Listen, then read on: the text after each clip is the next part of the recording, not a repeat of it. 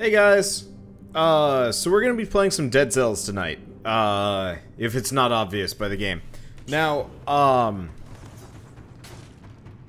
this is interesting. Okay, I should probably record this. Now that I'm thinking about it, so I'll wait for a second. I guess we could actually just get started and say, like, who cares? I'm kind of leaning for that. Okay. So, I'm on my own tonight. How long will the stream last? 4 to 6 hours, depending. I'm starting half an hour late, and I apologize for that. I've just been trying to figure out what to do. So I'm like seriously between games right now. Literally the only series that I need to record right now are Dead Cells, Fallout, and Persona, but Fallout I've got 30 episodes backlog and it's broken. And Persona I need to do some grinding. Before I want to do any more, which is rough, cause like I don't want to grind on stream. I can, but it's kind of boring. That's the kind of thing that I'd prefer to watch anime while grinding in Persona versus grinding on Persona live and then just trying to figure out how to commentate over that. So we're gonna start with Dead Cells. And then grind on stream. Nah, because like I don't want to talk while I'm grinding. It's boring. So we're just gonna do Dead Cells. I've got something a little bit special. I was talking about doing this, and wanted to mess around with it anyway. And then after that, hopefully Shell will be around, and we can do some co-op stuff. There's a puzzle game called We Were Here that Keith and Bert have wanted me and Shell to play through. And it's only like an hour long, so it wouldn't take that long. But then the other option is, after that, maybe God Eater, I'm not sure. What anime do we watch? I guess most recently we were trying to watch Legend of the Legendary Heroes and Shakugan no Shana. I've watched most of the good ones at this point and the long ones, so now I'm just trying to scrape at the barrel and find something worth watching. Part of the problem is I read too much manga, so I don't really want to watch the anime adaptations, because generally not that much different, which kind of sucks. The music's nice, but still. Love my D&D series. Hey, thanks Flamecutter. Okay, I'm gonna have to turn up my AC a little bit. I'm already starting to sweat, and then I'm gonna get going, and then we can mess around with this.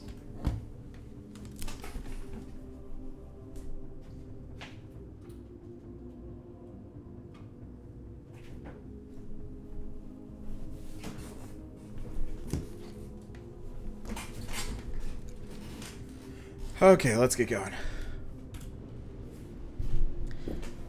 Alright, so welcome back to Dead Cells. So, if it's not immediately obvious, I've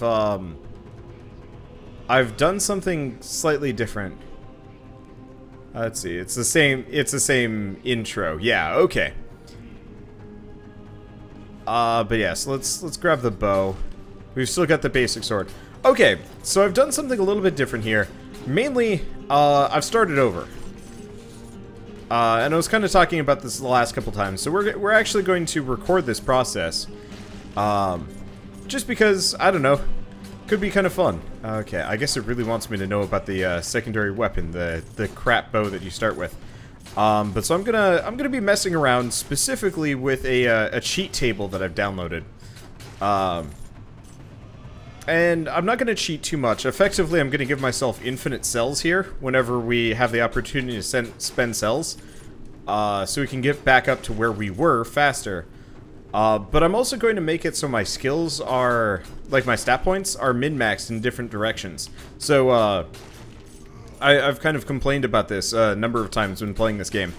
But I don't enjoy how you don't really get that much of a choice. Usually you just end up with mostly equal stats. Oh, right. I forgot. I haven't gotten those runes yet. Well, we'll get there later. Yeah, so we can't get to any of these. Well, I'll work on that later. I guess it's kind of nice that we get to see some of these things anyway. Okay. That's... Bip. Trying to get around this guy. Shell's making noises at me, and I'm trying to figure out why. Okay, but yeah. Oh, I'm saying too much. Yeah. Happens. Especially when you're playing like a game that requires some amount of focus. Hey, blueprints. Okay, but yeah, one of my biggest problems with this game is, like, you don't really get to choose your stats. Usually you're just always stuck with, you know, 5 strength, 5 skill, 5 health. With some variation, but for the most part, it's generally always the same thing. So I've got a cheat engine table that actually lets me change that. So I can have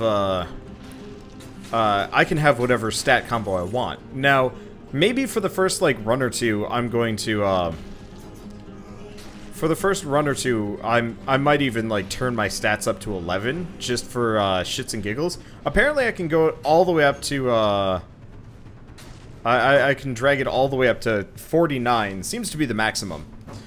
I don't know if that's actually something I'd care to do. But I'd love to see what happens if you get up to, like, you know, 30 health.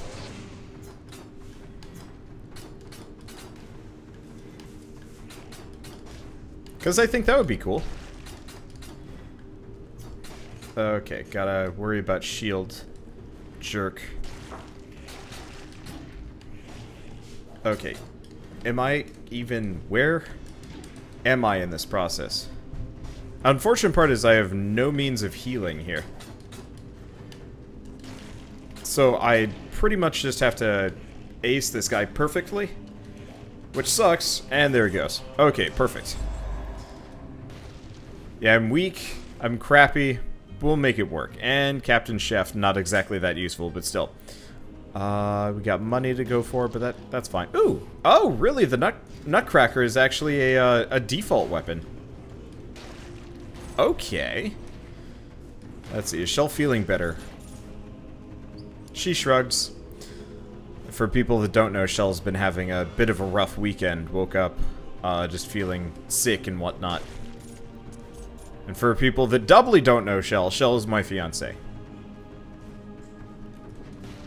But yeah, she was not feeling good. Okay, so seeing as we've got 2 in skill and 2 in health, let's go for a purist health skill build. Any points in strength, I'm going to raise and lower freely. Okay, so you again recently, so this is the collector, we know about this guy, and interesting. So we have to unlock some of these to unlock the other ones. Okay, this is neat. But yeah, so I've got a limited number of cells here, except for I don't. Let's go with 300. Let's get a little bit cheatsy ridiculous. Okay, so let's talk to him again. And I got infinite cells. So I'm going to max out everything. I could re-grind for like all my stuff, but I really don't want to do that. That's boring. We'll have to re-unlock everything, but I'm gonna max out every single blueprint that we have available right now. And then we're going to try and find only the things that I want. So obviously, all of the blueprints that you see here are already unlocked, so I don't have a choice. So the grenade, the torches, the nutcracker, the electric whip, the balanced sword, all these things are by default in the game. But there's a lot of weapons that aren't very good. And so my thoughts are, let's max out everything that we have available to us, with cheats admittedly, but whatever. I don't really have a whole lot of regrets when it comes to these things. But we'll max everything out here, and then we're going to unlock as many blueprints as we want, and only unlock within that group of blueprints that we get. I'm only going to unlock all of the weapons and skills that are actually useful. So, for example, the blueprint at the start, up the left wall, I like the swift bow, but until they fix the ammo system, it's completely useless to me. Whereas the infantry bow is generally always good. So, yeah, I'll probably pick up that blueprint, but it's not a priority because I'm not going to be unlocking it. We're just going to have that sitting around because I want to have a setup here where I only have things that I actually want available. Because I'm so sick of finding the heavy crossbow, for example, when I really don't need the heavy crossbow. The new repeater bow is fun. I'll have to go looking for it. I don't know where to get it. I assume it's in the darkness. But so eventually we're gonna have to repeat this process another time later, with all of the new blueprints that we find. But eventually, by the time this game is finally out, we're going to have a perfectly pared down blueprint inventory. I don't even know what I'd describe it as, but effectively everything everything available will only be the stuff that I like, and that way we won't have to deal with the poorly balanced, kind of useless stuff. Let's see, was the hack used the Konami code? No, this is a trainer I downloaded. I could potentially link to the forum thread if people want to get a access to this download as well. Yeah, I'm sorry this is a little bit on the dull side. It's just necessary so we don't have to think about it again.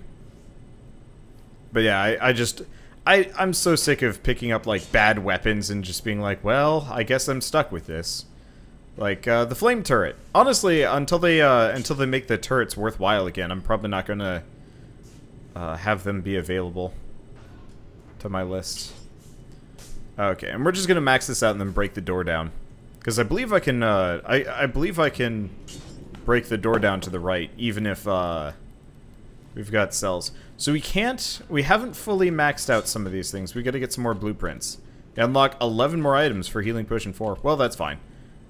Yeah, Oil Grenade, especially. Until they fix Oil Grenade, there's no point in me, re-unlocking that. Because it only does 6 damage per tick, so why have it there? Alright, and Bloodsword 2, I guess. Yeah, I'll go with the Bloodsword. Oh, you can actually see the HP on the door now. Well, that's cool. Let's see, that's part of the challenge. This is stacking the deck. So, if the game allows for stacking the deck, then I'm gonna stack the deck. I've played 52 episodes now with an unstacked deck, and I'm starting to get a little bit frustrated with the unstacked deck, so we're going to stack the crap out of this deck. For starters, Assassin's Dagger. Absolutely. Because, yeah, there are ways to, like, you know, play this at this point, but I just want to see, like, the weird nonsense stuff I can get into with a truly, like, finely tuned drop rate and whatnot. Ow. So, for example, you know, if my chances of getting Assassin's Daggers are actually fairly high, compared to, you know, useless weapons that I'm not going to be using, that would be rather handy. You know, no flame turrets, no ceiling turrets, even the horizontal turret, which I originally owed, you know, much of my life to. Let's see. So yeah, I will pick up the blueprints. I'm just not going to go out of my way for the ones that I don't care about. Okay. Stupid. I hope they change it so it's not a training dummy that's giving everything invulnerability. I'm not really sure why. Because yeah, I would absolutely unstack this this deck if the developers make every item viable. The only problem is not every item is currently viable in the game. Some items have terrible balance issues. Some of them simply are broken. Sealed 2 minutes ago. Oh right, we're gonna have to work on that. Whatever. Honestly, I can do all of the speed challenges with cheats. Like, I don't want to cheat too much here. I would actually like to just play the game regularly, for the most part. But for certain things like speed challenges, I might as well just hack up my stats to reasonable levels and just be like, okay, let's just sprint past everything and deal with, like, kidding myself out later. Whoops. Always bugs me that you can't roll through those. You can roll through, like, everything else in this sort of game. I think the fact that it's a dummy is sort of charming. I guess? I'd almost rather have the dummy be the thing with the lightning field and that, like, rune totem be the thing with the, Oh, I'm just hitting him with a level 1 weapon here. I forgot about that part. Guess I really should use that grenade. I'll work on that later. Let's get the HP. I don't know. It's just weird. Like, I like the dummy enemy. I think it should be something. I'm just not sure if... Honestly, actually... Instead of a dummy enemy, I think it should actually be a, I think it actually should be a dummy skill. How cool would it be if, you had the ability to summon a dummy that, that actually, like, taunts your enemies for you and kills them?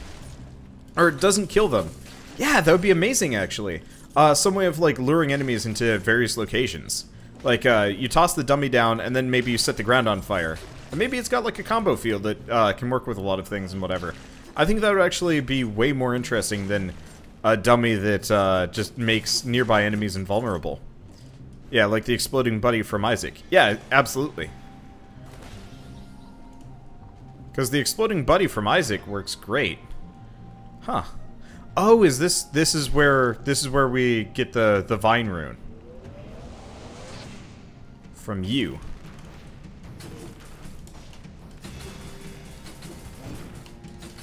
This guy got so much easier when I learned how to roll through arrows and stuff. There we go. Okay, so we get the vine rune, finally. How about a dummy that grants you a temp shield now then? Nah, not even. I think it would be way more interesting, just period, if all it did was taunt enemies to attack it instead of you.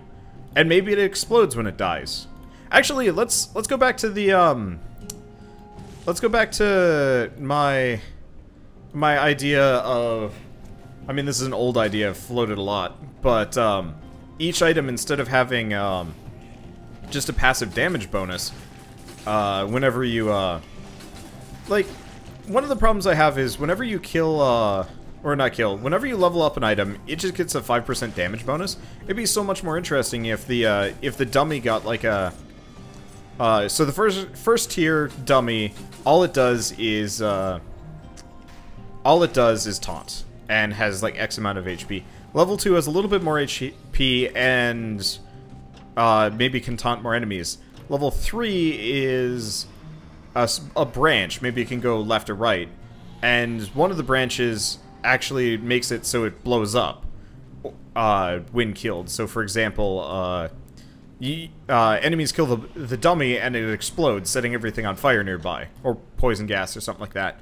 And then the other option would be, when it dies, it gives you a temporary shield effect, or you know, just something interesting to roll with.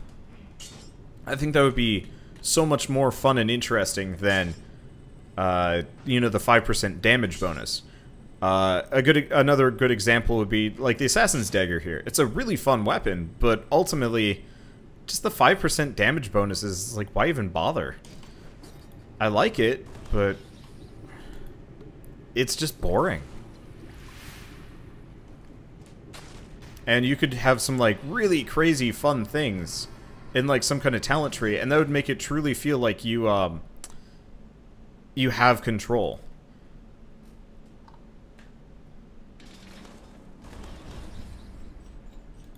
Because I love games where you can kind of like finely tune your entire experience. And if it ends up being like a little bit unbalanced here and there, that's okay. Just make the game harder in response. I don't know, I always like it when games are just like, you are a crazy murder machine, but also so is literally everyone else. I've been experiencing, well, I experienced that in Metro 2033, which was really fun. But that game balanced itself really beautifully, where like it was so high stakes that you as a player could like one-shot almost every enemy. The main issue is almost every enemy could one-shot you in turn. Which, to me, that's really good game design. It can be a little bit, like, problematic, but it allowed for me to have, like, a fun, like, tense experience without, becoming overly punishing. I hate games that are, like, super high stakes for the player, but all the enemies have, like, bullet sponge tendencies, and it's just like, oh, that's boring. Ah. Yeah, I only have one skill here, because we haven't found any others. Oh, we should probably heal. Yeah. That's why Hotline Miami is fun. Yeah, absolutely. And I'm not going to say that the developers should exactly do that with this, but the enemies already do, like, crazy amounts of damage. It'd be interesting if, you know, as you get, like, higher in level, they actually scaled up even more.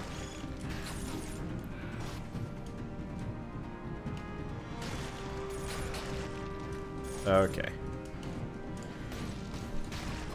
It is hard killing those guys. Whatever. I mean, it's mainly we just have not found any stat points. Did we... We did... No, we did get 2 stat points from that last area. Okay, so we're not that overpowered. Borderlands suffered from power creep really badly. In terms of... the guns getting too good, or the enemies getting too powerful? Because I always had problems with the Borderlands games. I still do, and it's part of the reason why I don't like playing them that much. It's because, like, almost every enemy in Borderlands is just a giant, tanky bullet sponge. And it sucks when, like, hitting an enemy in the face is not considered, you know, I guess a critical hit. Well, it's a critical hit, yeah, but it's not like... Usually in FPSs, you shoot an enemy in the face, they die. Or it knocks off their helmet, and then you shoot them in the face one more time. Then they die. Borderlands, it's like, you have to shoot a guy in the face, like, what, 20-something times, give or take? To kill them off, and it's just like, I don't know. I'd really rather just have a game where, like, I can be killed rather easily, my enemies can be killed rather easily, and it's just tense and hard. And if you want to play on an easier difficulty, you just get more HP, and maybe your enemies get a little bit more too. But like, it's why I don't like playing higher difficulties in games a lot, because it usually just means you gotta grind more. Okay, so if you notice, strength just went up to 2. You know what? I'm going to leave it as such for the time being. I might switch it around later. Honestly, I might start doing this for runs in the future where I can, where I will just raise and lower my stat points accordingly. I will never give myself extra stat points, but I may switch it around so I'm, like, maxed out and stuff like that. But, like, what's a good example? I mean, Persona. I've been playing Persona 5 a lot lately. And Persona 5 is good fun. But ultimately Persona 5 is slow and kind of grindy. And I was like, I don't really want to play on a harder difficulty because that just means I'm going to have to grind more. And that's not something I wanted to do. So I was like, alright, let's just leave this on the lower difficulty and just have an easier time of it.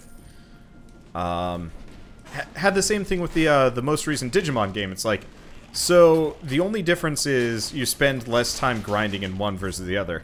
I think I know which one I want to go with. Gesundheit, shell. Okay, hey, this is what I'm looking for.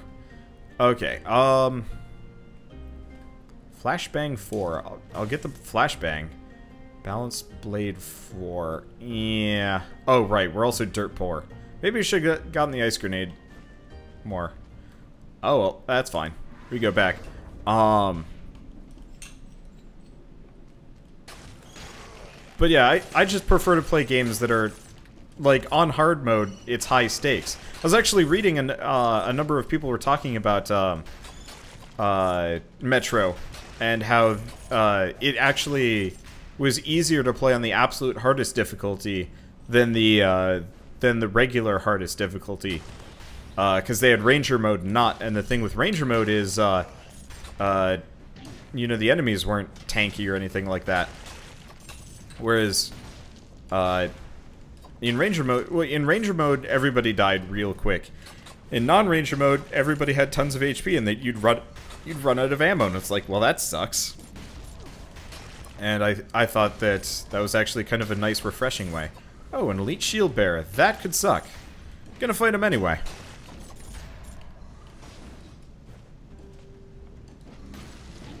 Okay. This kind of sucks.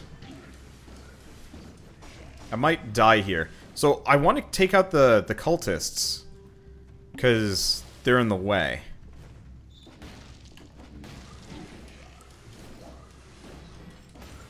Okay, there we go. There's one. Yeah, the problem with the elite shield bearer.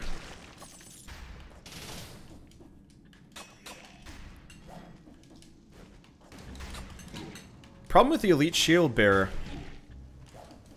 is he slams you like way too aggressively. I think I'm just gonna leave him alone. He'd probably kill me if I don't. Okay, well, he'd probably kill me if I tried to actually take him on here. I kind of lost myself in that one. Because yeah, if he could teleport, I'd be screwed. I don't mind fighting the shield bearers when I actually have the abilities for it, but right now, I am weak and shitty and going to die. Because yeah, usually there's like a bit of a cooldown, or not a cooldown, a charge up. I am actually going to die here. There's a bit of a cooldown on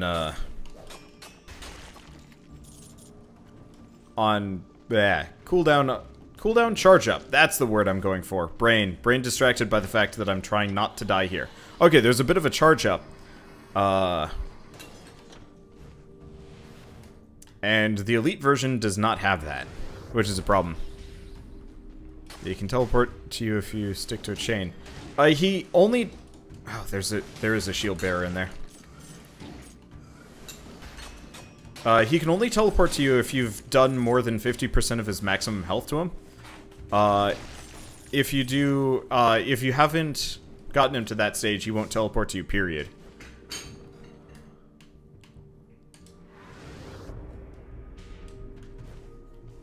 But also, like, please don't backseat game as much as you are. I have played this game for quite a lot, and I do not need the level of tips that I'm receiving in the live chat. I actually get a number of YouTube comments, backseat game, and I'm like, what? Don't do. But yeah, this is exactly why I'm stacking the deck. Force Shield really isn't that useful. I mean, it can be, probably. And then there's Vampirism, which is extra useless. So we're just going to avoid them and just keep going. Okay. I guess I probably could have used the stun grenade now that I'm thinking about it. Whatever.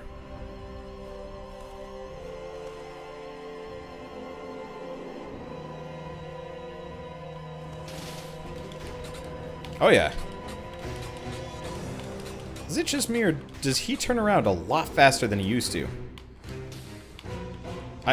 Yeah, he might.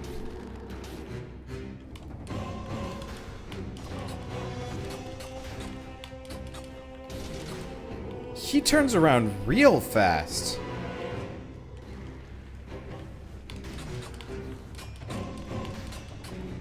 Makes the Assassin's Dagger really hard to work with. The only time you can really get him to... Yeah, it feels like he attacks faster, too. Sometimes. I don't know. This is confusing.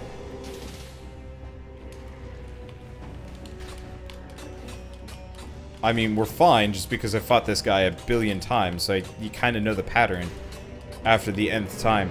He really needs to be retooled. That dumb shield is just so boring.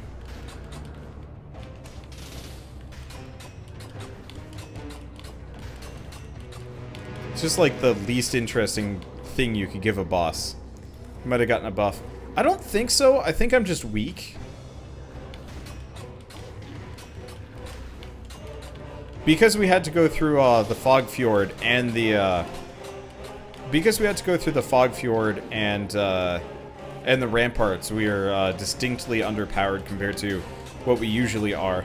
Sad part about the ramparts in the Fog Fjord is they don't give you as good of stuff. There's another weapon that we absolutely do not need.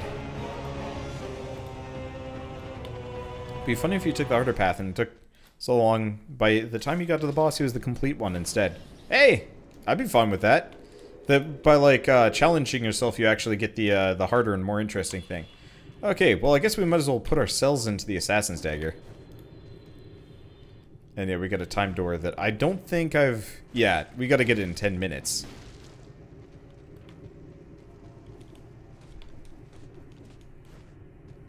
But yeah, I don't know. I like games that, like, if you challenge yourself the right way, it rewards you for it. I was playing, what was I playing? I was playing, The Surge lately. Which, I mean... I'm not exactly saying The Surge was was pinnacle of gaming. Not even close. It definitely had some, major issues with it.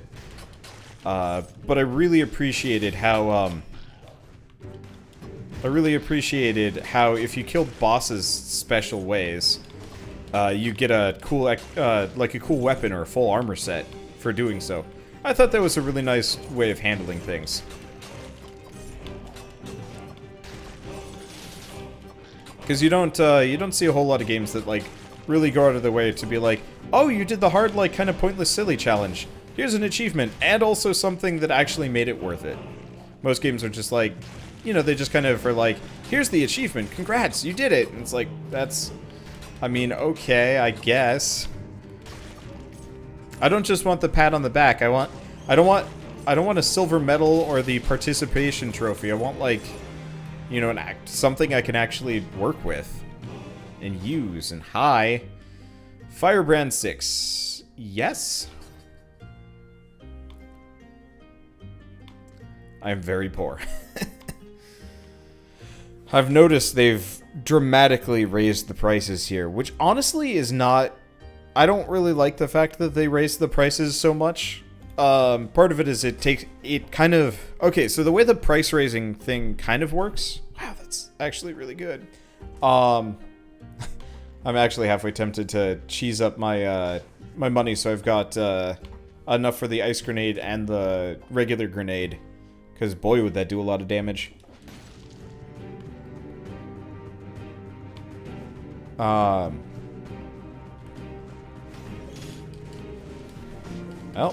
torch time.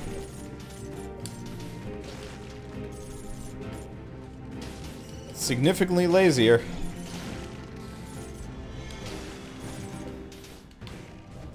Probably does more damage. I'm not sure. Still, I'd prefer this. Rather a Fry's gift card than a ribbon. Absolutely. Trophies get lost in the move. Well, I guess so do Fry's gift cards if you don't use them fast enough. But at least I can use the gift card for something. It really grinds my gears when they're like, here's a prize for your you know, participation in this competition. We're never gonna give it to you, though. I did a thing for an indie developer. They had an art contest years ago, like back when I was just starting YouTube. They're running a Kickstarter, and they did an art contest, and if you won, you get the art book. And I won! No art book. It has been almost 4 years now. Little bit less. It'll probably be 4 years sometime late this fall or early next year. But I've, you know, put in a fair amount of work into that, and I was kind of looking forward to the art book because I really liked the art they had for the game. And then nothing. Oh right, I forgot my grenade gets bonus damage on burning targets. Well, that's handy. Oh, we're too high up.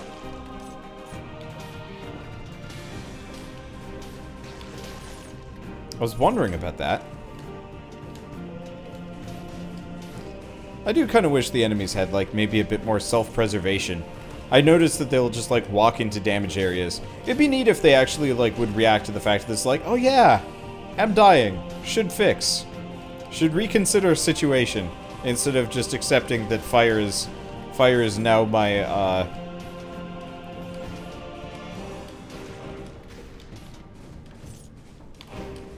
fire is currently my state of existence. Yeah, I feel bad because the developers for that specifically, like, were like, hey, our game's finally out. You should cover it. And I'm like, sure, but where's my art book? And they're like, we haven't made it yet. And I'm like, what? I mean, it'll come at some point, or it'll come never. I'm not sure which. But someday, hopefully, they'll send me an art book and I'll be happy about it again. I don't think I'm gonna mention the game by name. I highly doubt any of you guys would ever, like, bug a developer against my will and, you know, like, send them hate mail or anything like that. But I never know. There could always be that, like, one person there to kind of ruin things. I guess not exactly in the same vein as, you know, a rogue fan sending... Well, I guess it is the same vein now that I'm thinking about it. So I don't know how many of you guys have specifically been paying attention to game... Ow! Huh. By hitting that guy with a grenade, he didn't catch his axe and it just went past him. Well, that's interesting. So I don't know how many of you guys have been paying attention lately, but there's a game called Star Mazer. And Star Mazer is not out yet. But there's another game called Star Mazer DSP that they put out that's a free-to-play roguelike shmup. Yeah, it's a shmup. But, so they put it out to kind of promote the eventual release of their full game and stuff like that. And, you know, it was pretty cool. It looked nice. I think I just didn't have time to play it or something like that. Something simple, really. And now I kind of wish I had, because it's not on Steam anymore. Because their musician, the person that did the soundtrack for DSP... Oh yeah, we want that. Goodbye, Firebrands. Actually, yeah, we'll take the Firebrands instead of the bow. The bow is useless. Yeah. The controversy is big with that music and the YouTuber. Yep. Okay, so Star Mazer DSP is off Steam because the composer of the soundtrack for DSP, who is an in-house musician for them, had, like, you know, quit the company and whatever, you know, choosing to focus on herself. And then a year later has more or less... It's not Dark Side Phil. I don't even know what DSP stands for, honestly. But so she steps away, transitions from male to female, but that doesn't really matter. It's just some people call him, her a him and shit like that. I don't know. It's whatever. Not important. But so then she turns around and says, I didn't get paid for the soundtrack. I'm gonna start demanding money from the developer and stuff like that.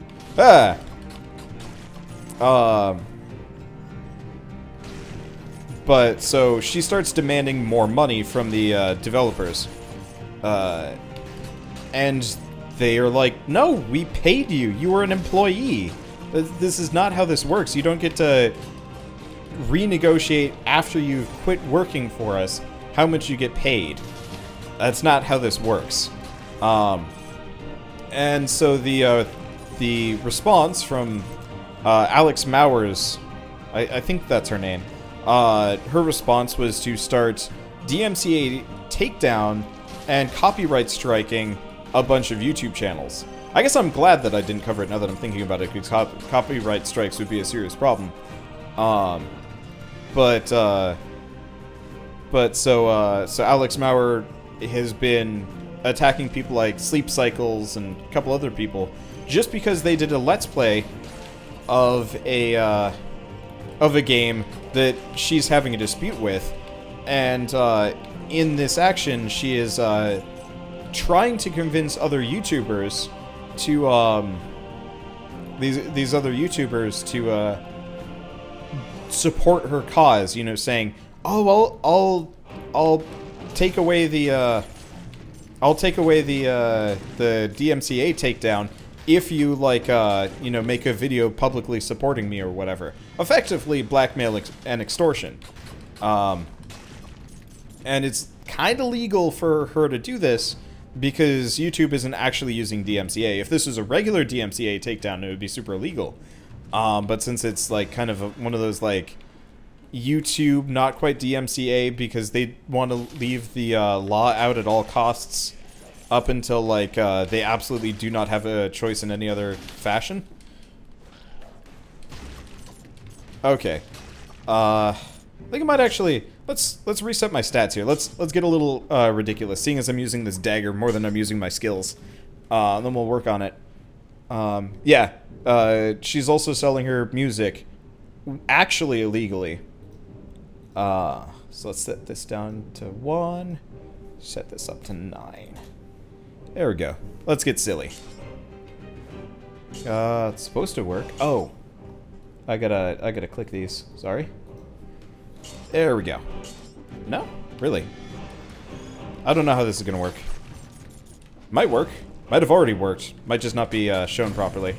But, so she's been going after everybody. And this has been like a hot buzz on YouTube and whatnot for a while. But I've been listening to it because I've been curious. Okay, so this is a buckler that I actually like to pick up. Okay, so I am now full-on murder machine, but melee only, and I think I'm going to commit to that. But yeah, I don't know, it's just... I've been listening to this and hearing about this and just kind of shocked and horrified for the most part. I feel really bad. And it's weird, like, just by sheer happenstance I managed to avoid playing that game. Because I really would have. I wanted to. Let's see, can you plug the YouTuber talking about the issue? I mean, ultimately, like, the problem is YouTubers in general talking about this issue aren't that much better. It's good that they are raising awareness and stuff like that. And I don't know. I don't know. I never know how, like, how I should, like, consider plugging YouTubers and stuff like that for issues. Mainly, I don't like YouTubers being the people soapboxing this. And here I am soapboxing this, so, you know, maybe I'm not that much better. I guess just for me, my consideration is I'm just idly talking about it as opposed to, like, trying to rally people and whatever. I'm just remarking that this is a thing. I don't know. The distinction is thin, but it's the only distinction I can hold on to. So we'll get the spiked shield, because the spiked shield's actually a decent one. But this is something, like, regardless of whether or not they're right or wrong, this is absolutely a, this is absolutely something that, like, exists as something I'm actively terrified about, on a given daily basis. Any developer could sit down and screw me. And I'm actually kind of excited about this issue, because this might be one of the few times where... Oh, right, there was a rune back there that I totally forgot about. Right now I'm a Twitch and YouTube streamer. It's true, but, like, again, minimal distinctions, and ultimately I make far less money from Twitch and YouTube streaming than I do regular YouTube streaming. Someday I'd like to have a partnership on Twitch, but we'll figure that out later. But yeah, any developer could sit down, like, tomorrow and just be like, yeah, I don't like this guy. Copyright claim. Or copyright strike. You're not allowed to put a video up on this matter. And, that's just the end of... I mean, not the end of me, but... there's honestly very little I could actually do about it. Did that? Oh, He stun-locked me out of my, my attack animation right as I was about to finish off the hook guy. That could have gone bad. Huh. Leonard French is a copyright attorney and is talking about this. Yeah, I mean, part of this is, so, I've talked about working in in games in the past, on games in the past. I used to work for a studio. When you work for a studio, unless your, contract, I mean, okay, no, it's not unless your contract says so or otherwise. Generally, when you work for hire, as a contractor or otherwise at a game studio, all the work that you do is not your own. It is the property of the studio you're working for. That you are producing a product under them, for them and whatever, and therefore, you know, everything that gets produced as part of this is theirs. And very rarely do contracts get made where the person owns the product that they worked on while they were working at a place. Usually that would be like executives or people that like manage to negotiate a contract where that's allowed. Yeah, there's a big difference between contract work and licensed work. Not really. So the way contract work is, contractor would be like an artist hired onto a project and is told like, hey, you're gonna make artists for us. Licensed work is specifically working with like kind of a pre-existing IP. Ish? I don't know. I'd need to brush up on the differences right now. Yeah. Like how Kojima doesn't own Metal Gear anymore. Yep. I mean, technically Kojima never owned Metal Gear. He was just the face behind it. But, yeah, I guess that would be an okay... Oh, Graveyard Key, that's new. That looks nicer. Kojima couldn't just turn around at this point and be like, okay, no more Metal Gear Solid anything. Because he never had the rights to it. Even though he designed those games, he effectively owned Metal Gear Solid. Oh. Really? I'm not sure if I want to do this. Oh, that's okay. Let's see. Can you use what you made in your studios, at the studio as part of your portfolio? Yes and no. So this is actually a consistent way that a lot of things get leaked. If you guys are aware, there's like...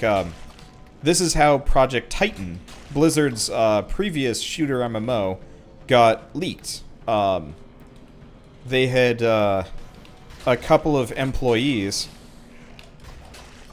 who specifically said, like, hey, I was working on Project Titan. Or whatever, as part of their resume. And this is part of the reason why, like, Half-Life 3 being confirmed is such, like, a in-joke, because there's tons of people that, you know, have, like, Half-Life 3 as part of their resume. That have left Valve. And so every once in a while it's like, Half-Life 3 confirmed! And in reality, probably not. I don't know. No one knows. But so generally, you have access to your own work in your portfolio. Not because it's like a contractual thing, but just because because it's an industry standard. Whoa, that was weird.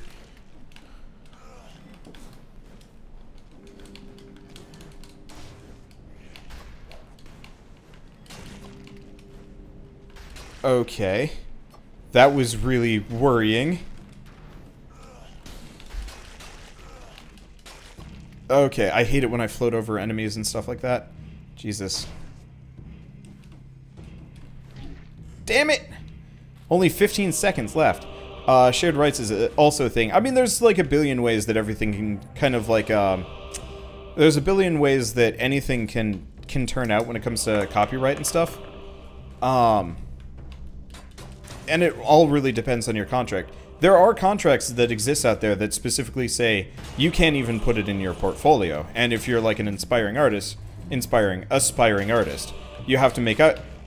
I wonder if he was actually immune to the stun grenade because he was only partially visible. That's an interesting question. There are a lot of games that, like, what's a good example? Project Dylan. they kept that so tightly under wraps for ages that nobody even knew what Project Dylan was, apart from that Project Dylan was a thing. You mean Anthem? Yeah, Anthem. But everybody knew it as Project Dylan. And it became kind of an in-joke because the game's... I mean, who names your product Project Dylan? They did. But so... anybody that worked on that project pretty much was not allowed to talk about it, put it in their portfolio, or anything like that.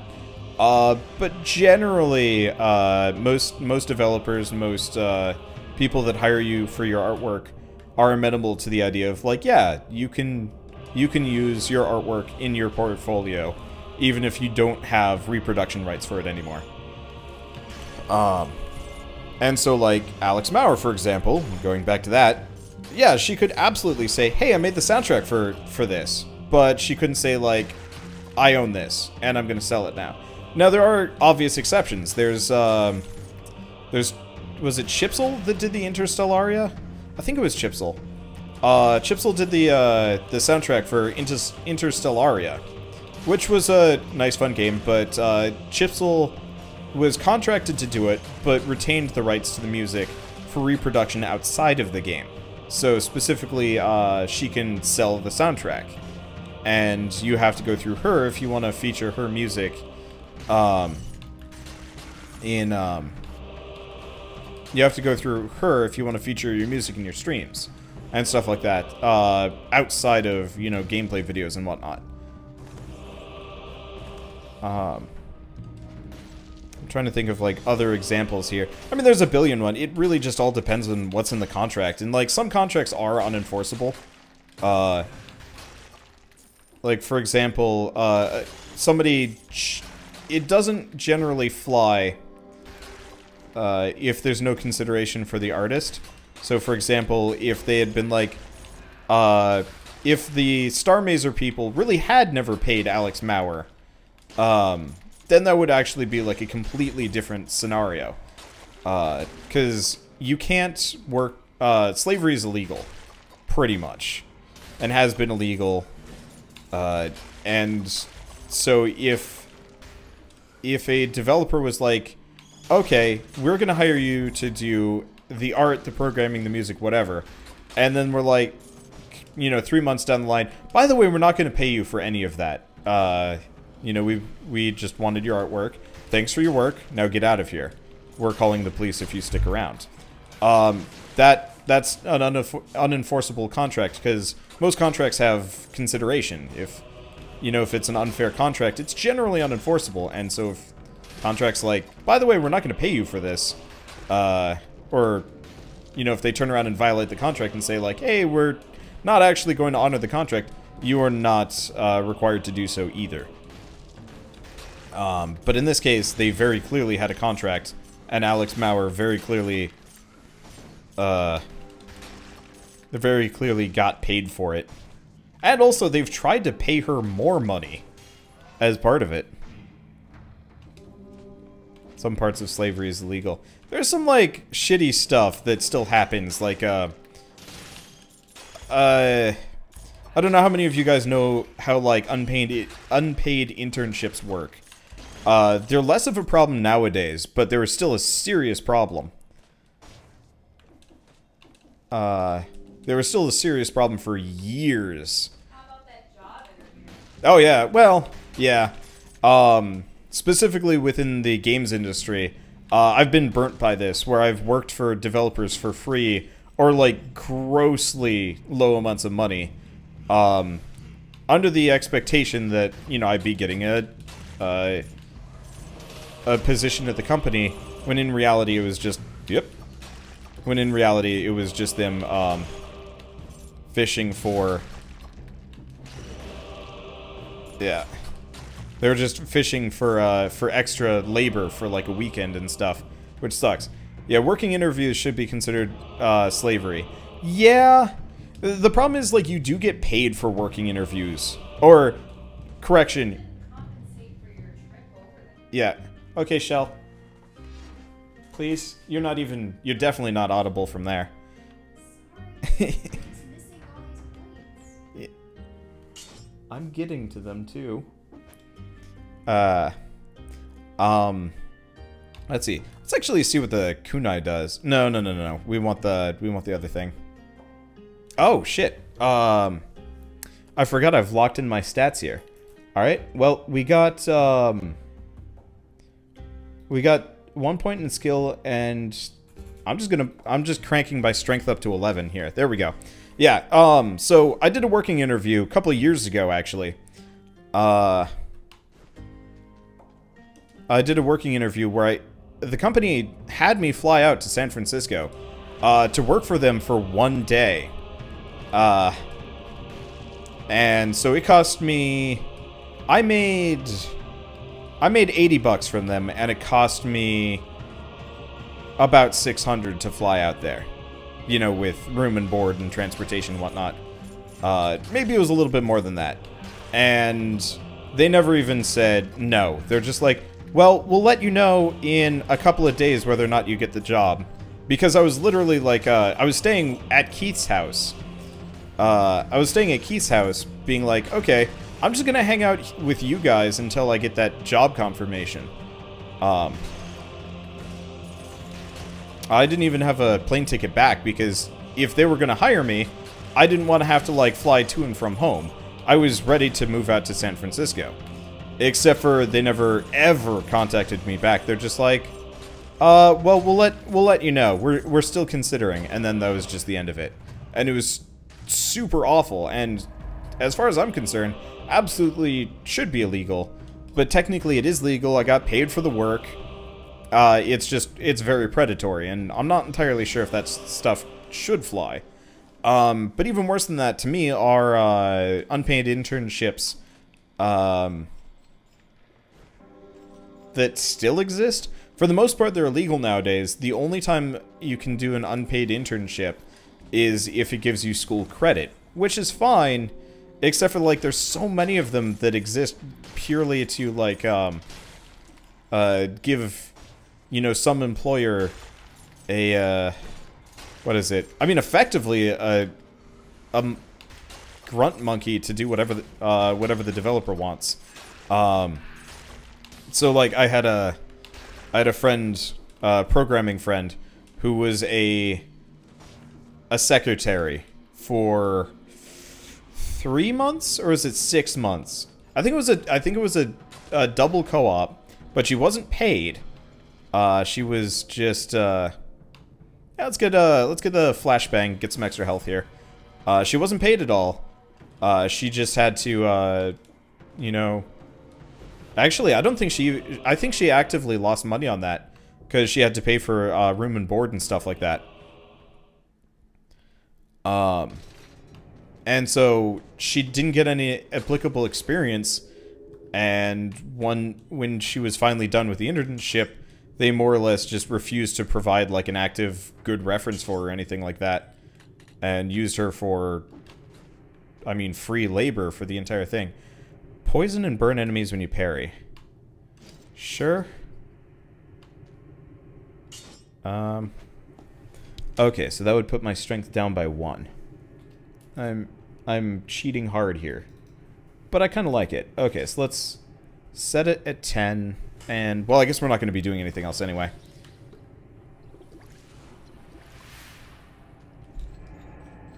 But yeah, I don't know. That sort of thing is absolutely not okay. Like, I'm fine with it even paying, like, a reduced amount because they're getting paid in education. But it's still absolutely not fair. That's when you sue the company. The thing is, though, it's a legal gray area because she got credit. She was actually, she was paid. Just not fairly.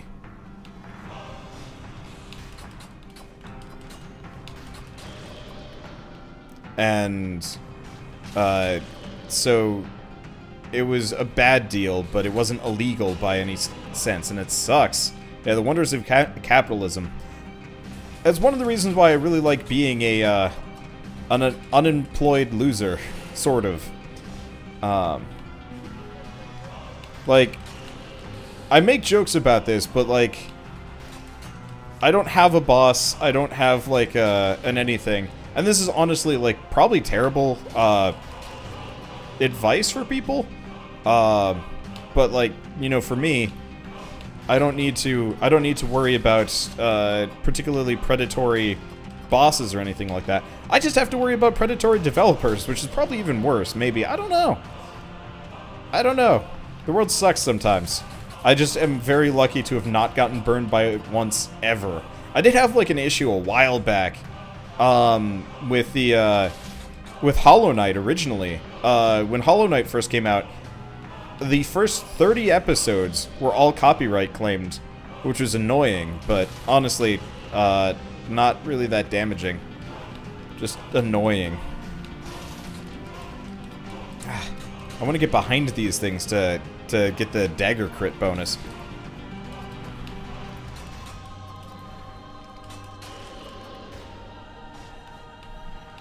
I see why the developers don't let you min-max freely.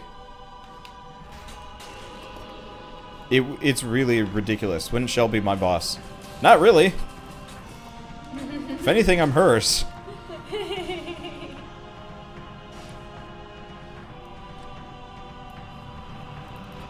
I didn't even need to heal on that fight. Awesome. And there's another useless item that I will not be getting here. But yeah, I don't know. World's stupid. I hate predatory developers and bosses and stuff like that.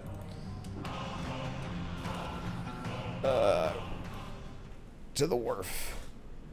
Did not actually get as many cool items from that as I thought I was going to get. Don't you get the Impaler from him? Or do you have to get it elsewhere? I have no idea. Spent about 4 years living as game programmer for hire. It's hard to get burned if you have going rates and get paid before the final delivery. It depends though, because like, if you're working as a freelance programmer, well, I mean, so part of it is, oh, it's this guy. I forgot he talks to you. He's just saying, like, have you noticed everything's different? Island's alive. What do you make of this? Here's your gold. Well, I guess we might as well... Oh, that's interesting. I think you got to get the rune or whatever first before you can get the quick bow.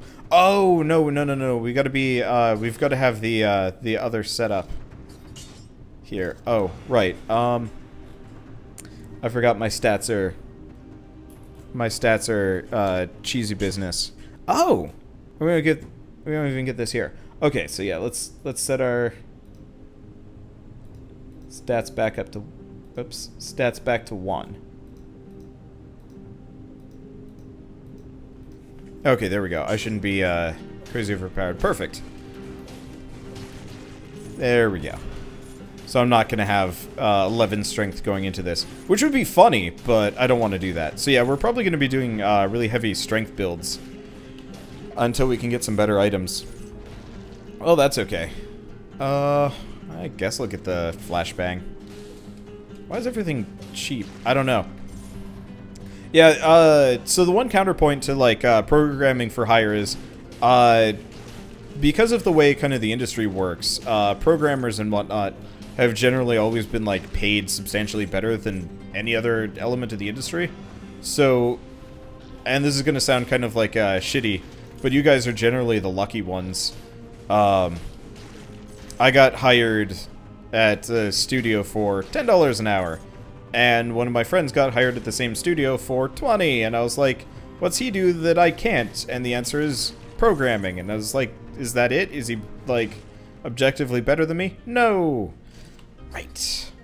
I mean, ultimately, whatever. It's how the industry works and doesn't bug me that much.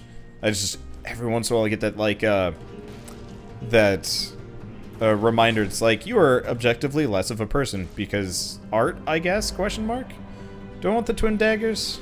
I don't know if I want the twin daggers. Let's see, yeah, I'll get the grenade. Poison the victim at the very least. Okay. If I remember right, there's one time I had, did the fight against the Watcher and took like half my health in one hit from him. Yeah, I think they nerfed the Watcher's damage substantially, since the days of yore. Okay, so we still can't rub that thing. Okay, and we want... I don't know. I guess let's put it into health and stuff like that. Is it supply or demand of skills? More artists than programmers. Nope. There are generally less artists than programmers. Depending on the product. I don't know. It varies. Movies generally have more artists than anything else. The main problem is with programmers. This is gonna kind of sound weird. Artists historically have never gotten paid that much, so it was easy to continue not paying artists that much going into the games industry. Whereas programmers are new, and for the most part, programmers were actually the ones that started the game design companies. So when it came down to it, programmers could hire the game designers, or not the game designers, the game artists, and pay them less, because you got to cut costs somewhere. And the artists generally were an easy way to do it. And also there's like historically the notion that like artists aren't as skilled as programmers are. And like at this point we're starting to get into like heavy controversy territory, just because a lot of people may disagree with me on this. But like it takes just about as much work to be a good artist as a good programmer, if not more. But you're valued less for it because art is considered to be less valuable, period. And I mean, it's true. Do we want to go? Yeah, we want to go to the toxic sewers, probably. Art's so important. Yeah, art is very important, but you could argue that without the proper programming, a game couldn't exist, period. But for the most part, it's just because there's kind of this unspoken thing of, yeah, you just don't pay the artists as much, and it's just always been that way. It's why... here's another example. Within, like, tech industry, IT is incredibly valuable. IT is, like, super crazy valuable, and you absolutely need to, have, like, a large IT department for almost every project, company, whatever, because if you don't, your entire company is doomed. But IT consistently is paid rather poorly and treated really poorly. And you get a bunch of people that like outsource and stuff like that. And it's Oh yeah, outsourcing. it's really stupid because damage on a stun target. Oh, that's neat. It's really stupid because like you can't afford that. One like breach or like loss of files or whatever, and your company goes down. I love to read tales from tech support. Because like here's a bunch of people with like kind of really interesting stories, honestly. But one kind of plot point, I guess, that you get over and over and over again is, you know, other people looking down on them, and I'm just like, you really shouldn't be doing this. Without these guys, your business folds. What was it? I mean, here's a good. No, this is a bit politically charged. It's a good example of a company that went under because of the IT. I mean, maybe not under, but like, there's a lot of companies that have specifically had like serious breaches and had to like pay major consequences for it. Maybe not as much as they should, but like Sony the PSN was down for like almost a month a couple of years ago because they really did not have robust enough IT to deal with the that hacking that was being like thrown their way. What's another good example? I don't know. I'm terrible at examples. My memory is generalized information, not specific stuff. But it always just bugs me to hear about this because like this is an equally valuable like service as part of this company, and generally it's one of the most looked down upon. Oh shoot. I actually had a friend, Pocket Pack, for the first couple of years of YouTubing. And he was a IT guy for a non-profit. I think he was the head of their systems administration or whatever. But he was, you know, fairly... Jesus. Another Assassin's Dagger. Taking it. He was, you know, fairly important for the company. And they took his entire team away. And we're just like, you're just going to have to deal with this on you know, your own, because you know, we don't see you really working that much. You guys are just sitting around in this room. And he's just like, that's not how this works at all. This is a terrible idea. And they're like, nah, this is fine. Let's pump it into skills. Let's go glass cannon grenadier build. I need some more money to get the grenade. Okay, yeah, let's futz with our skills a little bit. Okay, so skill multiplier should be at 5. And attack multiplier is going to be at 1. There we go.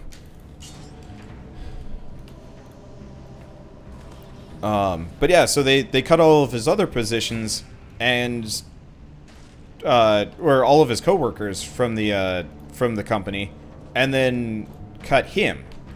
And then a couple months later, he gets a call being like, all of our shit's broken, we don't know why, come help.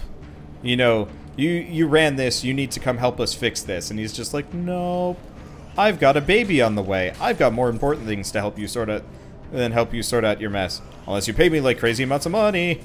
And I don't think he heard back from them, I don't know. This is about the point I stopped talking to him, so it's just like, well. But I don't know, it just always grinds my gears when I hear stories like that.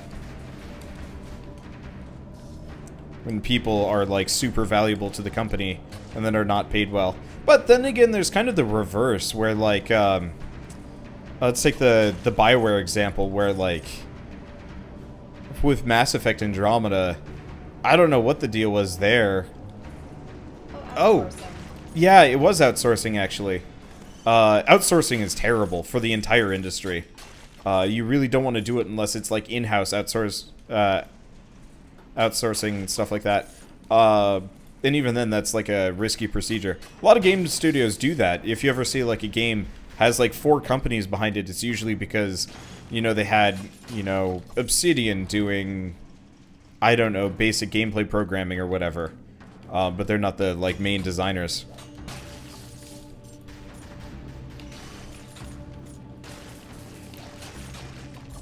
Let's see.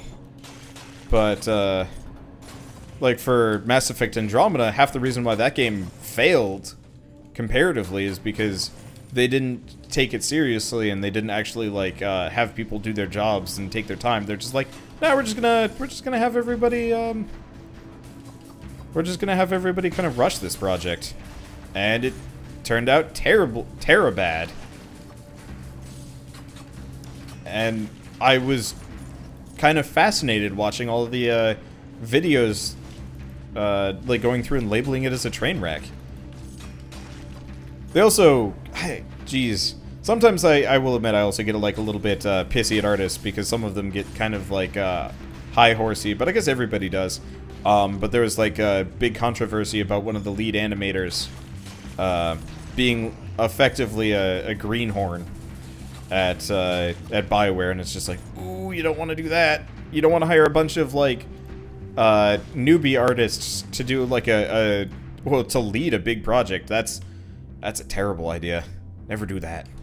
Okay, let's keep going. At the same time, it's really hard for new artists to get in. Yeah, it also does kind of suck as a new artist trying to get into the industry. That's always consistently been a serious problem. Have we already finished this level? There's like a oh, there's a teleporter, so I can't even do that. Old sewers it is! Oh yeah, actually, speaking of IT and whatnot, I guess going back to BioWare. And, I mean, it's not just BioWare, there's tons of companies that are guilty of this. Oh, right, I should probably spend my cells. Whenever a game fails, there's a lot of finger pointing. You know, a game does not, art is unreliable, sorry all artists. That is the least defensible point you could have possibly made. Unreliable? Yeah, that is terrible. I don't even have a rebuttal for that. Hey, you! Come here, over here for a bit. A little slow, but you seem to understand what I'm saying. I lost my rune, so you see I'm a little stuck. I need my rune, you see. You wouldn't mind finding it for me now, would you? Ho-ho, thank you. Somewhere around these sewers, on your side of these bars. Bring it to me now. Okay, But yeah, whenever a game fails, generally the first people to get thrown under the bus are the people that worked QA on the game. And I don't know how many of you guys have actually like looked into how QA works, but QA is generally a bunch of underpaid, a largely low experience,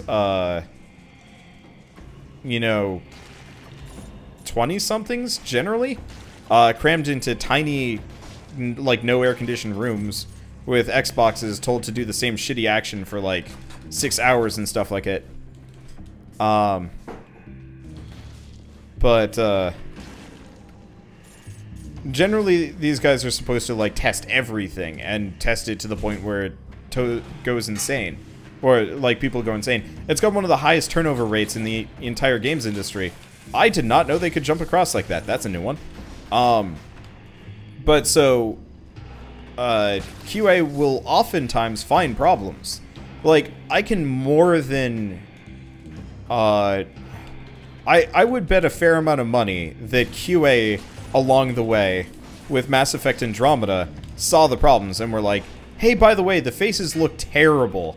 Like, they're glitching out here, this lady has lazy eyes and even looking at the player model. The camera just decided to fly off to the moon, so on and so forth.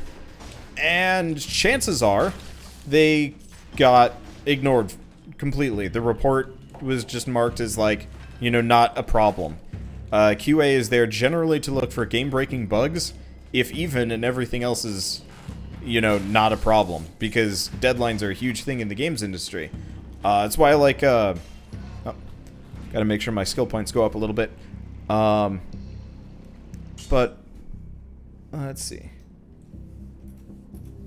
It's why I like, companies like Naughty Dog, for example, that generally take their time. They're like, yeah, the game will be done when it's done. Nintendo's another great example here, where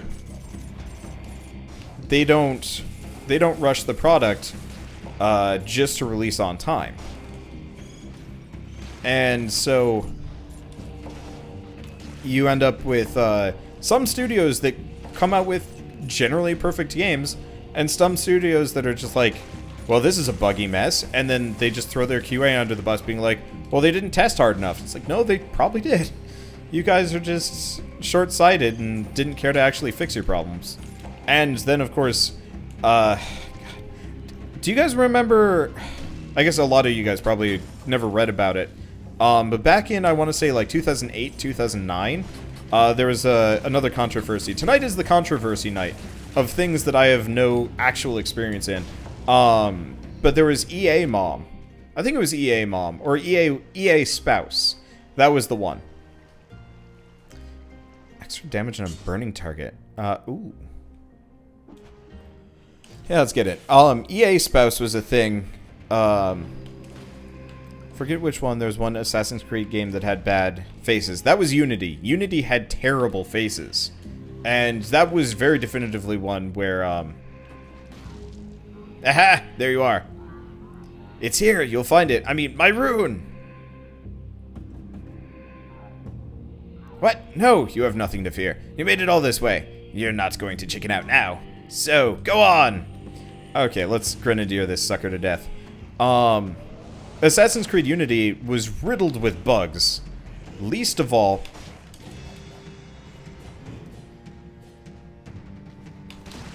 There we go. Just waited to blast him there. But, like, they threw those people under the bus. Yeah, the EA Spouse thing was just, talking about how, people in the games industry would be there working crunch hours for, like, years and stuff like that. Side point, KOTOR 2 and his whole problem never being completed. Okay, I want to get back to the EA Spouse thing, but seeing as the KOTOR thing was brought up. So I don't know how many of you guys know about contracted games and how those work. KOTOR is a special beast. If any of you guys have ever played any of... Well, I don't know how many of you guys know who Obsidian are. But they're quite possibly some of the better developers out there. They made New Vegas, despite New Vegas. which is kind of a special achievement because, like, Bethesda really did not give them nearly enough time to make New Vegas. But they did it, and it was actually fairly impressive. But also a bug-riddled mess, because they had, I want to say, 3/4 of a year to release the game, or something insane like that. They, like, had no time to put the game together, and they managed to make an absolutely amazing game despite that.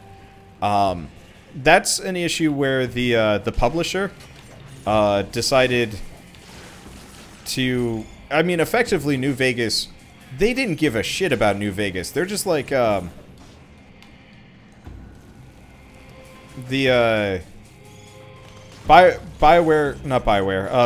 very clearly was just like, well, Fallout 3 did really well. Let's make a let's have Obsidian make a crappy cash grab game, and you know, milk the industry for all it's worth.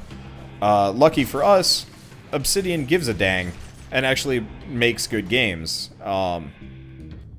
even when, you know, they really should not have been able to. But same thing happened with KOTOR 2. It was an absolutely wonderful game in conceptually, but BioWare sat down and was just like, nah, you have like a year or whatever to make it. And they're like, but we need like 2 or maybe 3. And they're like, nah, you got a year. And it's like, hey, over here. I saw you fight. Not bad at all. Did you find it? Excellent. Now give it to me. I said, give it to me. I knew it. You're just like all the rest. You're going to regret this. Whee! Now that it'd be hilarious if that was the incomplete one, or if the incomplete one changed once we met him. That would actually be cool too. I actually had friends that worked on New Vegas. Going back to the unpaid internship thing, I had a friend that specifically was a producer for New Vegas. 2 friends. One was kind of an intern, and the other was actively working there. And yeah, I know there's the plus health on the map. I just missed it earlier. But they said it was awesome because, you know, it was a really fun game, and Obsidian makes great games, and it was like this really cool work environment. And then, like, partway through, it's just like, by the way, you have half the time that you planned for.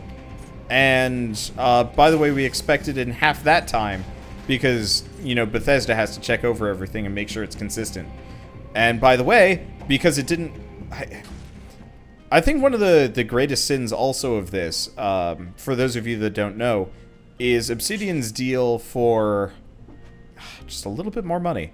Well, we might still be able to make it. One of the biggest problems with it is Obsidian, I think, was supposed to get up to a 85% on like Metacritic or some aggregate review score. They had to earn X amount score-wise. And if they got 85%, let's go with the Nutcracker. I'm not even going to be using it that much. But if they got the 85%, they get a bonus. I don't remember what the bonus was, but it was actually like a decent amount of money. Whoops. It was a decent amount of money, and they got an 84. Which, God, that must have sucked so hard.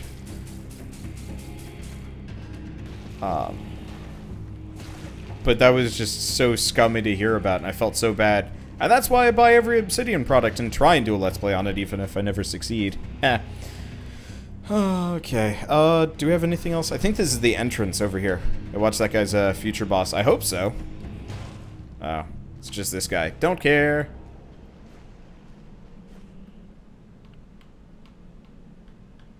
But yeah, nice part is Obsidian no longer does contracted games, comparatively. For the most part, Obsidian makes their own games now, which is great. Could have paid for one more game critic to raise the score. I absolutely... That trend sucks. I will admit I'm specifically, personally, very leery about sponsored videos from anybody other than fans. I don't really like the idea of a developer throwing money at me to cover a game. It feels dishonest.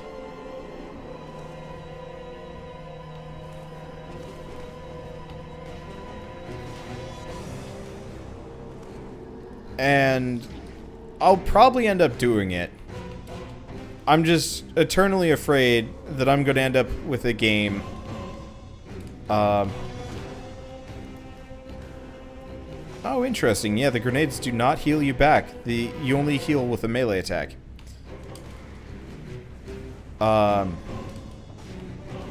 Brain.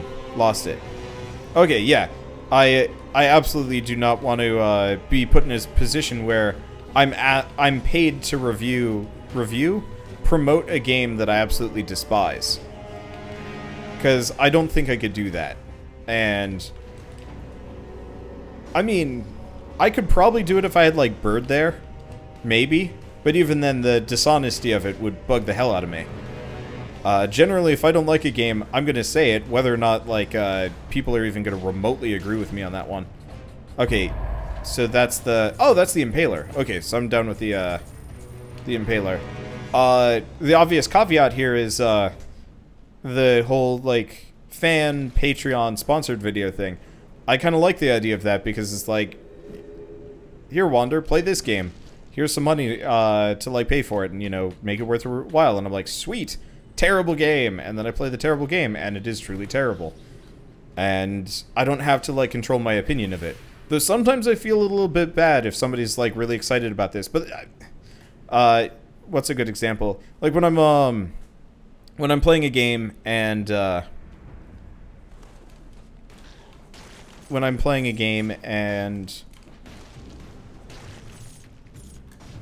I guess Fury is a good example. I got Fury for free. And I covered Fury, and I hated Fury. Fury was not fun. And I've had a lot of people actually tell me over the years that Fury was one of the first videos they ever saw, and they watched like a couple minutes of it and then decided to never watch my channel again. And I'm like, that sucks. But totally understandable. Okay, gonna see if I can switch things on a bit. So we don't care about gold. I'm gonna try and turn that back on. Okay, so skill should be up to... Oops. 7?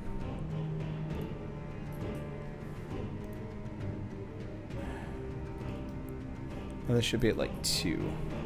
I think this. Fury is a pretty good game. Yeah, but I absolutely hated Fury. Oh shoot, there was a shield that I should have gotten. Whatever. I didn't like Fury at all. I thought it was too hard for me to be able to complete. And so I decided to put Fury on an easier difficulty, thinking, hey, you know, I'm just going to go through it on the easier difficulty and have, like, a more casual experience. I didn't realize the easy difficulty was just straight-up baby mode. I was like, I would prefer a game that's just, like, easy difficulty, which is, I'm not actually sure if my stats are triggering the change here. That's an interesting problem.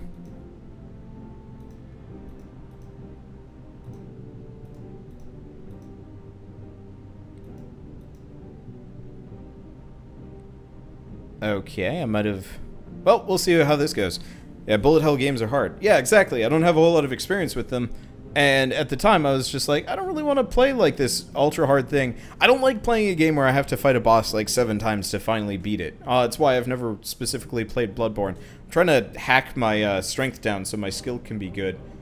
But I think my hack tool is frozen. I think I got to restart it between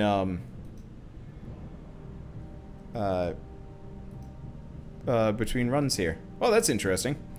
But yeah, I didn't want to go through the pain and suffering that was required to actually beat that game. just because I didn't find it particularly compelling. But I did want to play it because, like, I wanted to see what was at the end. And then you get to the end, and then it's just like, by the way, the ending here is hell. Because it's back up to a higher difficulty. And it's like, what? No. I don't know. I also had the same problem with Enter the Gungeon. I like the idea of Enter the Gungeon, but I absolutely cannot, for the life of me, play it. Yeah, I find it's just hard enough, mainly just due to the lack of ammo and that stupid don't take a hit or you lose the ability to get bonus life.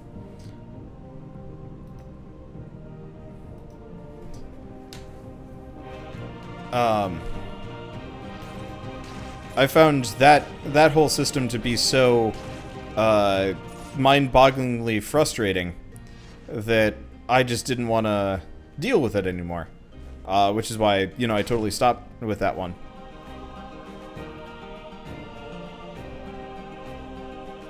Okay. Now, have you figured your stats list out? Can I wonder if it's like kind of busted here.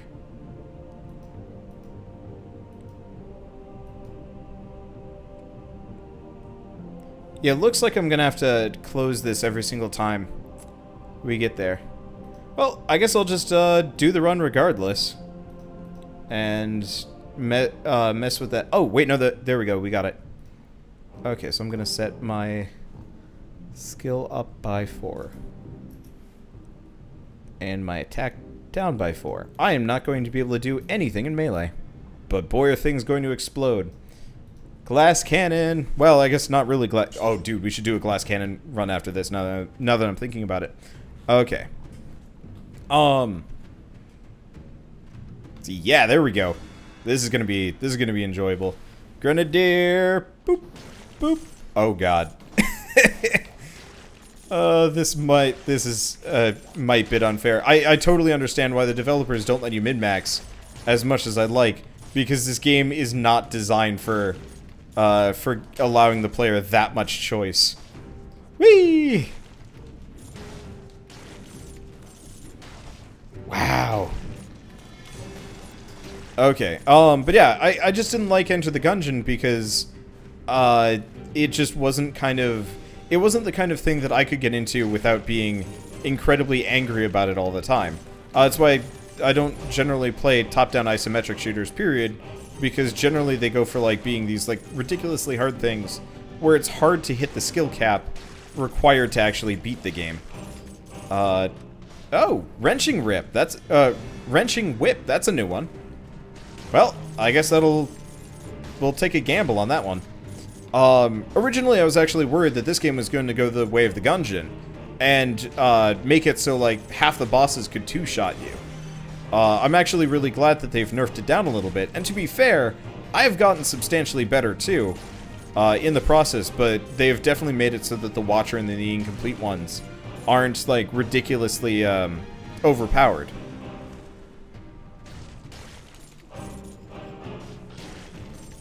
Let's see, so... Let's see. They did patch Gungeon to make ammo even more easily found. Yeah, I played that patch.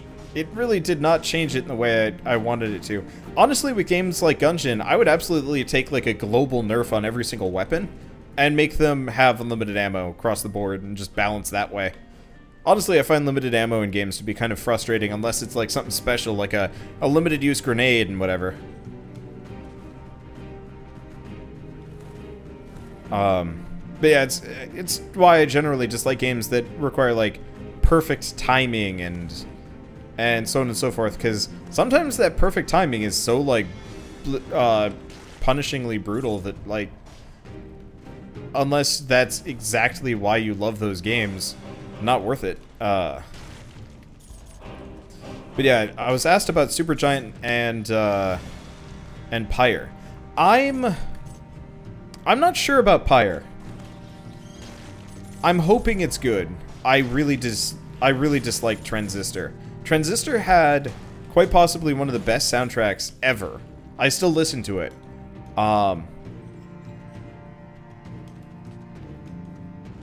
But I absolutely did not like the game. I thought it was kind of boring. The gameplay had kind of this interesting idea, but never quite capitalized on it well enough to be worth it. How would I feel if Gungeon ammo regenerated over time? That would be wonderful. Like, if you were forced to switch between different guns, because you temporarily ran out, I would absolutely be down with that. That would be really cool. Because then I wouldn't be forced to... Like, one of my biggest problems with Gungeon is just, like, I have to use crap guns just so I'm not out of ammo when it finally comes time to fight the boss. And that's not fun. I want to try it and mess around with the guns and not feel like I have to conserve everything. And yeah, it'll never happen unless they, like, specifically put out, like, a separate mode for it. It's actually, why I really respect the, it's why I really respect the developers of Darkest Dungeon. Oh shit, I should record some Darkest Dungeon. Yeah, okay. I might actually start a Darkest Dungeon series tonight, now that I'm thinking about it. Because Crimson Court came out, and I've been meaning to go back to that one. But Darkest Dungeon added Radiant mode. And a lot of people thought that was a terrible idea. Because, you know, who wants to go back to... Who wants to play this ultra-hard game on Easy Baby mode? But really, from what I can tell, Radiant mode isn't easier, it's just faster, and it doesn't, like, screw you as hard. And that's exactly what I want. I'm a grown man with, like, limited amounts of time, and I really don't want to spend, like, forever grinding here. I was trying to play,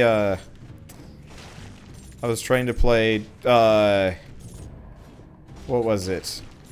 Well, Mid-Boss and Dungeon of Dreadmore lately. And they're both absolutely wonderful games, but, like, good god, the, like, base difficulty and speed is just brutal. And I don't wanna be subjected to that because I got other things to do. Like, sure, if I've got, like, a crazy incentive to, like, get into something. Like with Darkest Dungeon. Or, not Darkest Dungeon, this game specifically. I had a very specific incentive to get really good at it. Because I knew the, I knew that, you know, people really liked watching me play this game. And so I was just like, okay, fine. I'm gonna bitch about it, but I'm gonna keep working on it and, like, keep trying. Because people really enjoy it. But generally, if the game is just so hard that you can't progress, I just move on. Bye? You guys saw that, right? If you didn't, I'm sorry. That was hilarious looking. Just one of the fat axe guys just, like, went boop and fell down for some mysterious reason. Let's see, people are elitist. The harder and the more brutal the game is, the better. In certain cases, that's actually okay. Like, I actually really like Dark Souls and how,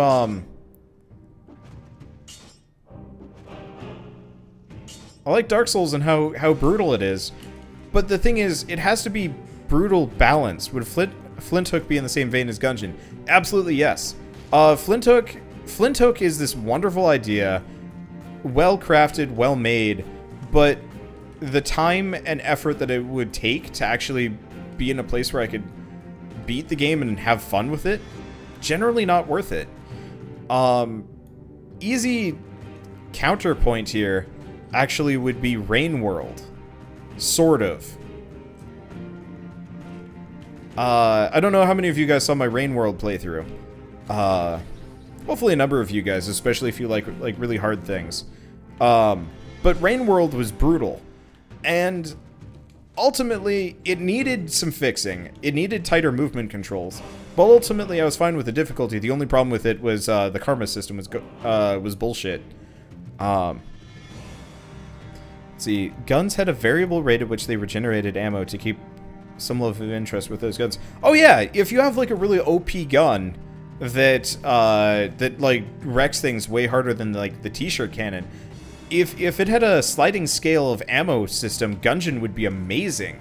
A sliding scale ammo regeneration system that would be awesome. Because then, yeah, guns like T-shirt cannon you could presumably use forever. But conversely, okay, I should remember I gotta boost up my skill by 1 here. Conversely, what's a good example? The fight saber? The fight saber was awesome. Ignores shields, wrenches victims towards you. I'm gonna give it a go. I don't know if it's any good, but I'm gonna give it a go. We're not even using the... Ooh, like how fast that is. Because yeah, if certain guns had unlimited ammo in Gungeon, it would be OP. And that's why I at some point, maybe even at the end of this series or when I have some free time, I might actually just download an unlimited ammo for Gungeon and just dick around with it and just be like, what would Gungeon be like if I could just kind of have a fun, relaxy time with it. But yeah, no, if a gun had like a slow ammo regeneration system, or even conversely, this could even work better, kind of like ammo drops. If every kill gave you X amount of bullets back for every weapon that you have, with the exception of the weapon that you had in hand. Ow, why did I do that? Oh jeez, these hurt. Like that could actually work out really well too. Because that way you couldn't just like walk away for a while. And be like, oh, I'm back up to, ow.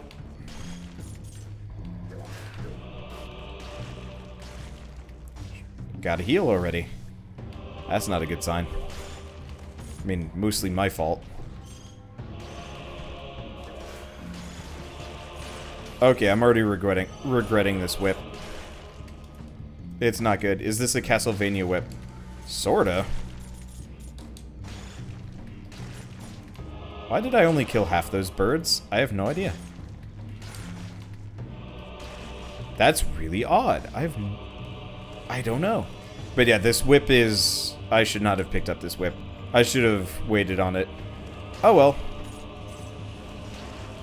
And this is mostly to get rid of bad skills. I can deal with crap weapons, because then I just run a skill build. But crap skills hurt you forever.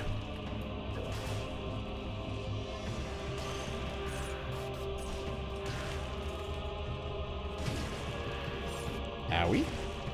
Kicked me. There we go.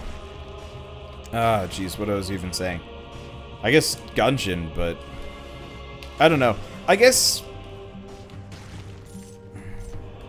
things should feel like they're possible.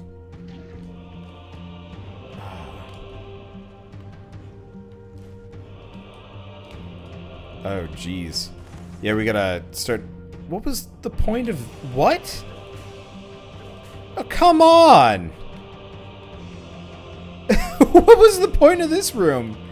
I have no idea. That was... What? Okay.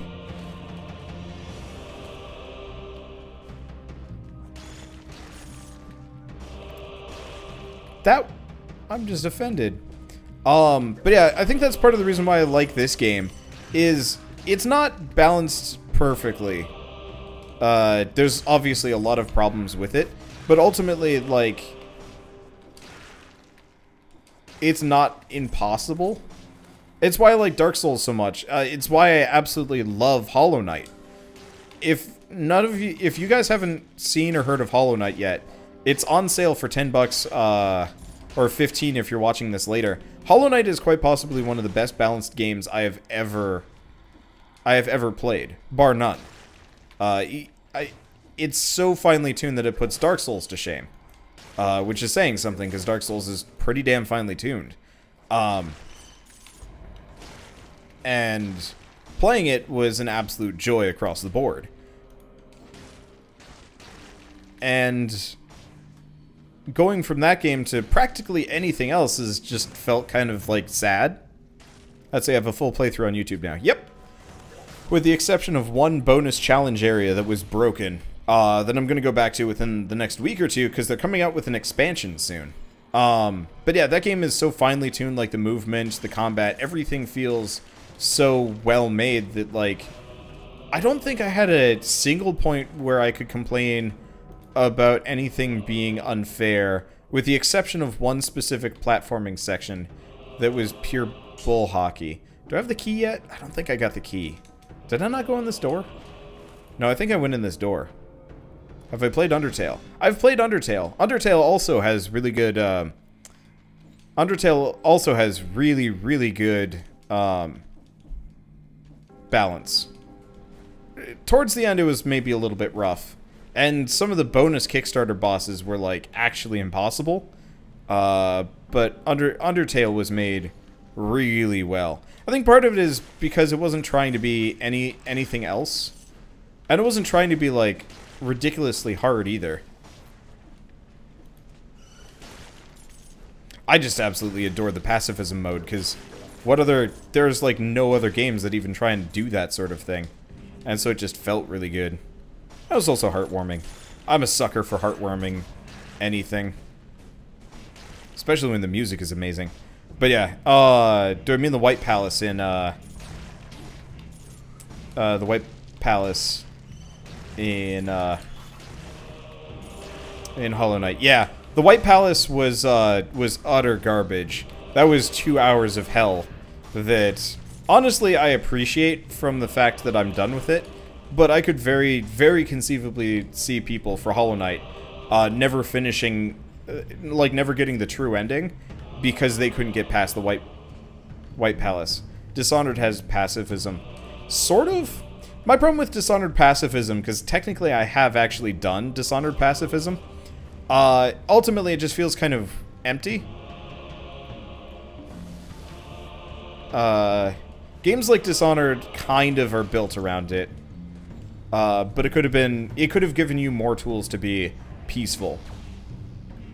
But yeah, I didn't like it in Dishonored specifically because getting the good ending there was ultimately not that much different from getting the bad ending.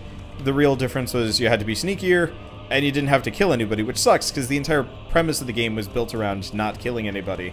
Or the entire premise of the game for Dishonored is generally killing a lot of people in stealthy, sneaky ways and stuff like that. And for Dishonored, they're kind of just like, you know, are you out for revenge or whatever? And I'm totally down with the idea of, like, for Dishonored specifically, like, hey, you've killed a lot of people, so, like,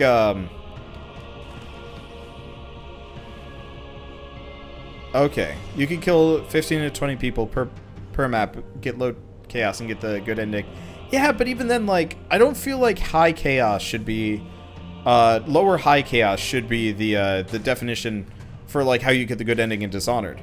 I think it would have been much more compelling if, like, you know, sparing certain people.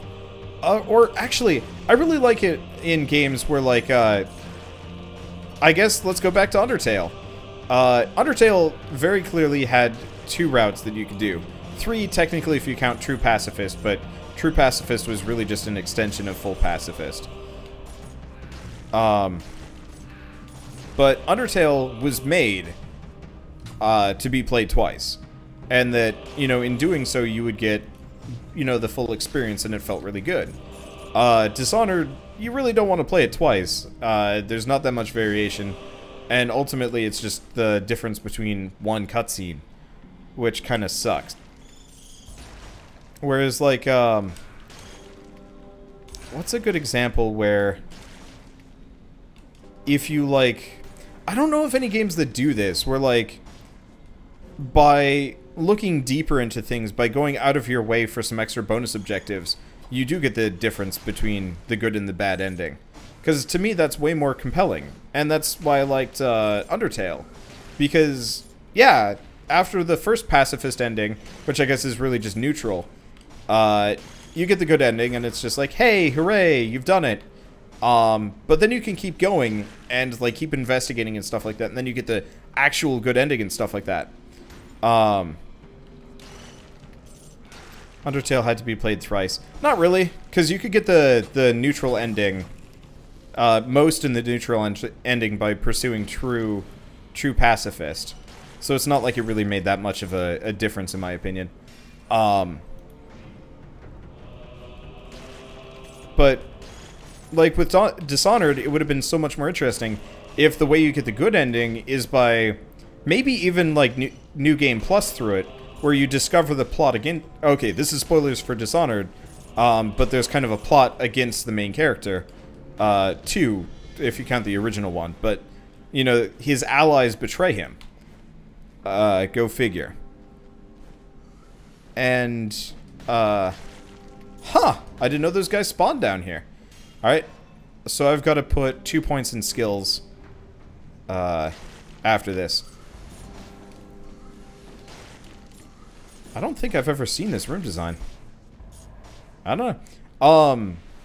But, like, if by investigating fully, you actually got the ability to find out that they're going to betray you and do stuff like that and whatever. And it would have been so much more compelling if to get the good ending, you had to go out of your way to not fulfill some arbitrary good quota, but to actually, like, go out of your way, maybe work with the outsider or any number of things. But to go out of your way, do extra tasks, and actually get the good ending intentionally. Like, you have to do work to get it. It's part of the reason why I liked Nier Automata so much. Even though Nier Automata was kind of like an on-rails experience, it's just like, here's kind of okay ending. Here's bad ending. Here's another bad ending. Here's the good ending? Though, honestly, I found the like, actual good ending to be maybe a bit disappointing. Oh, I'm so glad I actually invested in HP and stuff like that. But I think it would have been far more compelling in Dishonored. And actually Metro 2033, which I played last week. Metro 2033 was wonderful, but their goddamn karma system, moral point system, was so freaking annoying, because I didn't even find out that I hadn't farmed enough karma points until the very end of the game. If it was like a quota, and it's like, you need to be a better person than you already are, it's like, okay, fine. Let's go out of my way for that. I'm gonna do the thing I was saying I was gonna do and boost up my skill points. There we go. Like, okay, spoilers for Metro 2033, sort of. Metro 2033, at the very end, if you have enough good points, you can spare the quote-unquote boogeyman, and it turns out that they're reasonable, nice people. And you kind of go kumbaya and the world gets better. The bad version is you blow them to hell. Which, honestly, is kind of a compelling choice, but ultimately it felt kind of weak, because the difference between one and the other is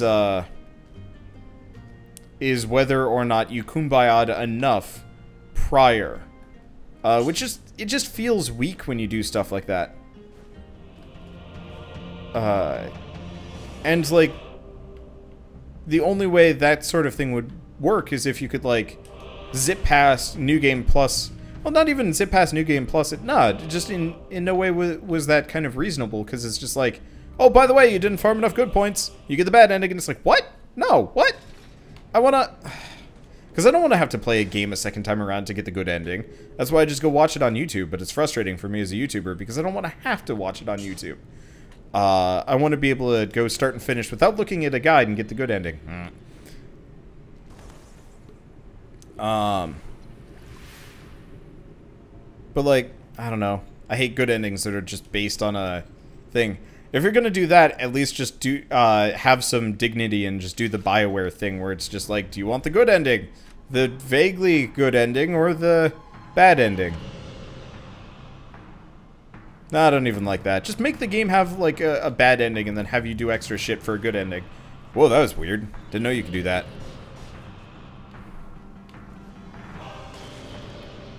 I do a lot of damage. wonder if I can two-shot these tentacles. That's an interesting question. I have no idea. Is that enough? That's enough.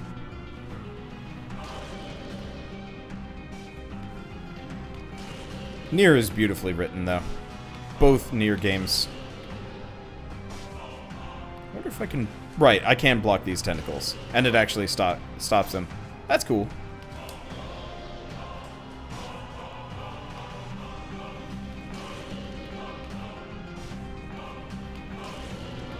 I think actually Persona 5, though I have no actual information on this one.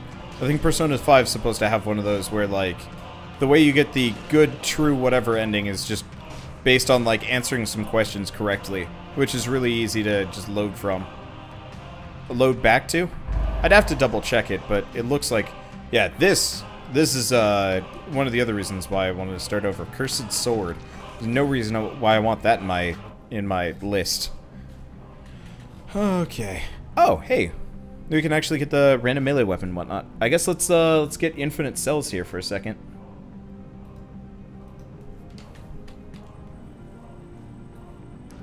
Might as well max these out.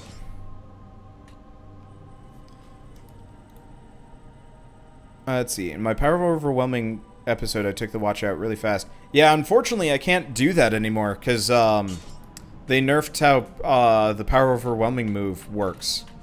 So you actually can't, you can't do that trick anymore, which sucks. Honestly, maybe the grabber whip, the wrench whip or whatever? Wrenching whip. This might not actually be so bad. I'll max it out. We'll see if we can do a wrenching whip build at some point. Drag people around. Might actually stun lock them.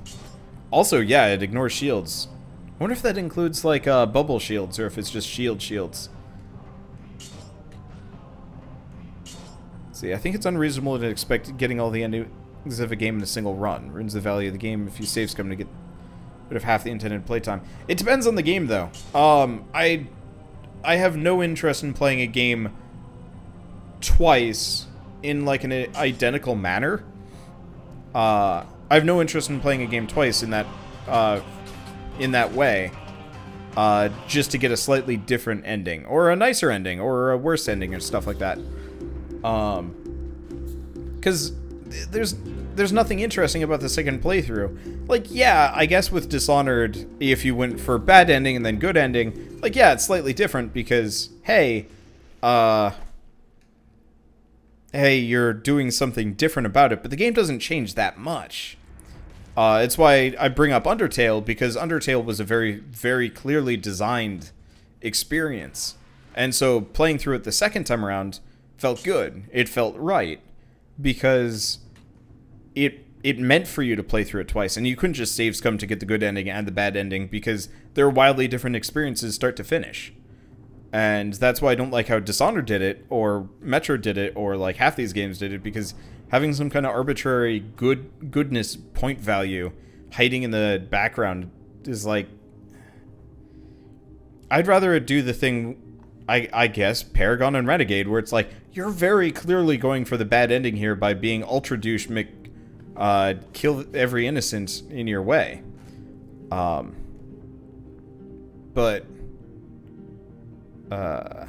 like, you know that, and it's super obvious, whereas like, if you just play a game regularly and you don't know about the good ending and the bad ending, and you get to the end and you got the good or the mediocre ending, and then it's just like, eh. It's basically like getting two different games at that point. You'll not find that in a AAA. Which is why I'm saying they shouldn't have the shitty gotcha, good ending, bad ending thing if they're going to make it such a chore to get it. Let's see. If you put on God mode on my character, would the tentacle and the wharf still kill me? I don't think it does damage value, so I assume so. If I don't know, we can try it at some point.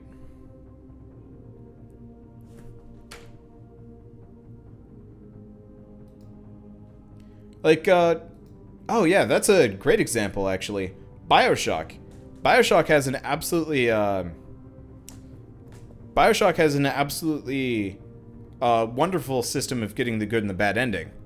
At least Bioshock 1, which is either you kill the little sisters for a more of an immediate reward, or you save them for a delayed, reduced reward later, but then the good ending.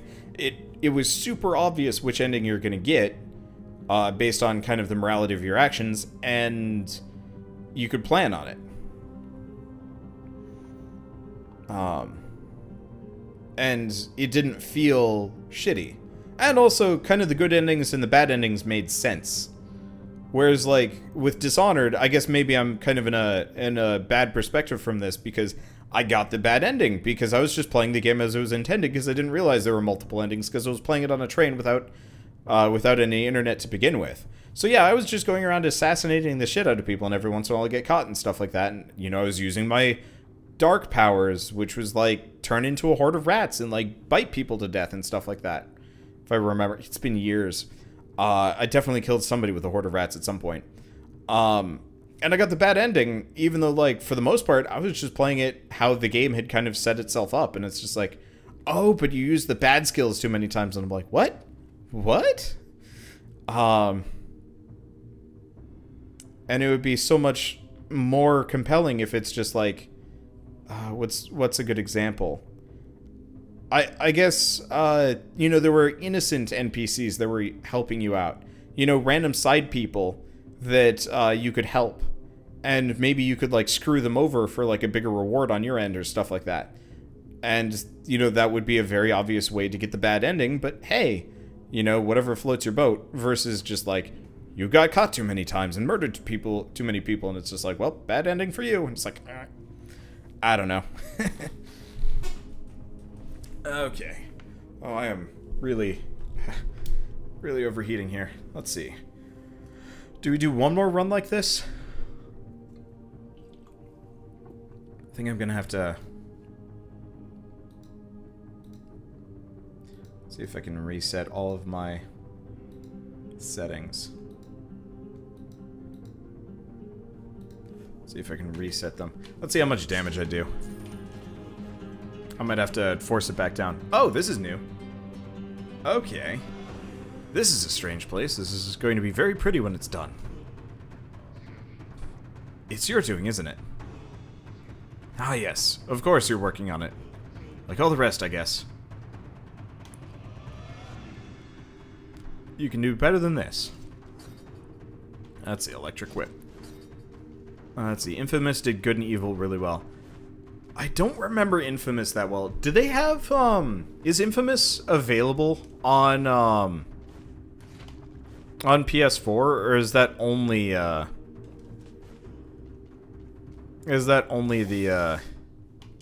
let's go with the shield. I've used electric whip and they've kind of nerfed it.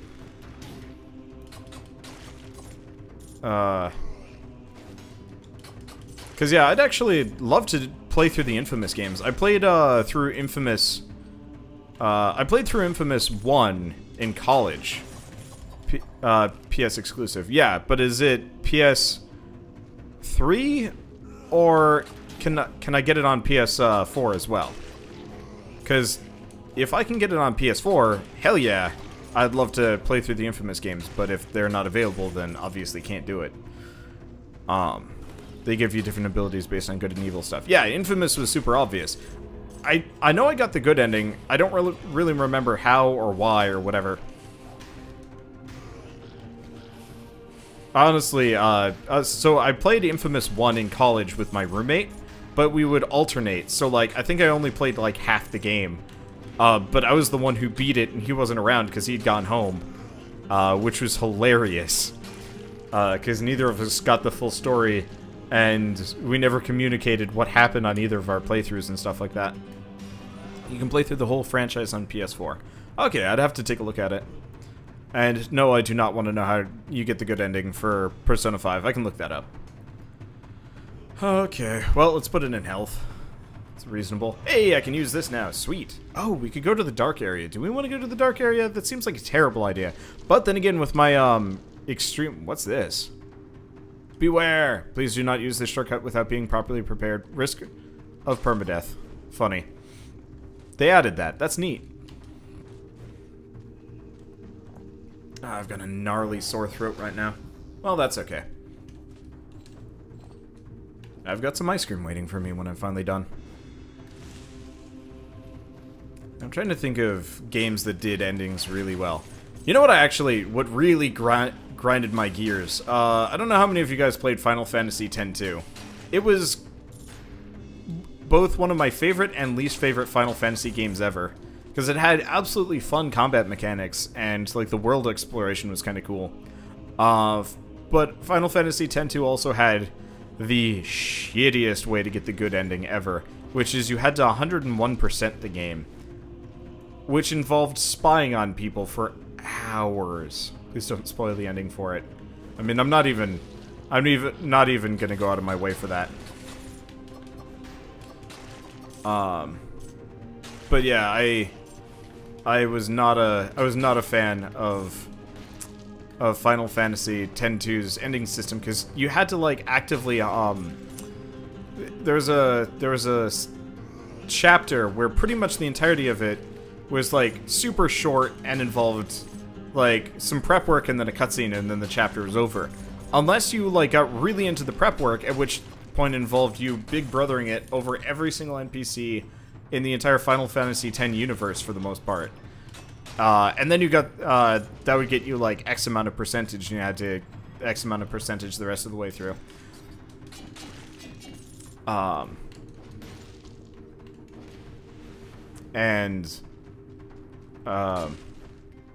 thought it was frustrating because I really didn't want to just sit there and,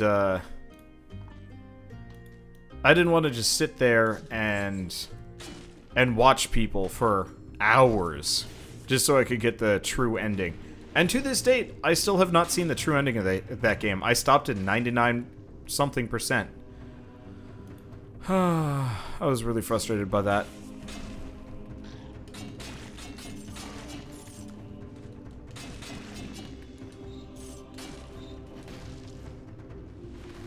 Isn't there going to be a Final Fantasy X-3? That would be really weird if there was. I highly doubt it. But yeah, I was like only like a half percentage away, and I was just like, this is so bullshit, I don't want to touch it.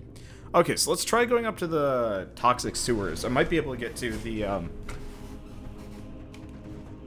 I might be able to get up to the ossuary from here. Prey had a really weird good-bad scenario. Sorry, it turns out post-nasal drips are the reason behind my sore throat. Okay, oh!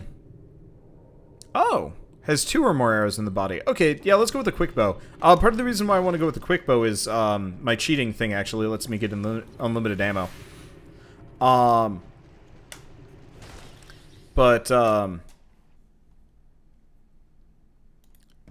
Prey had an absolutely wonderful system for the good-bad endings, and for the most part, it took like no effort. I actually really appreciated that with Prey, because it was super obvious what you were gonna get. And technically, yeah, you could do the save scumming, but like, even if you didn't save scum, it was super obvious what kind of ending you were gonna get, and it was neat that they rated you based on your morality going through the game. That they're like, hey, you did this good thing, or oh, you didn't do this good thing. And it felt good, because it was actually acknowledging the player's actions over the course of the game. And that was a wonderful way of doing it, because it wasn't contrived, it wasn't this like shitty bad ending. Well, okay, so the endings were kind of lame, and it sequel baited hard. But it was way more interesting because, you know, I actually felt like I had player agency in selecting the ending I wanted through my own actions, as opposed to just like, hooray, you were a good person, here's the good ending. It's like, no, there were options there. Whoop. There. Yeah, I wish more games would kind of try and do that, where the ending really changed based on your actions. Like, you killed this person, but you saved this person, and like, you almost kind of have to answer for your crimes as part of it. Actually, going back to Undertale, Undertale had that kind of judgment system with Sans there, I don't know why I was going to say Sans. I think I've been playing too much Persona. How about Chrono Cross? I never actually played Chrono Trigger or Chrono Cross. My wish for the 100% good ending of Final Fantasy is in Discord. I don't think I'm going to watch it. I think I'm just so, like, set and, like, just accepting that I don't care anymore. Okay, let's go for the money amulet. Come to think of it, I want to start stacking as much cash as we can. Yeah, I never saw Chrono Trigger or Chrono Cross. I'm sure they have probably interesting endings, just never got around to them. Maybe that'll be, that'll show up as a Patreon, specific game. Yep, there we go. But yeah, going back to Undertale, when, Sans, like, judges you for, like, your actions and stuff like that. I thought that was a really clever system, because it really... Whoa, hi. But... Okay. It made it feel like you were actually, you know, being judged, and not just like, oh, you're arbitrarily the good or the bad guy. And I appreciated that, because they actively, like, had different dialogue. I mean, it didn't really matter that much. But they had different dialogue depending on, like, did you do horrible things? Did you do okay things?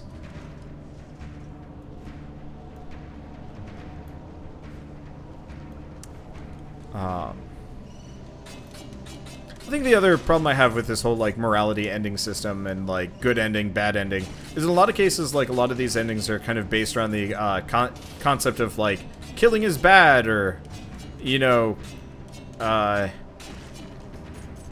I guess really, in a lot of cases, it really is just straight up, killing is bad.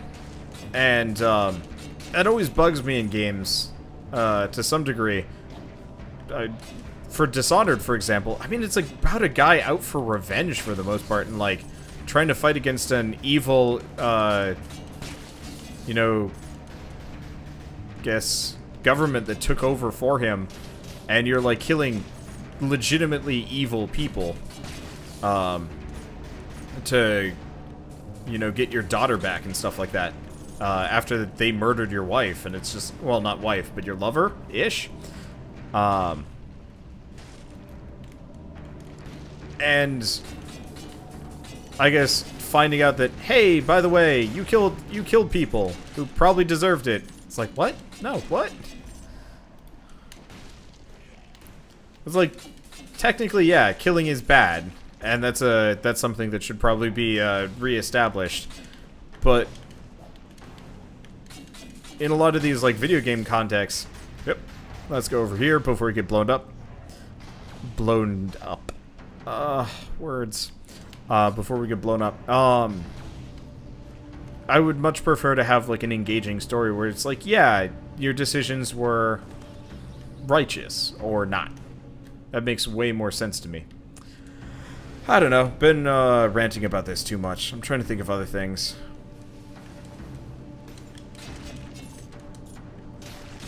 Because, yeah, I guess really it's just, like, if you were, like, a backstabbing bastard, okay, getting betrayed in the end and, like, getting the bad ending, yeah, probably kind of makes sense. Oh, time door. Okay. We should really probably go, like, really fast there. See if, there's anything useful in these time doors now. Let's go down. I'm just loaded on health. What do I want to go for, stat-wise? I did a skill run last time. Let's go for a damage run this time, or a melee run this time. Keep it fresh here. How about the choices in Mist Riven? Mist and Riven are a little weird. This gets Shell's interest almost immediately. So I will admit I haven't played a whole lot of Mist, so I can't comment on it too much, but one ending that she's specifically told me about is one where to get the good ending, you're... What are you referring to? The one where getting the good ending, like the true good ending, required you to find more or less an Easter egg with the book. Like, you had to just drop the book or, like, throw it away or something like that. Oh, that was End of Ages. Yeah. You want to explain it, seeing as I haven't? Okay. So, essentially, an End of Ages. It's the final game of the Myst series. So, throughout the entirety of the series, you followed Atreus and his family and their attempts to create, like, a new realm for the people of the Denis and whatnot. And Yisha is his daughter and sister to Cirrus and Akinar, who were the antagonists of the first game. And then they came back in the fourth, but that was interesting. In any case, then there's this other guy named Escher, and he wants to bring the Denis back to their former glory too, but it turns out that this was introduced in Uru, that the people of the Denis who lived underground and created the art of writing that created the ages, the worlds that you link to, they had actually somehow derived that technology from these creatures called the Bahro. And the Bahro, if I could describe them, they're like a mixture of like Ice Age sloths with bats and like, what were they? Morlocks from the Time Machine or something. Just bizarre subterranean creatures. And for a while it had been implied that they were maltreated, enslaved, and whatnot. So throughout your adventures in End of Ages, Escher is trying to compel you to his side of the argument of, you know, we will rebuild Denis and it will be excellent and blah blah blah, and you know, don't try to aid the Bahro. And it's like, okay, I already don't like you. You sound pretty evil. Meanwhile, Yisha is sort of erratic and goes like between various arguments with herself. It's like, maybe we don't deserve this, and the Bahro, they deserve their freedom, blah, blah, blah. And she's starting to act like manic and crazy, and actually outright tells you that if you reclaim this awesome tablet that's supposed to help the Bahro and the Denis, that you're not to give it to her. So I go, okay, this lady acknowledges that she's hungry for power, and she outright tells you not to give her this special tablet that you're venturing through all of these worlds and trying to unlock it. So yeah, don't give it to her. Even though she's the better of the two, yeah, just don't give it to her. So the end comes, and I have the tablet in my hands, and Yisha's there, and she's begging for it, but she's warned you about this moment. She's warned you that in the end, she will come to you, want the tablet for herself, and that you're not to give it to her. So I go, okay, I'm leaving now. And because at that point, she just closes her eyes and outreaches with her hands, and you can give her the tablet. But she told me not to give her the tablet. So I walk around the room. I try to see if there's anything I can do. It's like, eh. So then I went to Myst, and I was so upset because Escher was there. And he's like, "Bwah, you brought the tablet to me, ha!" And he proceeds to like scrawl writing all over it so that it could never be used again. And ha, the Bahro will never be free, ha! And it was just like, what? This isn't the ending I wanted. So then I go back and I go, what do I do? And of course, you know, I tried the Yisha ending, and that was bad. The tablet just disappears and everyone is sad. And I go, but... So I'm standing in the room, and usually you don't do this in games. You just don't, like, look at the ground. Unless you're searching for something in particular. Like, I would turn over every stone. But it was odd because the cursor changes ever so subtly. And you go, oh... And I was able to put the tablet on the ground, and then the Bahro come out of the shadows, and they gleefully take it, and then take you and Yisha to a beautiful land. Because it turns out they had wings all along. They just sort of sprouted them from their backs, and everything is happy. And I go, like, it seemed to set it up that there were only two options, and you were supposed to figure out what the correct one was. But there was the third option. You always choose the third option, which wasn't really obvious, but hey. Like, if there was a Bahro standing there, going like, hey, can I have the tablet? I'd be like, yes, you may have the tablet, Bahro. Free your people. But they disappear at will. They were probably just watching the entire time. Main point from that is the ending was like hidden in secret. The ending was hidden in secret and therefore garbage. Hey. Well, It was just. like, it's not a bad ending. It's just like, I don't know. I don't want to have to jump through a billion hoops, unless the billion hoops are interesting, to get an ending that doesn't make me feel like a shitty, useless person. What game is Shell talking about? Myst 5? Yes, End of Ages. Yeah. And that was the end of Ages. Let's see. It's Myst. Go figure it was hidden. But, like, for Myst, it shouldn't... The ending shouldn't be hidden. The ending should be locked behind, like, several more puzzles and all sorts of crazy nonsense. Oh, don't forget about Mixed Exile, where if you forget particularly what switches you have to flip at the very end, you might accidentally let the villain go, or have him kill you, or have him chuck the book that you were supposed to get off the edge if you do it, like, one of three ways incorrectly. I have nightmares about that. And I actually finished it the correct way the time that I played it on the train after I hadn't for probably 10 years.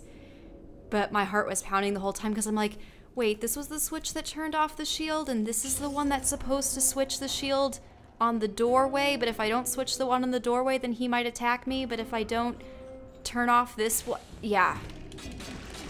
I was so scared. Do you need to play the other Myst games to get Myst 5? Not really? Quite frankly, if you were to get any of the Myst games, my favorites of the series were actually Riven, Exile, and Revelation, which were the second, third, and fourth games. Because, like, the first one is a classic, but the second one, I mean, they had really upped the ante for it, and Exile, the same. Revelation was just amazing. Can you scoot your chair forward? I don't like the squeaky. Oh, sorry. But Uru and End of Ages were actually done in a different style, and by, I think, another, maybe even a different studio was helping them out with it, but they no longer had the pre-rendered environments, and they no longer had the live footage of actors portraying the characters, which was a classic technique that they had used in all the other games. So it wasn't quite the same feel. I mean, Uru especially, they had intended to make into an MMO, which was why it was played in the third person. I believe Uru is the only one that you play in the third person. Thank you. Sorry. It's okay. Give me a chance to focus on stuff. Okay, so let's see if this is any good. Okay, this looks like it might be amazing. Let's get over here. Freeze, whip. Freeze, whip, whip, whip. Oh yeah, this is gonna be good. Oh, we get the torch blueprint. I don't know if I'm gonna keep the torch, honestly. We'll see. I'll figure that one out. Okay, hi? Well, alright. Ooh, extra strength. Yes. Okay, that means I gotta... Unfortunately, I'm manually controlling my strength value, so if I ever, like, pause in the middle of this, it's because I have to tick things up and stuff like that. But that's okay. Let's see. Yeah, okay, I'm not regretting the wrenching whip. I don't like it as much as, some of the other ones, but it's fast enough to be worth it. Main thing is the actual wrenching effect is kind of useless. But it works great with the bonus damage on frozen enemies, so let's go with this. Also, that range on the freeze is awesome.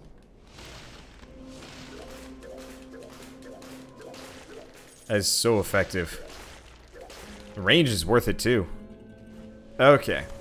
Question, is Endless Space worth getting? Yeah, I'd say so. Endless Space 2. Though, it might be cheaper to get Endless Legend right now. Endless Space 2 is amazing, but, Endless Legend, more complete and slightly less bugs. I've noticed Endless Space needs a little bit more dev time. For a game in 1.0. I don't know. Did they make those guys smaller? I think they did.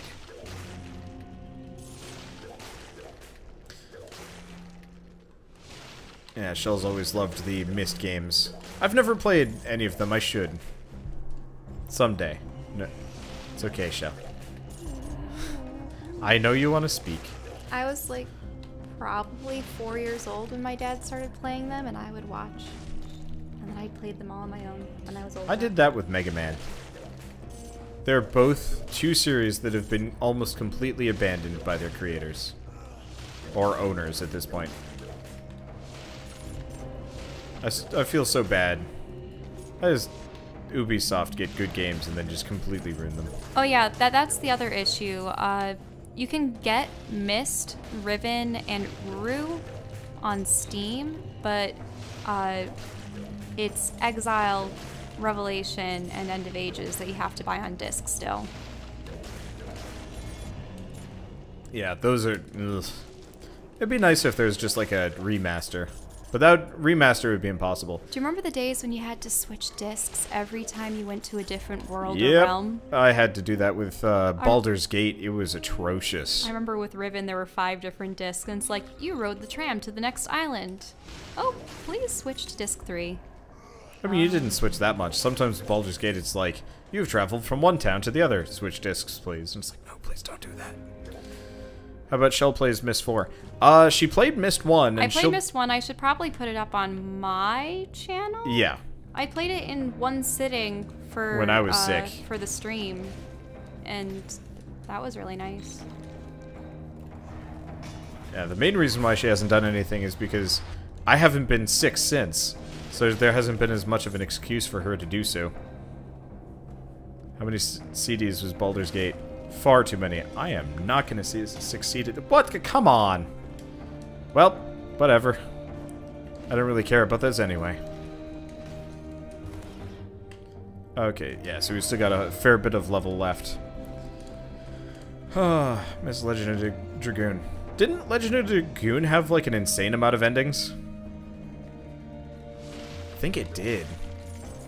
Should probably put that up as a Patreon-sponsored series candidate. Oh, my YouTube is called Keeper of Ages, but it's primarily art. I haven't put any of our podcasts or D&D or games on it yet. Well, if we put Last Will on, you'll put that up. You will? Well, if I have the D&D footage, that'll be nice. Yeah, I've got every episode. Future podcasts, and it's just so weird. Thought Dragoon only had one ending. I'd swear Legend of Dragoon had like 1 billion.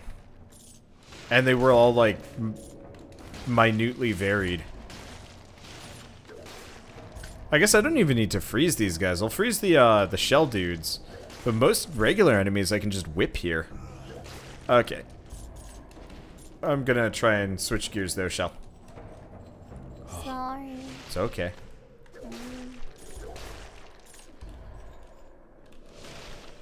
Okay. I don't like those shell guys, but they are mad easy to go after. But yeah, no, I would not mind having Shell stream Myst someday. Maybe she could do like early streams, considering she gets sleepy anyway. Because that would be something. Because we technically don't do anything in the afternoon. Oh, right, I don't have to... Wait, question. Ah, okay. So I can hurt them through their shells, but I take damage. But I can hit the shield guys through their shields. Awesome. See, is there an end to dead cells? Not yet. There's only 2 bosses. And, there's only 2 bosses and no, like, end apart from you dying. Which kind of sucks, but, like, whatever. I don't know. In development, early access game, kind of no surprise that it's got, only 1 ending right now. And that is just dying partway through.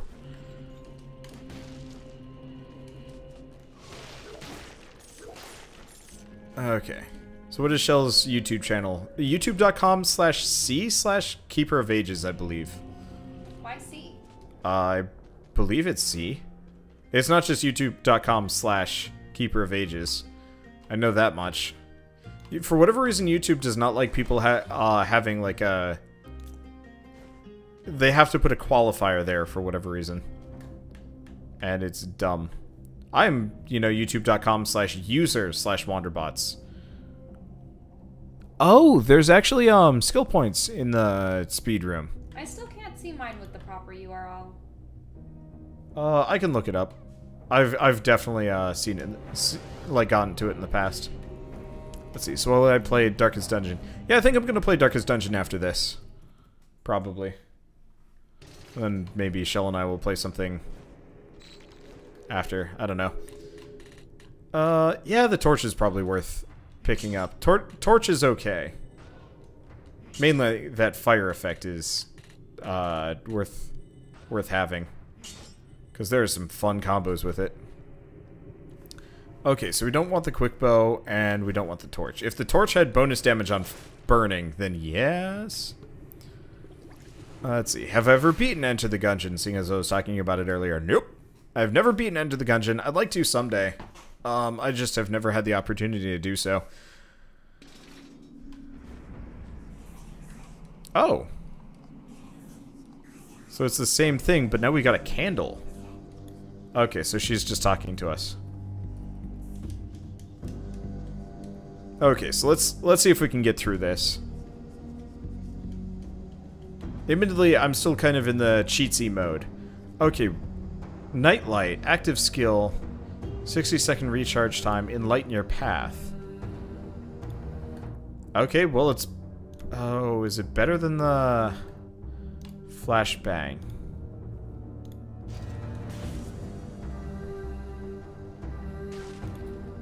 I don't know.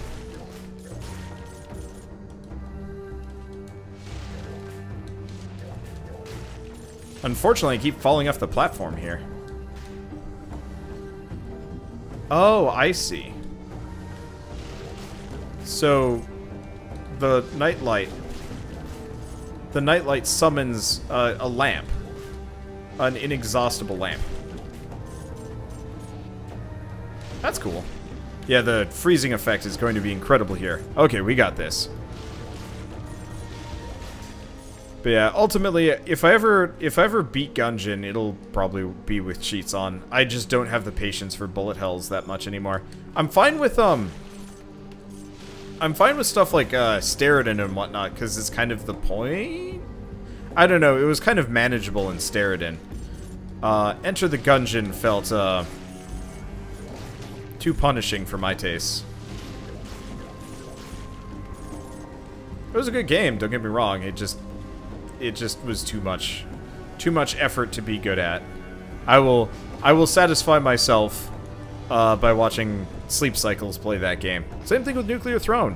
If there was online multiplayer, I think I'd be more committed to it. Unfortunately, online multiplayer is not a thing. There's just local, and even if there was, that ammo limitation system could be rather rough to work with. Okay. Oh. Well, I guess I didn't need that after all. Here, I gotta boost up my attack once more. Oops. Not 4 bites, it's 7. There we go. And what about Isaac? I mean, I've beaten Isaac a good many times. If you're not aware that I've played Isaac on my channel, please go check my playlist. I've got hundreds of episodes of Binding of Isaac specifically. It's not that useful. Join the dark side. Oh, Electric Whip, of course. But yeah, I've played tons of Isaac. I think it's because Isaac has more interesting combinations, which is like fun to work with. Not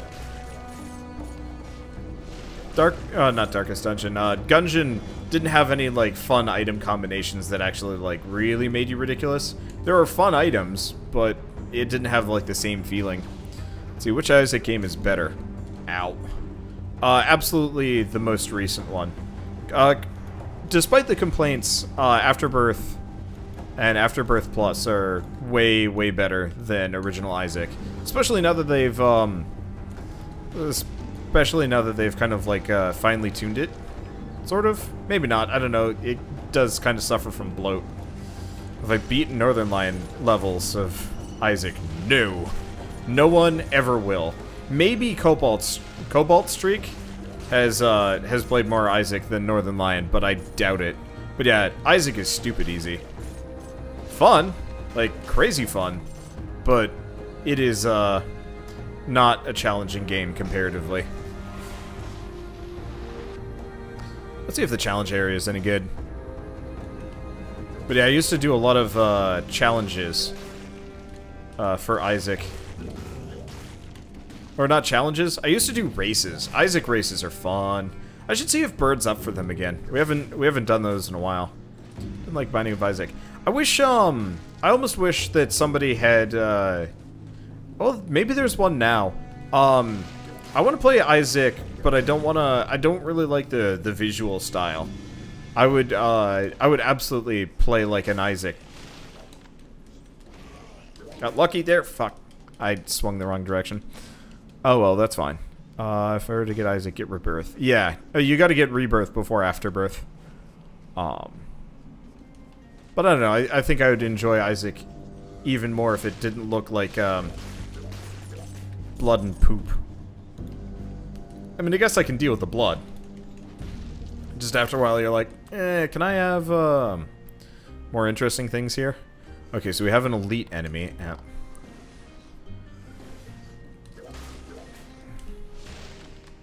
What is this? I don't know why I couldn't go up there. I'm noticing I'm having some, like, trouble getting around. Okay. Money from dead cells or reduced damage from projectiles. Honestly, I'm pretty wealthy here.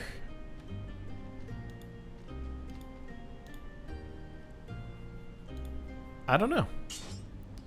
What else do we got? Grenade? No. Reveal secret passages, kind of nice, but meh. What? I assume we're not playing your game then? We can. After this run. Okay.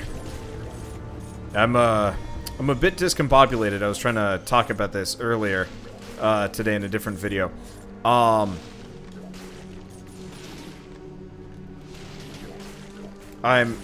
having some issues YouTube-wise and gaming-wise because normally with my channel,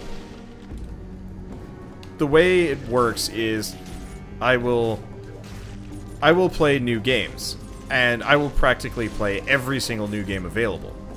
And that's the lifeblood of my channel, that's how it works, so on and so forth. There has been an absolute drought lately of new games along the way. And I have not actually had a whole lot to play. And there's a billion games that you guys will almost immediately start trying to suggest to me. And that's all fair and good, but for the most part, YouTube channels live and die based on searchability and stuff like that. And ultimately, the most searchable games are the most recent releases. And so if there aren't any like recent releases worth anything,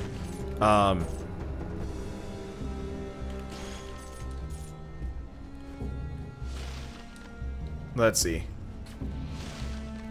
If there aren't any like new releases worth anything, ultimately things get like really slow and sluggish. Like even though like my views are doing well, my growth is down because mostly it's just you guys watching my stuff as opposed to new people finding me. And to be fair, you gotta cater to both. You can't just ignore one for the other, because that's how you end up like losing a lot of people. I guess no, that was a worthless place to put that down. Stuff like that. Okay. I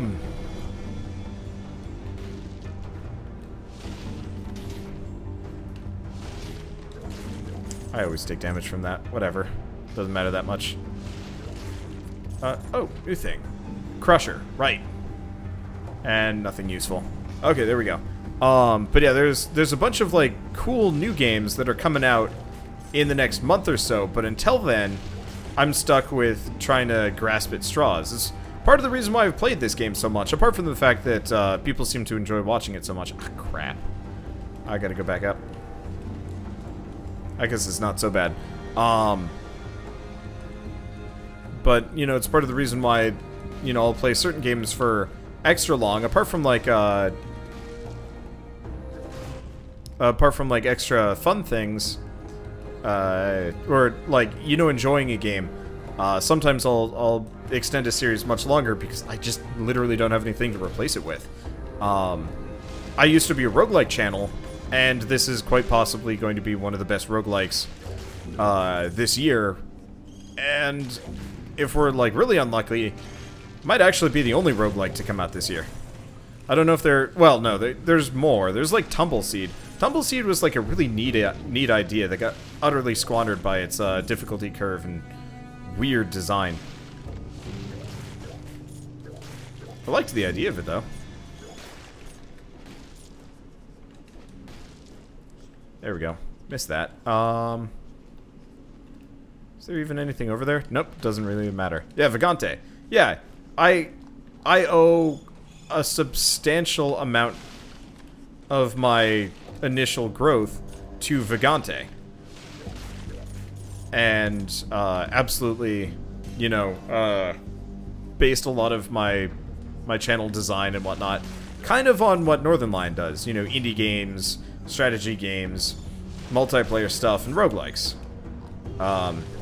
And I will not ever hide the fact that he was kind of the base model for how I was going to run my channel. Obviously, there's some serious divergence at this point, but still, that's the core Wanderbot strategy. Was based around what he is and did and whatnot. But yeah, I played a shit ton of Vagante, Cavern Kings, and Catacomb Kids because they're all great indie roguelikes, and there's been kind of a dearth of them lately. Oh, I already got the crypt key. Awesome. I don't know which direction to go. Well, yeah, let's go back up for a second. And so, like, part of the reason why I'm extending this one is because there just hasn't been anything else coming out that I'd, like, want to replace it with. Because I don't want to just not have a roguelike. Because that would be weird. And so, tons and tons of Dead Cells, which I'm actually kind of okay with.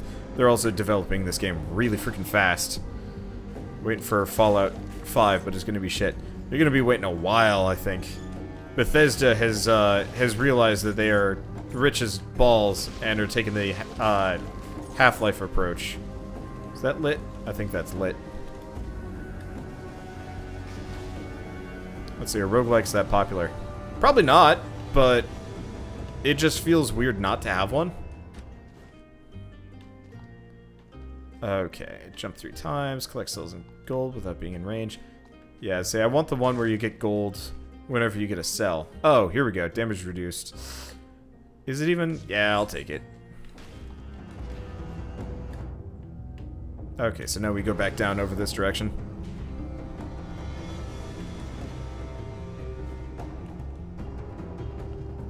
Okay, so these suckers again.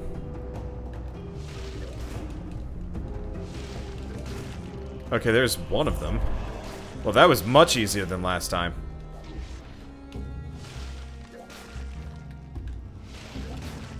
That was so much easier. And crypt keys. Crypt keys. Oh, hi. Oh, are these are the new sandals. They had a GIF of a specific pair of battle sandals that I wanted to take a look at. Well, that's nice.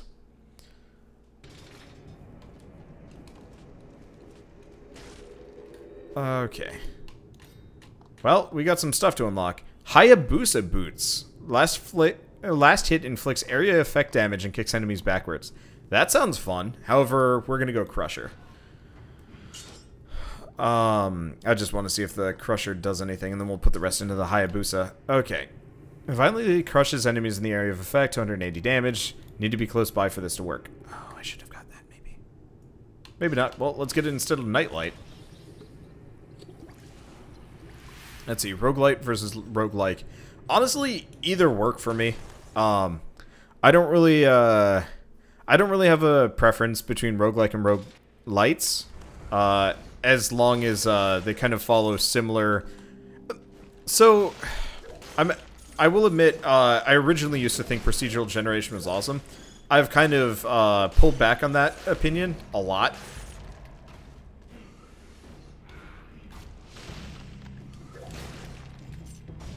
Okay, I don't know how this thing works. So it's a ground slam totem. Honestly, that's not bad, especially for the damage it does. Hopefully it scales. I might actually keep that one around. Yeah, we'll have to repeat this blueprint process, I think, a couple of times as this game develops, so we can cull our list a little bit. Ow.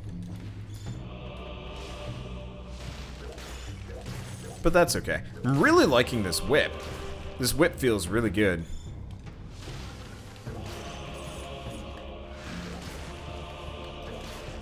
Let's see. We'll be playing anything else tonight? Yes! Shell and I will be playing a game called We Were Here after this. We're on kind of a escape room puzzle game kick lately. Mainly because Keith is like crazy addicted to them. And I don't mind facilitating his addictions, but this one's only 2 players as opposed to the last couple, which were up to 4. I wish the Crusher would actually, like, fling them up. Oh, dude, that would be so much cooler. It kinda does. Maybe I just haven't, like, seen it in action against enough melee enemies. But it'd be cool if you could, like, pop them up and bop down and stuff like that. Okay, but yeah, procedural generation done well is amazing. Unfortunately, there are so few games that do procedural generation properly. I hope, I don't know how many of you guys saw No Man's Sky. Probably a lot of people at this point. That game's kind of infamous at this point.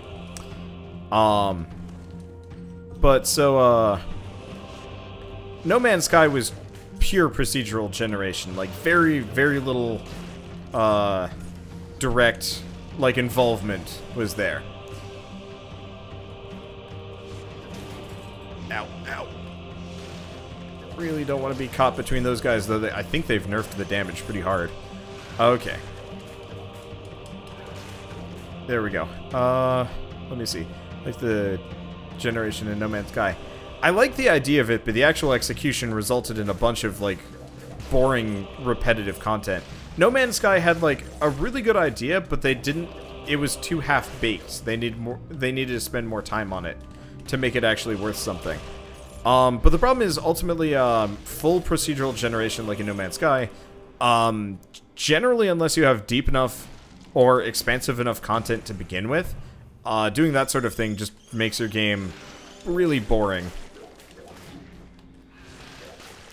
So, like, I like No Man's Sky because it's beautiful, and it was kind of fun to just, like, relax and talk about shit and, you know, dream. But ultimately, it was also disappointing because every planet was kind of largely the same. And it took too much grind to actually, it took too much grind to get to the good stuff. I prefer procedural generation where you're stitching together pre-existing assets to make a much more interesting experience. Binding of Isaac is a good example. Binding of Isaac, Tower of Guns, games where ultimately you could actually cobble one very kind of long and janky game together with it, but by pacing it out and making it repetitive, you get probably more bang for your buck, and you know, accounts for a lot more like repetitive, repeated gameplay. Keep trying to roll through that door and it wasn't taking.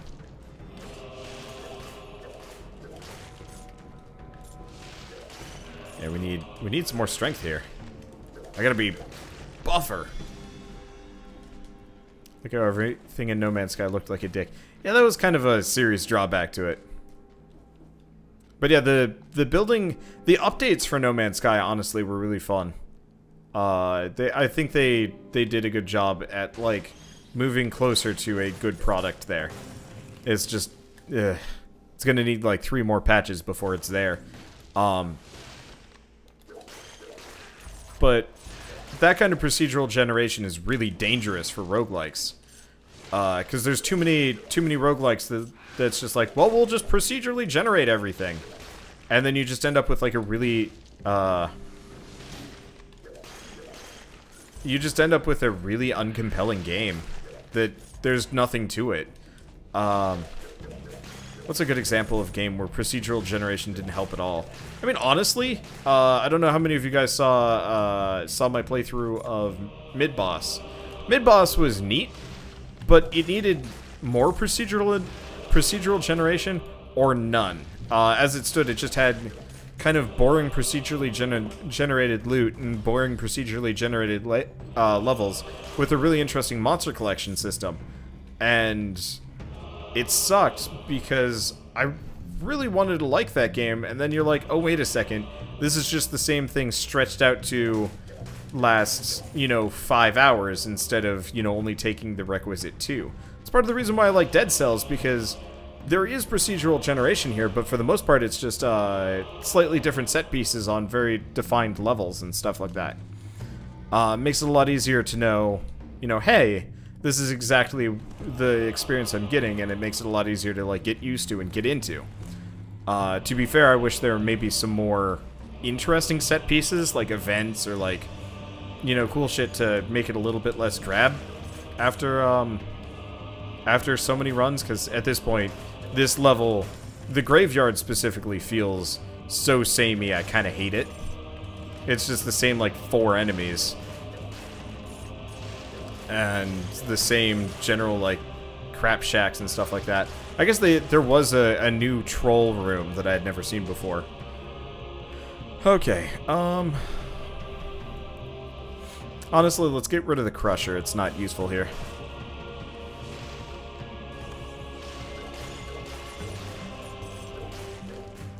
But yeah, I prefer procedural generation when it kind of enhances the variety but doesn't harm the gameplay. Absolutely great procedural generation art. Dwarf Fortress and Minecraft. Yeah.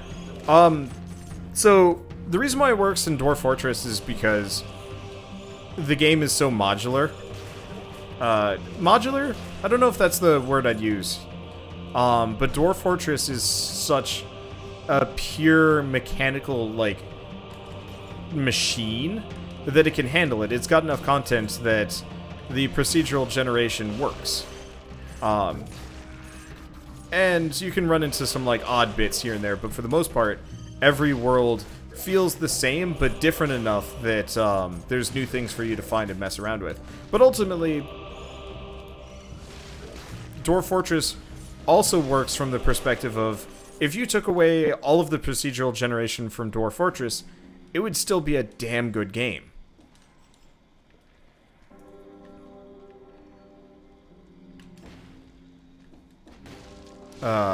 Like, Dwarf Fortress, if you started on the exact same map every single time, it would be good. Same thing with Minecraft, though maybe to a lesser degree. The thing about Minecraft was, it was such a simple core concept that didn't rely on the... I guess maybe the point is neither of them relied on the procedural generation to be interesting. Holy crap, healing might have gotten, like, a serious boost. I do not remember it healing me that much in the past. But, like, for Minecraft, it gave you a world to explore every single time. And there's very distinct, like, logic to it. Like, the further you got underground, the more, like, interesting caves you could find. And it wasn't too far off of No Man's Sky. It's just, once you were down there, there were some very concrete...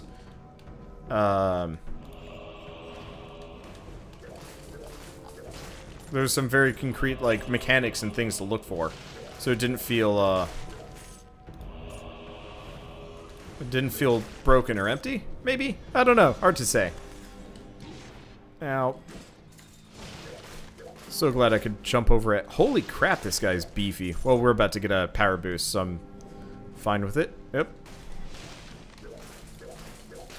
There we go. Okay, I'm just gonna have to remember to boost my strength up here.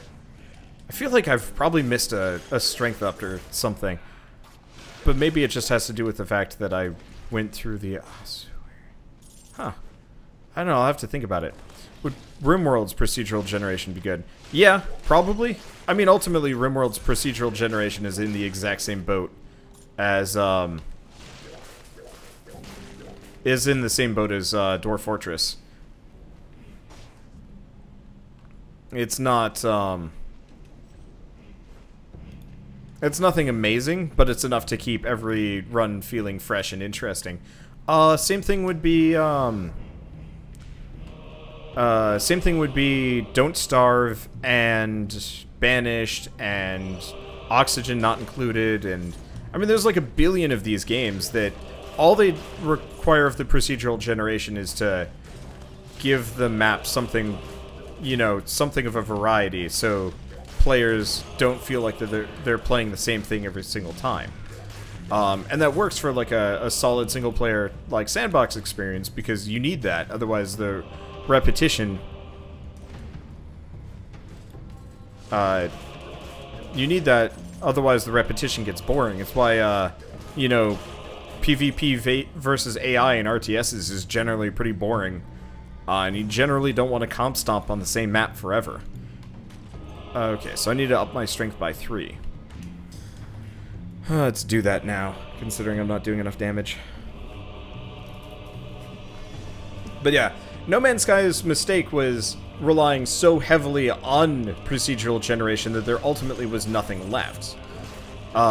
It was a great concept. Like, I loved the ships. Actually, I think the ships are the perfect example of what they should have done with procedural generation. So, they couldn't procedurally generate the ships completely. There's no way you can design good-looking ships from, like, a program without having half of them look like dingleberries. Or broken-ass... I mean, honestly, I guess a good example would be the gummy ships from Kingdom Hearts. Most of those looked like ass because you didn't need to care, and because the optimum strategy was not actually to have like a nice looking thing. How am I increasing my strength without a scroll? So technically I have already increased my strength with the scrolls, but I've got them locked in via... I'm running Cheat Engine on the side to force my skill level to be 1 and put all of my points into strength, which has completely destroyed the game. Like, this is completely thrown off all sense of balance here. I'm just messing around because I've played this game so many times now that I'm just like, meh. I probably shouldn't have done the dark room with the super power-up, but I'm just messing around. But yeah, so for No Man's Sky specifically, the ships were made from... They were cobbled together from a variety of parts. And generally, they all looked fairly cohesive. Some of them looked a little stupid, but whatever. But for the most part, it was cohesive, and you knew generally what you were getting whenever you got one of them. And I felt like that was a much better system than like the monsters, which were, I guess, there were repetitive parts. You know, you could kind of see like a spore creature creator and stuff like that. But you know, the creatures, the planets, whatever, they were all 7 different flavors of the same. I guess the ships were, too.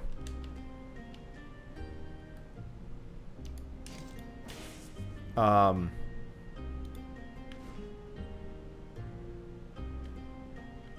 guess just with the ships, it was a purely cosmetic choice.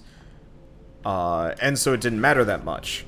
But yeah, when you go, like, infinite galaxy to explore and stuff like that, you actually have to have a reason to explore it. I mean, imagine if we as humans...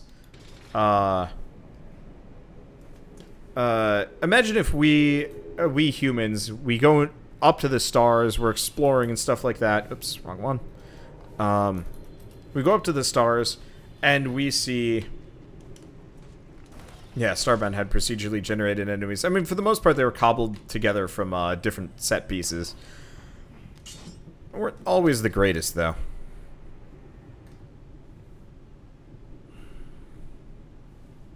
No, I actually, here, let's pull out the Hayabusa boots for a second. Oh, damn, these look cool. We could just use them.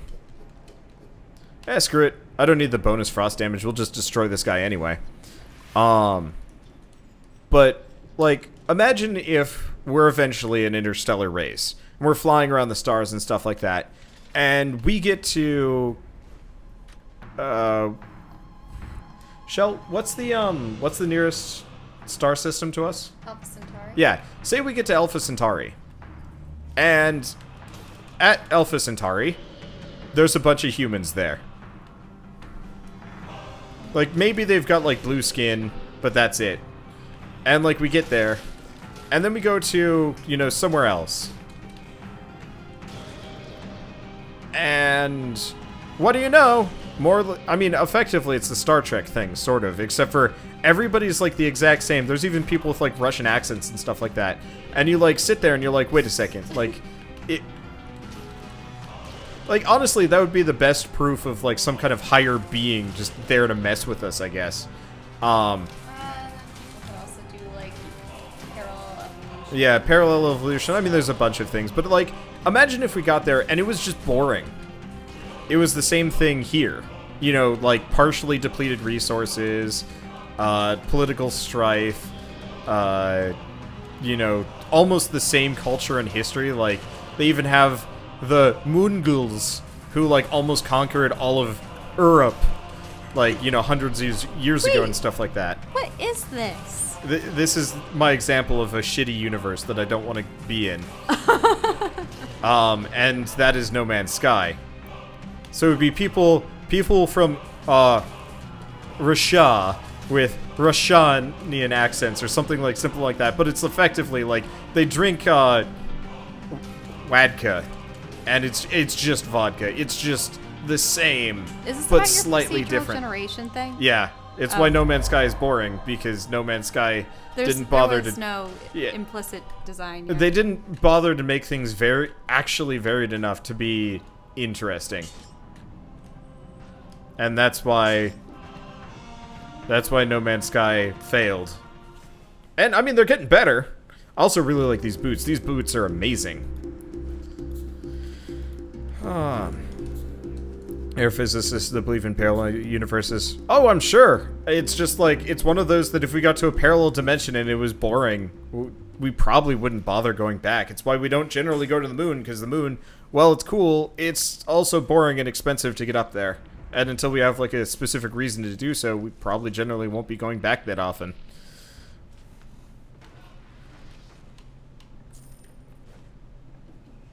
Okay, so we already got that.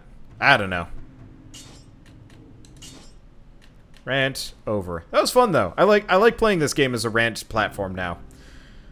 And it's fun to... I really like the ability to, like, mess around with my stats. So, things for the future. I can have unlimited ammo, so we might do an archery run soon. I can also increase, potentially, the amount of jumps I get. We could potentially do a floor is lava type run, which could be interesting, but almost impossible just because it would hurt my fingers real bad.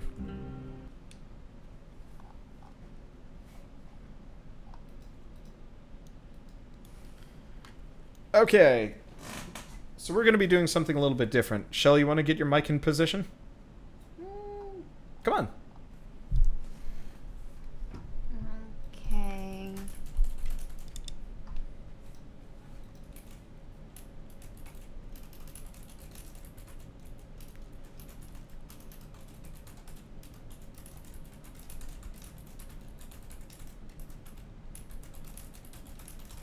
Okay.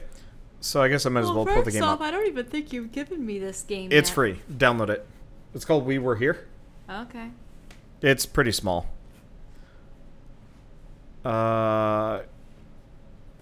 Give yourself unlimited ammo and instant so you can shoot like a machine gun. I'm gonna try that with the fast bow, actually. That was my... that's my plan, anyway. Okay, so settings... Also, it's really chilly in here. Yeah, I can turn it up.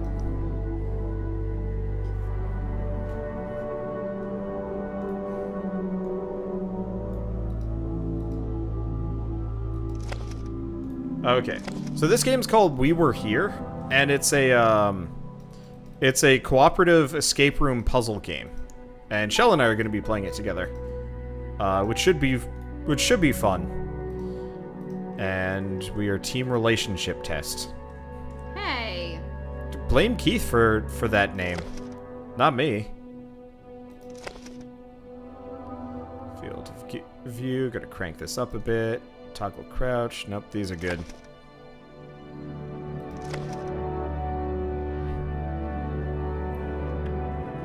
Okay. Wait, are they in some Arctic mission? Yeah, I'm not entirely sure what the plot of this is. Abandoned castle. Yeah, I'm actually kind of looking forward to it. Only possession is a walkie-talkie with a familiar voice on the other end. Can both of you find your way out in time? Apparently, it only takes about an hour. Yeah, the interiors look nice. Like the game itself. Oh yeah, the game actually does not look like crap, which is good. The cutscenes were done in like a Photoshop or... Bossy King Wander. Yes! I am bossy. Shell can be bossy. We're both bossy. That's why we're team relationship test. Hey! I'm just going to embrace it.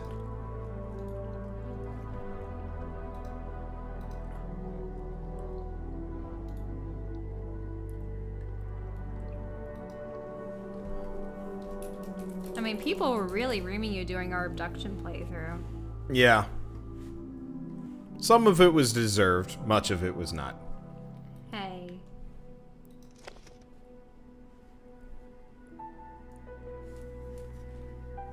Okay. So it's about done downloading? Perfect. Okay, so we're gonna do... Play with friend... Oh, I see. Create room. Room name is gonna be, Yay! Use the password. Password's gonna be no. English. Good. Okay, do you want me to... Oh, we can be the librarian or the explorer. Can I be the librarian? Yeah, you can be the librarian. Okay, I'm gonna go switch shirts so I'm not sweating and then turn I love up libraries. the heat a bit. So once you're We've been done, to the one over here. once you're downloading, open the game. Actually, you should probably open up TeamSpeak so you can hear me. Wait.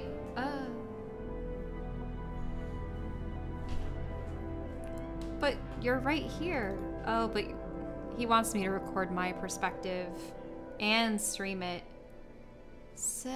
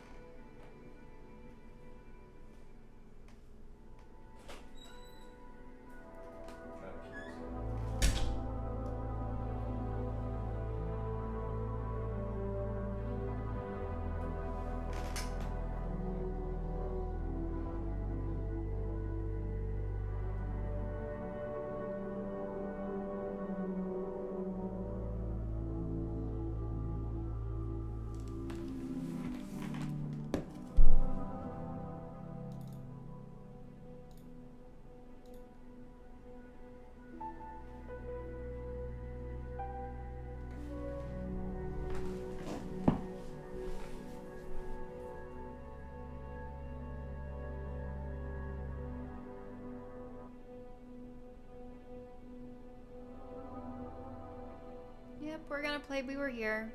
Just have to wait for Wanderer to be. Then I'll have to as well. Way too long. Waiting most of the night for him to get off of, what was it, Dead Cells? Okay, do you want me to set you up with my phone so you can see my chat? I mean, I can set up with my phone, but also, like, yeah, just... Get on TeamSpeak. Yep. Can you set me up over there? Okay, well, I gotta get on TeamSpeak quick, so we can go from there. Let's see. Keith and Bird was here. They might find it in the game. I don't know if there's that kind of thing though. If we play Talos Principle, that would actually show up. We should probably play Talos Principle at some point. Okay, what would I do if someone random joined the game? I'd boot them.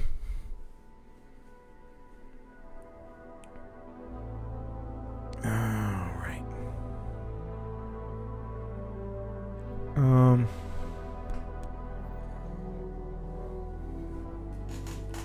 retrospect, this won't work. Well, does it have its own in-game system or what?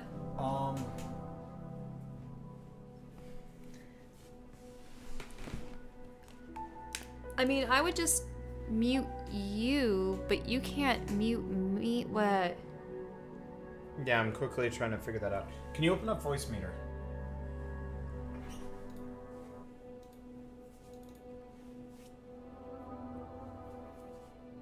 I mean, if you're recording both of our audios anyway, why would I need to record? I'd only have to record my in-game audio. The only reason why you do this is if you were streaming too. Do I really need to stream though? Nah, people can watch from my perspective. If they want to see yours, they'll have to watch the video. We'll just go with that. Okay. So you can sorry close. About that. You can close TeamSpeak. Yeah, it would be nice if you guys could see both perspective on this, but no dice. I will describe my surroundings in vivid detail. Well, you'll have to, because I won't be able to. Do I have to have voice meter open? No. As long as you make sure that it's recording the game audio on OBS's side. Oh, right. I have to bring up OBS. I've only really become accustomed to using OBS when I'm painting. Yep. Okay. Yeah. Lance, you'd asked how far are people in the D&D campaign? Far and not far. So part of it is I'm making up a lot of it as I go along. Oh, can I put it in windowed mode so that... You can see chat? No. Not about seeing chat. Oh, so you can see OBS? Yeah, you can do that within the settings. This game uses okay, settings. Yeah, I'm gonna put it to windowed mode so I can easily bop in and out to make sure OBS is working.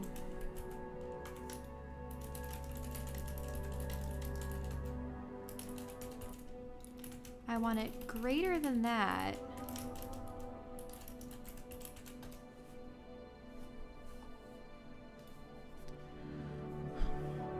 Okay. That looks pretty good, right? Or should I... Well, why are you having it in a window? Just so you can see it's working, or...? Well, so that I can make sure that OBS is working and everything. Here, can I see? Yep. So you don't want it in a square. Oh, no. Yeah, square is bad. That'd be old-timey. This is better. Old-timey. So trick would be... yeah, because I just want to capture the window. Let's see. So you want to go to Game Capture, Properties. We were here. Click on it. There you go. Okay, now it's capturing. It looks like it's getting the game audio whether or not you clicked in or not. So if we do start recording, and I'm going to put it back up to full res and full screen. Is that okay? Okay, you're just going to have to sync everything. Yeah. Well, what we'll do is we'll stop the recording, sync it up, and then just start. And it should work. I mean, it looks like it's working. And I just click the tabs? Okay. Yeah, so long as I can click between the tabs, that'll be fine. And you've got plenty of hard drive space. So yeah, we'll do the 3, 2, 1, click that, and then you click on the game and we're good to go. Well, can I get out? I should get out of settings. It doesn't really matter what you're looking at. Okay. Actually, I can't. Click on start game. Well, I have to do the tabby to start recording. Well, let's get you into the multiplayer lobby first.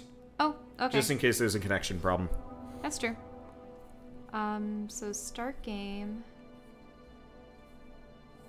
So how are you guys doing tonight? Oh, I never got my phone for the chat. Here. Oh, mine's almost out.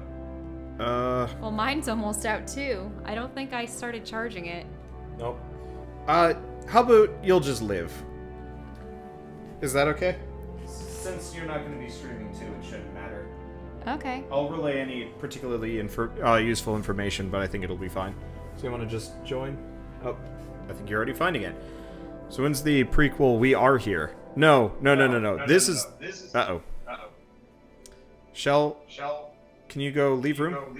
Why? Oh, did you become the... I can hear you. Oh. So please leave room.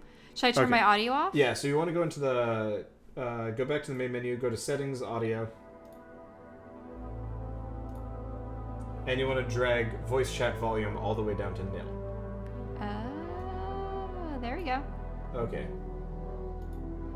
And then see if you can rejoin and have that work. Yeah, unfortunately this game does the, what was the game that, wasn't it Origami? Borderlands or something? No. It was... Okay. Oh, yay. Okay, and... Nah, son of a bitch. Alright. What happened? I can still hear you. Okay.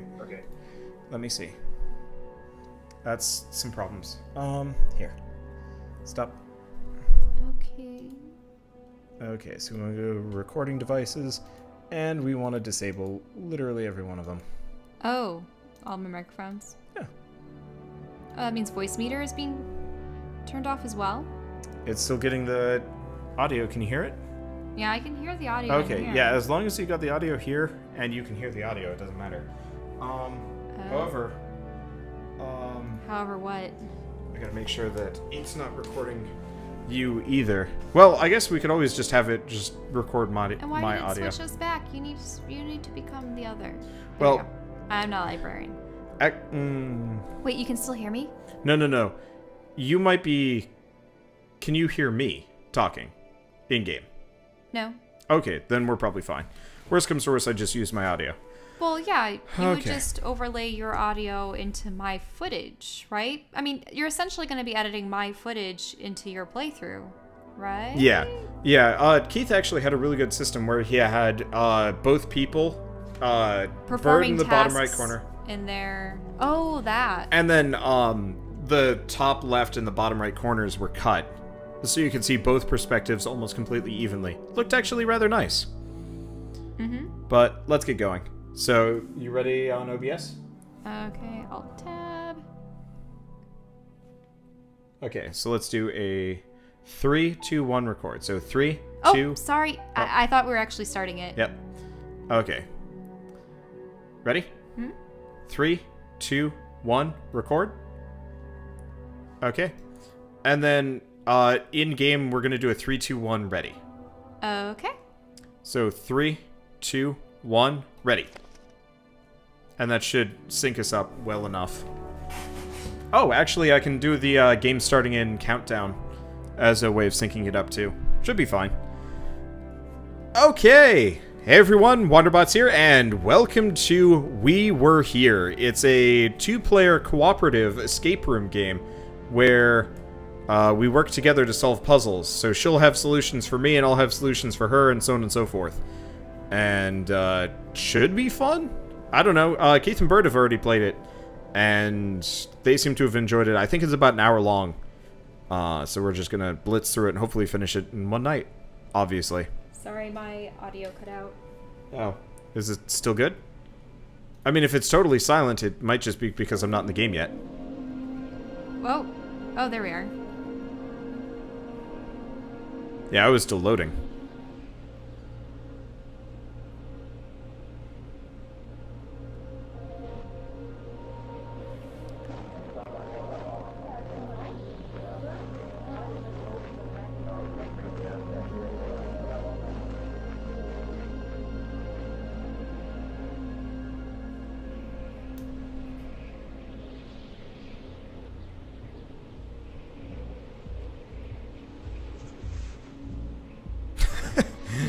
That's the doofiest looking flare gun ever.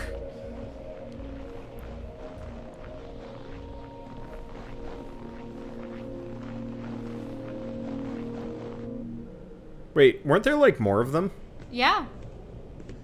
Where'd the other guys go? They just disappeared. Well. Okay, which do you think is me? The one on the right or the one on the left?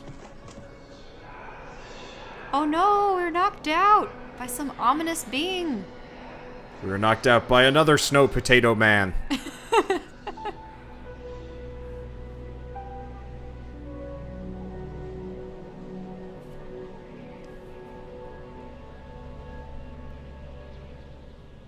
Is there any audio for this intro? Just a little bit of music and like whispery noises.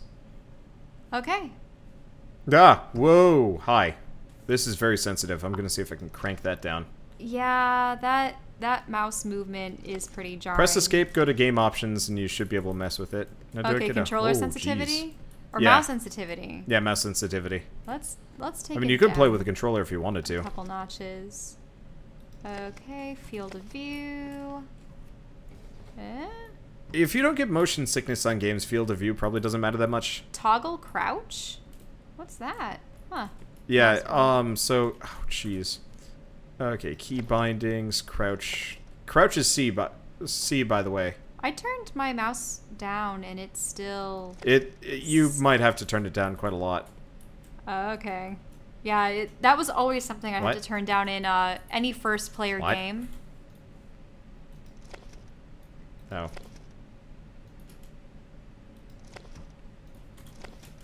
Okay. There we go.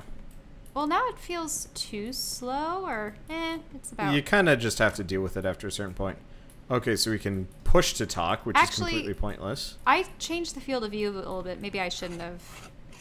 Doesn't it seem like there's a little bit of a fisheye effect? Yeah. The more the field of view is, the more fisheye it looks. I know some people that play with like insane. I set mine to 80. 80? Generally I like 90, but in this game it makes it feel a little bit too fisheyed. Okay. Okay. So I see before me what looks to be a king. Okay. And there's a moon through the window. I'm gonna align that. I've got a bunch of symbols on a wall. I have a bunch of symbols on the wall too. But I've also got... Ooh, between the eyes. There's a book with between the eyes scrawled on it in none other than blood. See, I have something that says the answer lies. So between the eyes, the answer lies? Oh. Or the answer... No, the answer lies between the eyes. Yep, either way. I have a book I can inspect. Okay, inspect the book. Oh. It looks like it has symbols on the front. I don't think I can open it, but I will just jot these down just in case. Oh, yeah, I will call the first one the female cat face, because it really does look like the female symbol with a cat head on top. I have...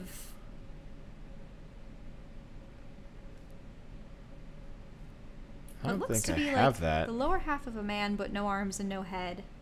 I got like a butt that's peeing. What? I mean, it's probably more like a man catcher or something like that. Yeah, so the answer lies between the eyes are these symbols on the wall. Yes, I saw that too. What does your room look like? So I'm in this like kind of dungeony thing. It is so hard not like just turning and looking at your screen. That's gonna be hard. Now this book, it just does not. Oh, I don't have there's writing on the back of it. Book at all. Before one starts in the west. Okay. So before you might as well leave your pen clicked in the whole time, because click is gonna get starts in the west. Take one step towards the eastern wall. Okay. Take one step towards eastern. Can jump. It's actually a really pretty game. Wall. Okay. Start off by taking 2 steps north. 2 steps north.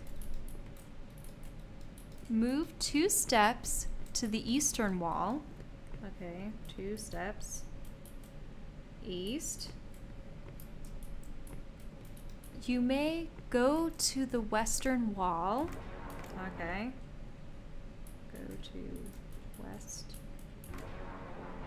What? Go to the west wall after going all the way east? After heading north twice. Okay, so just write all the directions down. Yep. You may then leave. Huh. Okay, yeah, so I've got a bunch of symbols. And my assumption is each step... Okay, seriously, stop clicking that pen. Here, trade ya. Oh. Because that pen's going to be really, really loud. Sorry. There we go. It's just habitual. Yep, okay. I know it is, which is why I'm trading pens with you, because this way you can't click that pen.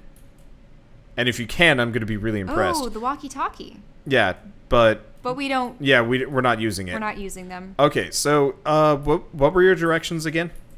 You don't need to give me the long form, just short. Well, I also have another book. Ah, okay. And this is a green book. The previous book was sort of a reddish brown. Okay. I can't look all the way down. That really bothers me. Okay, so green book. it says on the back, starting at the far west. See if you can, like, shorthand it or something. Yeah, take 2 steps northbound. So 2 north. Okay. Takes 2, yeah, that's it. And then head east twice. Okay. Then, after moving north 2 tiles. Is it just hard to read? Because, like... It's very hard to read. Okay. I mean, it's a mixture of the lighting and the fact that I have to read the book sideways. Oh, jeez. Okay, that's awful. I don't think that there's some kind of toggle method. I'm trying to drag it one way and the other, but it doesn't work. Okay. Okay. Oh, so after moving north 2 tiles, north 2,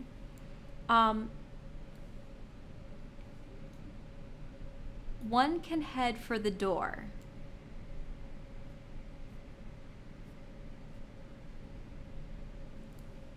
After taking 1 step towards the western wall.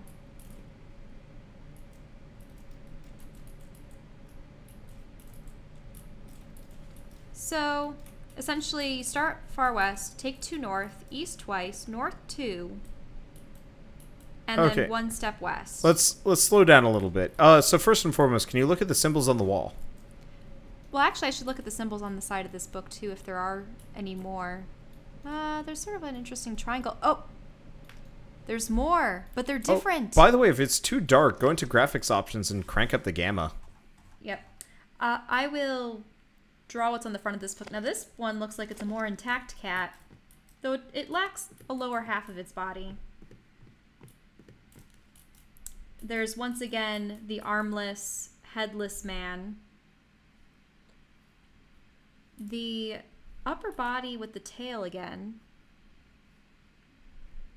The upper body of the man that ends at the hips. And then what looks to be a house face. Which is pretty funny. None of this means anything to me. Well, it might mean something later. Yeah. So no, it's true. I'm jotting it down. Okay. Yeah, and I just have this really cool picture of a king and he's holding a book in the stained glass windows. That's pretty interesting. Awesome. There's also blue rugs. But yeah, wow, there's just so many books around here. Are these all clues for you? Yeah, so as the librarian, you're probably you're telling me all the clues that I need to solve the puzzles. You might be in that room for a while. Let's go with the original directions unless you find something more pressing. I mean, all of these books have instructions on the back and they have symbols on the Sweet front. Jesus, how many of these books are there? Okay. So I already looked at the ones on either side of the between the eyes bloody scrawl. Okay, can you go to the symbols on the wall? Were there symbols on the wall? Oh, I mean, I do have runic symbols. It looks like there's the eye in the middle of the pyramid, and there are a number of eyes on either side, and they're either blue, red, or green. And there are symbols Okay, because I've got 2 green eyes. Okay. And 9 symbols randomly kind of placed between them on the brickwork on the wall. Really? Yes. Huh. And I assume it might have something to do with your directions. I think I'm supposed to press them in a certain order. Interesting. Yeah, because the top 2 are blue. Oh, that's interesting. So there are... Oh. Huh? Well, I solved it. What? What do you mean? Did By you use doing... I just was randomly pressing things because it's kind of impatient because I have no idea what you're looking at. So I'm just like, I'm just going to try things until she figures out what she's working with. Well, the thing is, like, there's... Okay, so I pressed here. I'm just going to tell you what I pressed and let's see if that corresponds with The symbols something. on the books do not correspond with the symbols associated with the eyes. Okay, And so there's 2 more books I need to take directions so for. I think the books are later. The books are not that useful for me. So I pressed a button that looks like 2 flags pointed at each other, like I guess an hourglass with on its side with lines coming down. I have those, but they're associated with a green eye and a red eye. Yeah, so the green eye I've been telling you about. Okay. But I've already solved it. And the other symbol was a lightning bolt. Can you figure out what that might mean so we can figure this out so I didn't just cheat? The lightning bolt, does it have an extra zig on the ends, or is it just a Z? It's got an extra zig on the ends. Okay, because I have it that those are the 1, 2, 3, 4, 5, 6. On the right side, it's the 7th green eye down, and then 1, 2, and then the wait. I'm so confused. And then it's the 9th down on the left side. Those are the 2 that are associated with the lightning bolts. Now, if you also pressed a green eye. No, I've not pressed any kind of green eye. I've just got a wall that has 2 columns with green eyes on them. Okay. Yeah, because so here... the lightning bolt with the extra zigs, you said that was 9 or 7? Well, there were actually one on one side was 7, the other one on the 7 was 9 from the top. Okay. And but if you know those like that M shape that has the like flag appearance? Yeah. So on the left side, it's the 1, 2, 3. It's the 7 symbol down on the left side, and it's the 9 symbol on the right side, but it's a red eye. However, the 3 of them were for green before. So are you saying that you pressed 1 green and 1... Well, the 2 green eyes with the lightning bolt and the flags? I pressed nothing with green eyes. There were 2 green eyes, and there was flag and the extra zig lightning bolt. Oh, because that's interesting. In this chart, those are the only 2 green eyes that are side by side because they're in the 7th row. Okay. Did you press the flag first before the lightning bolt? Yes. Because that's the answer. Okay, cool. So I stumbled across it. Let's try and use that as a basis for the rest of this because it might show back up. I mean, how many more eyes do you have? I don't. That was the only eyes in the room. Okay. I have a new room. Because that's the between the eyes. Do you think I need to draw this in, like, thoroughly, just in case we need it? I'm trying to put it down. You're probably never gonna move. Well, because I'm the library. Yeah, so my bet is you have to find the book that I'm referencing. Okay. And go from there. Okay, so I'm in a new room. Suddenly there's music. Which is nice, because I desperately needed some music here. Okay. I'm in a new room. Okay, so I'm in a new room with a bird with a skull on it. I don't know if that's relevant. A bird with a skull? Yeah, it looks like a stork, but instead of stork head, it's a grinning skull. Okay, well, so I should abandon the eyes until Probably, yeah. And I've got a bunch more really fancy-looking symbols now. Huh. Whoa. I have, oops. Okay. I have a reel of film, and it's called The World's Greatest Chess Moves. I don't think that's relevant right now. Okay, so let me another green book on the table. let me explain what I got, and you see if you can find something relevant to it, as opposed to you giving me every option and me trying to guess the hell you're talking about. Oh, there are just so many books I know. around here. Okay, so I've got 2, 5, 9, 15. I got 15 symbols on a wall here, and underneath the stork with the skull, there's a slot for three of those 15 symbols. The symbols are much more in-depth than the last ones. Oh, yes. I've come into a large antechamber. Oh, I can light up the torches. Cool. And there's pictures of various bizarre critters. I have skulled monkey dogs and crane heads and human skulls. Yeah, so you want a human skull on a crane body. Okay. Are there symbols near it, or is there any Yes, kind of there are clue? symbols beneath each. There are 3 symbols. Okay. And those are actually the same symbols that were depicted on the front covers of each of the books. Awesome. So, you want to give me the one underneath Skull Crane? Okay, so it's the human skull with just a crane body. Yes. Okay, the 3 symbols that I see below it are what looks to be... It looks like a man that's holding a pot on his head, but the pot is his head. Yeah, so it's like a goblet that has arms. Okay. Yes. So that's the first symbol of it. Okay. The second symbol is, it looks like a man's head with a cross through it. So it's like, it's bisected. And one arm is longer than the other, and the lower half of the body is just a curly Q that's wrapping in on itself. Got it. Okay. Then, the last symbol is a turtle with, like, 2 tails. Yep. Turtle with 2 tails, or is it a turtle with like a T-tail? It's a T-tail, but Okay. I'm just saying that it's, like, split Yeah. at the sides. Got it. Okay. Next one. All right. Okay. Orange. Orange isn't a color, or orange? Okay, so this is a bit weird. So I've got I think it's orange.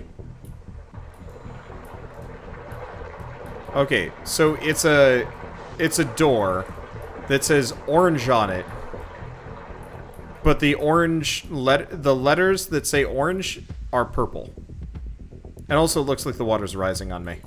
The water is rising? Yeah, well, don't rush too much, but see if you can find it. I don't know if I can drown. I just see like a random...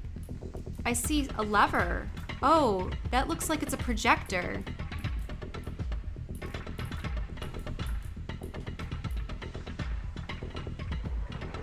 Okay. So what's like, you just have a door? Yeah, it's a locked door, and it has a plate above it that says orange. Oh, there's a door that's open that wasn't before. There are these knights. I think you're gonna have to interact with something, because I can't. Oh, okay. I have 3 levers. This is gonna put your water down. Okay. So it's orange, but there's purple. So I have a red valve, a blue valve, and a yellow valve. So are you saying that I should do the... Let's try blue- red and yellow first. Huh? Red and yellow first. To make orange? Yeah. Did you pull them both? I only pulled the red, and it doesn't seem to be allowing me to do the other 2. Okay. Oh, then do the reverse. Try and pull the blue lever. Okay, I'm pulling blue. And, oh, so those valves are open. Right now the yellow valve is open, the red valve is closed, and the blue valve is closed. Okay. So should I have... I don't know, water's still going up. I'll tell you when something changes. Just keep messing with it. Okay, so now the purple and the red are open and the yellow is closed. What's that doing?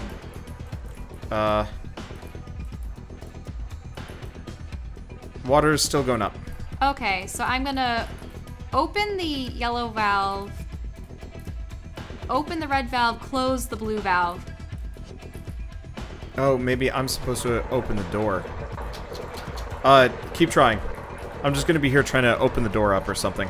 Okay, closing the red valve.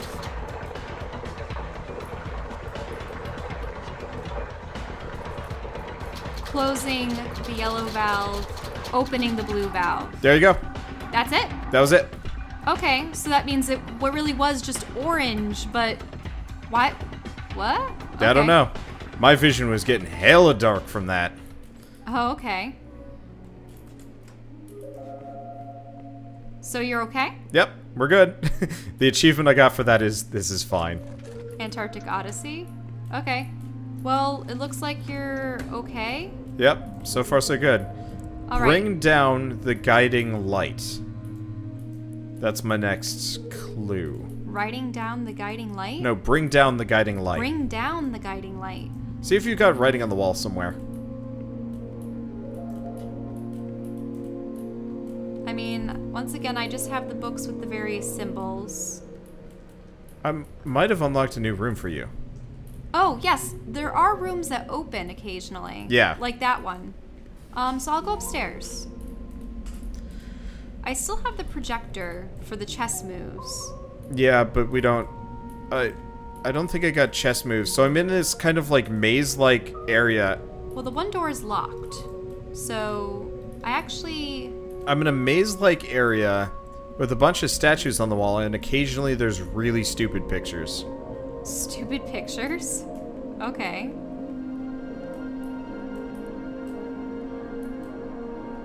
There also might be something crawling around in here. That's weird. Yeah, they're weird pictures of dogs, actually. Dogs? So, Okay. like, I'm looking at a pit bull with its tongue, and it's, like, dripping. And, okay, extinguish the guiding light. So we have to figure out which dog is the guiding light here, and we have to extinguish the torches next to it. Okay. So see if you can find some dogs. I'll keep looking for anything more useful. I just have like a map. Huh. A bunch of stairways, northwest. Well, northwest? Because I've got a compass rose. Yes, I have a compass rose. On the floor. Oh, okay. Okay. But all I see are various rooms with a number of barrels and boxes and circles in them. Like, just barrels, boxes, and long boxes, and a bunch of stairways. Oh, there's a bunch of stairways. Okay. Unfortunately, there's nothing on this map to indicate where the guiding light is. There seem to be a couple of stairways at the ends of certain paths that lead you completely away. One of them is a double staircase. Okay, so that maybe is more useful. Let me see if I can go back to the compass rose. So maybe the dogs are a distraction here. I'm gonna go back to the start. You're gonna guide me out of here. Okay. Well, first off, what kind of room are you standing in, and what kind of, like, how many barrels and boxes and things? I am actually not in a room with anything. I'm on the compass rose. Is the compass rose on the map, or is it, like, separate? It's in the corner of the map. It's not actually present in the diagram. Okay, let me see if I can find a room with boxes and barrels. Actually, I haven't seen a whole lot of boxes and barrels, period. This might not be, The right map? I'm gonna put the projector. Okay, I've just got a billion staircases here that lead a variety of different... Well, that does sound a lot like the map. I'm gonna put this Okay, in the projector. I'm in a room with 3 boxes. Okay, 1 minute. Oh, Disc, where did you go? And apparently there are monsters in the maze. There are monsters? According to Bird. Okay, so you have 3, right? Yeah, 3 boxes in one corner. And well, there's only one room with 3 boxes. I had a blue lever in here. Oh, a blue lever? Yeah. Huh. Well, I have 3 boxes and a large rectangle. Might be a table? Is the rectangle, like, rotated slightly? It's sort of against the wall, but it's sort of out of place a little bit. So, do you have a table in that room? I'm standing on it. Okay. So, if you want to leave, I suppose, do you want to go to the double staircase? There's only 3 paths. I have no idea, Shell. Okay. Just lead me, and we'll see if it works. Go around to the right path. Okay. Around the corner and up the stairs. Okay. And then straight, and then right down the stairs. Oh, interesting. I've got a blue gate that's now shut because I flipped that lever. Oh, okay. So if I go back and unflip that lever... Maybe it will open it up? Yeah, it'll open it back up, which is weird. Now, I wonder if this has anything to texture's do with freaked the out. books that talk about the steps. The 2 steps? Probably No, not. no, I don't think... Well, I don't think so, because this doesn't have, I guess it does have, like, cardinal directions and stuff. Yeah, because you can only ever go up, down, and over. But yeah, that seems more like it would be based on a grid situation. Yeah. Okay, so, and then you should see, like, a large empty room after you go back up and around and down those stairs, right? Vaguely? I mean, it's big-ish, yeah. Okay, so straight ahead, there would be stairs going immediately, like, down, but it goes, like, off the page. So I don't know if that will lead you out, or if you want to go to the double stairway. I almost get the feeling we're in a, you're operating on a different clue, because, like... Oh, okay. Yeah, because I'm in a big room, but there's nothing that goes down, just up and... more up. Oh, so there are 2 staircases going up, and then just one path off to the left, right? Yeah... Okay, so I'm in a room... Oh!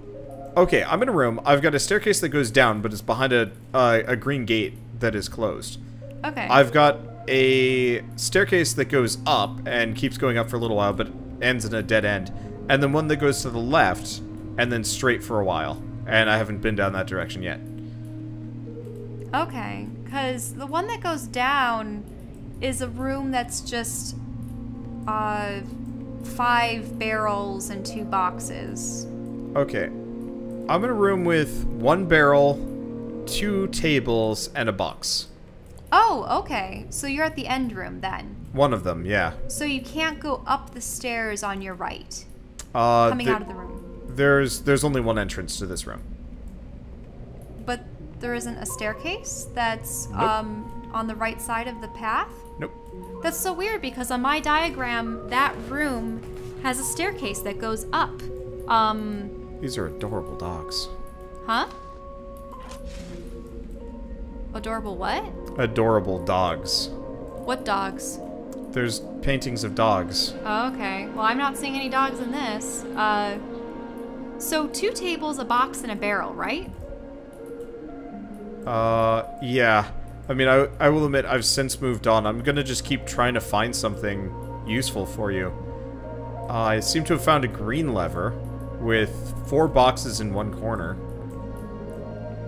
Wow, you went far. So you really didn't see staircases going up?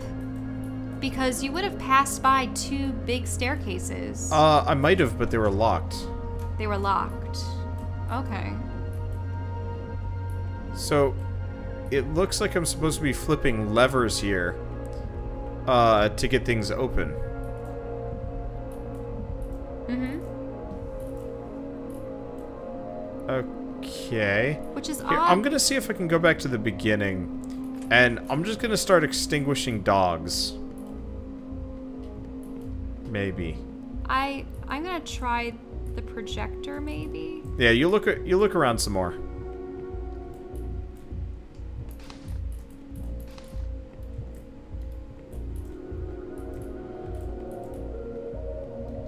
I can't seem to pull the lever, though. Yeah, my bet is the projector is not relevant right now. You said that was chess pieces and chess stuff, right? Yeah, it was chess. Yeah, this is very clearly not chess. Yeah, so my I've door got upstairs is still I've locked. got 3 different colored gates. Okay. Red, blue, and green. Red, blue, and green. And I'm in a labyrinth-like maze, and I'm supposed to pull levers associated with each gate. And if I pull the lever, 1 green gate will go down, 1 green gate will go up. And so I have to get the right combo to leave. I've run into 2 of every kind of gate by this point. And I just don't think it goes along with these books. Because I do have a green book, I have a blue book, I have sort of a ruddy red book, but then there's 2 of them. And then there's another green book. It says bring down the guiding light. I have no idea if that actually matters.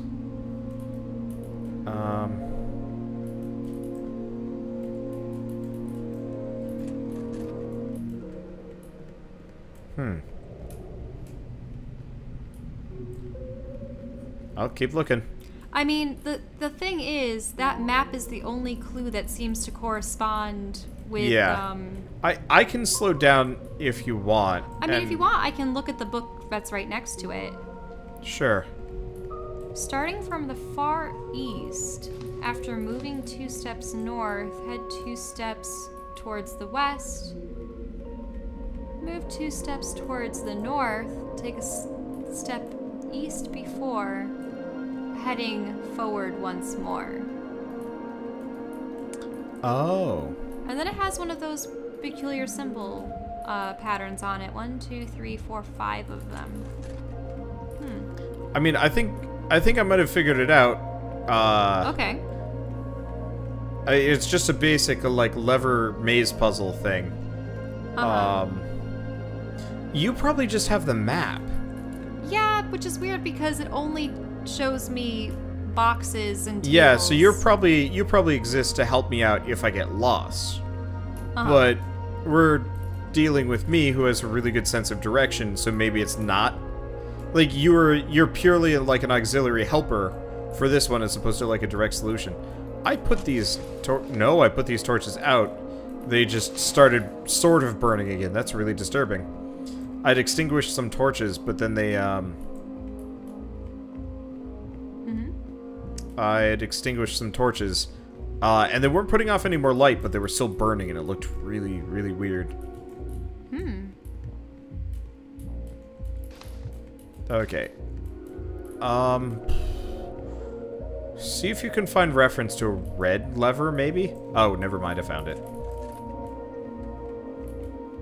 Which room did you find it in? The room with 1 box, 1 barrel. No. 2 boxes, 5 barrels. Oh, okay. I know the one that you're talking about then. Yeah, so you're the map maker for this. I see how this works. Okay. Well, do you remember what rooms had the blue and the green? At this point I'm well past them. Okay, so you're down.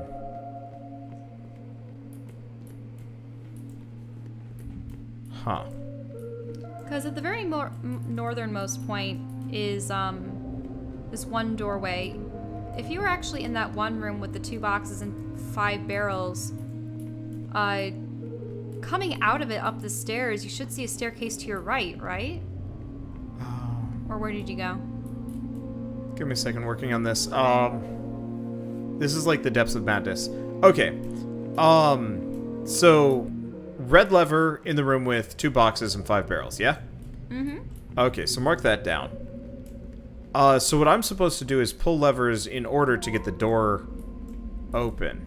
Oh, okay. And so I have to relay to you where the levers are. And so I've been pulling them semi-randomly, but I think I'm onto it, sort of. Just not very well. Okay, so the green lever. Okay. No, blue lever. Blue lever. All right. Is in the room with 3 boxes and 1 table. Okay, so that was one of the early ones. Yeah, I'm heading back to the beginning. And now I'm at the start. Okay. So where was the green lever? Working on that part. I might have to go back and flip the blue lever. We'll see in a second. Okay, yeah, I gotta go flip the blue lever. 1 second. I like the ambiance in this game.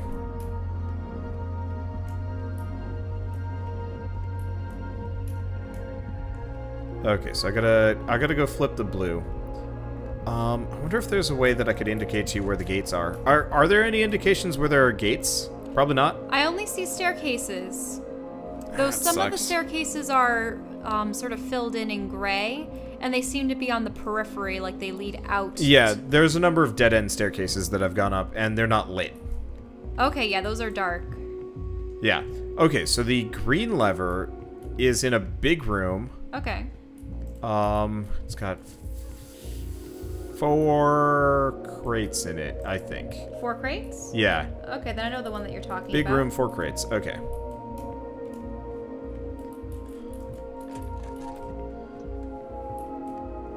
And where are the gates in relation to these? Generally on the other side of the room, and I'm done. Oh. Okay. Sorry. It was one of those where you were just there to act as my map, but since I remember. Yeah. Okay, I'm freezing now, so you might want to... Oh, chess. Okay. Chess. I'm in the chess room, and it's frozen solid. Alright,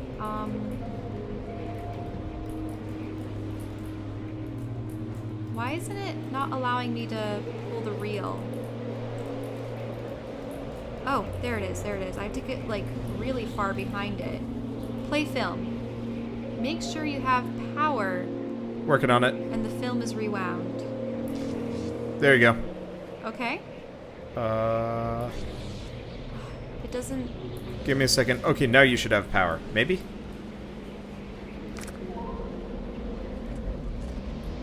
Maybe Rewind now? Film. Okay, rotate the lever. Yeah, just rotated the lever. You can press the escape button to exit. I think you got power now. I've got a generator that's running. Okay. Can I go back? Can I, like, unfreeze myself? No, it doesn't look like it. Okay. Well, we hit a checkpoint one way or another, which is good. Oh, jeez. Oh. Have any headway on that? Because I'm freezing to death here. The problem is, I can't... It just keeps prompting me to do stuff with the lever, but only at certain angles. Like, I find my character is stepping on the balcony, and I can't do anything about it. Oh, come on. I'm like stepping on the wall. It's terrible. Like, it's moving. What does this have to do with chess, though? The reel has the best chess moves. It's like talking about the best chess moves. Oh, there it is. Play film. For Christ's sake. 4, 3, 2, 1.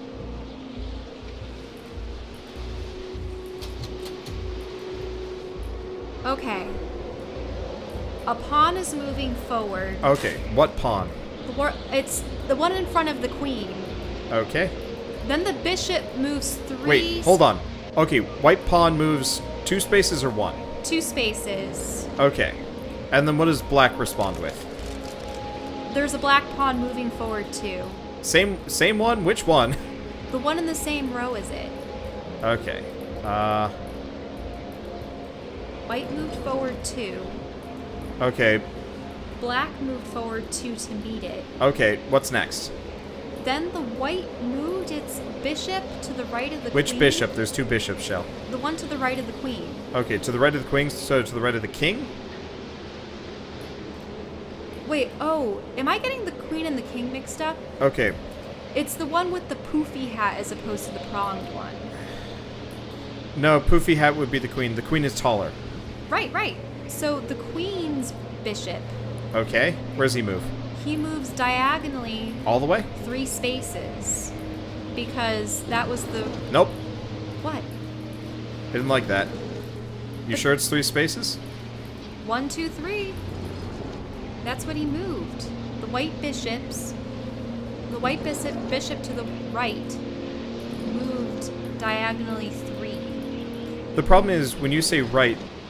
Yeah, it's got to be that one. Okay, let's try 4 now. No, it still doesn't like that one. Did you make sure that your white pawn had moved forward 2 rather than... Yes, it did. I also can't see anything anymore. Did you die? No, but my goggles are frosting over. Okay, so 2, 3. Yeah, see, when I do 3, the whole thing resets. Weird, because that's precisely what this does. Unless you're playing from the black side. Because that is, Okay, so part of it is the queen... When you say... the queen's side, you really have to give me, like... So they're facing inwards, so when you say right, left, it could mean anything to me, because I'm operating on a 3D plane. Well, so... If you're standing as though you're the white player... Okay. It's the right bishop that had moved. Yeah, see, that's the problem, because the queen's bishop is on the left. Oh, shucks. Yeah. Whatever. I told you the one on the right side. But right side means nothing when I'm facing from the center. Okay. So, you want to try again? Well, you know, pawn moves forward too. It's the one in front of the king. Okay. I suppose if the king is the one with the poofy hat. Okay, that works. Okay, then the bishop moves diagonally Okay. left from the right side, also next to the king. What does that mean? It was... No, okay. So the bishop next to the king... Yeah, moved 3. moves Got that. diagonally 3. I got that. Okay. And then... the queen... Okay, comes- the black queen. Wait, are you moving both of the Yes, I have to pieces? move both. Oh. Well, That's why I asked you where the black pawn goes. So where's the black queen go? Well, the black queen didn't move. I'm gonna have to play the reel all over again. Okay. Because unfortunately it was going too fast for me to write it all down as it was going on. Okay. Sounds like they're fighting. This is how we interact. No. It was because I didn't know which symbol was the queen versus the king. Usually when you This would be harder if you don't know how to play chess comparatively. Anyway. Hey, I love playing No, chess. no, not time for arguing. What next? Okay, well, I have to... I'm on a time limit. Yes. Make sure you have power and that the film is around. Yes, I do. I know. And we lose. Okay, retry from checkpoint. Let's try that again. The problem was I have to stand on the wall in order to access the controls. That's weird. I know. It's terrible. Okay. Oh, good. Do we have to start at the very beginning? No. We're back. Okay, I'm gonna give you power. Get ready with that reel. Okay. Yeah, the problem with it was, it literally wasn't... I have to stand on the wall in order to access it. It is terrible.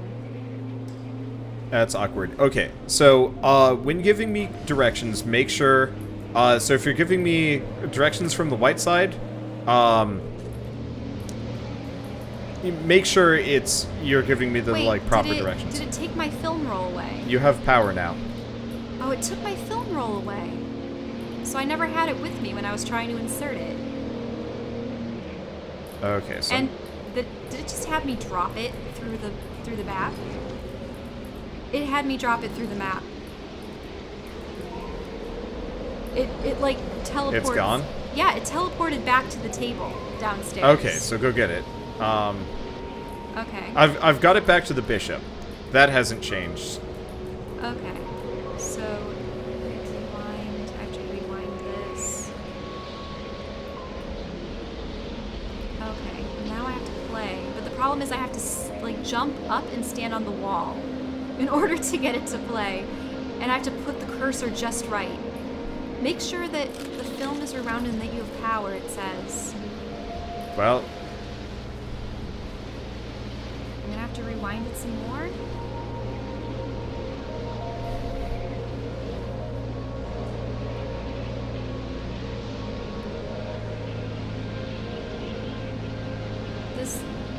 I'm literally standing on the wall to play it, but it says that I do not have power. You have power.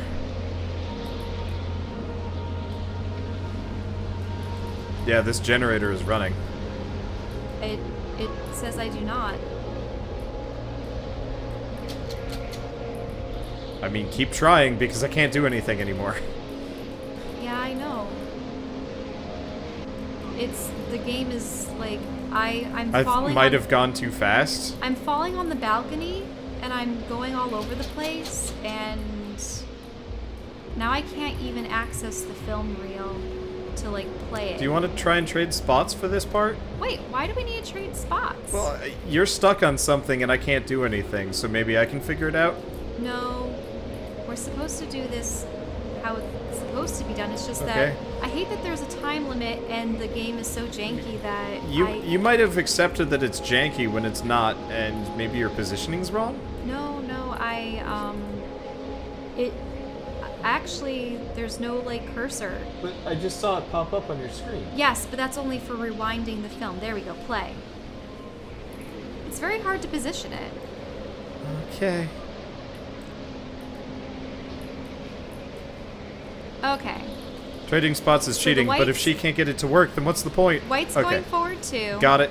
Black went forward 2. Got it. The bishop slid over 3. Yes. Just the same as before. He's moving his pawn. You move your queen over Who? to the Who right. is he and you? You are real. You But move I'm playing both. You're You have to say black and white, and you have to say which, because there's 2 bishops and okay. there's Well, a I billion think I memorized pawns. it anyway. Okay. So you move your white piece forward 2, which is your pawn. Okay, white pawn, 2. Gotcha. Okay. Then black pawn, forward 2.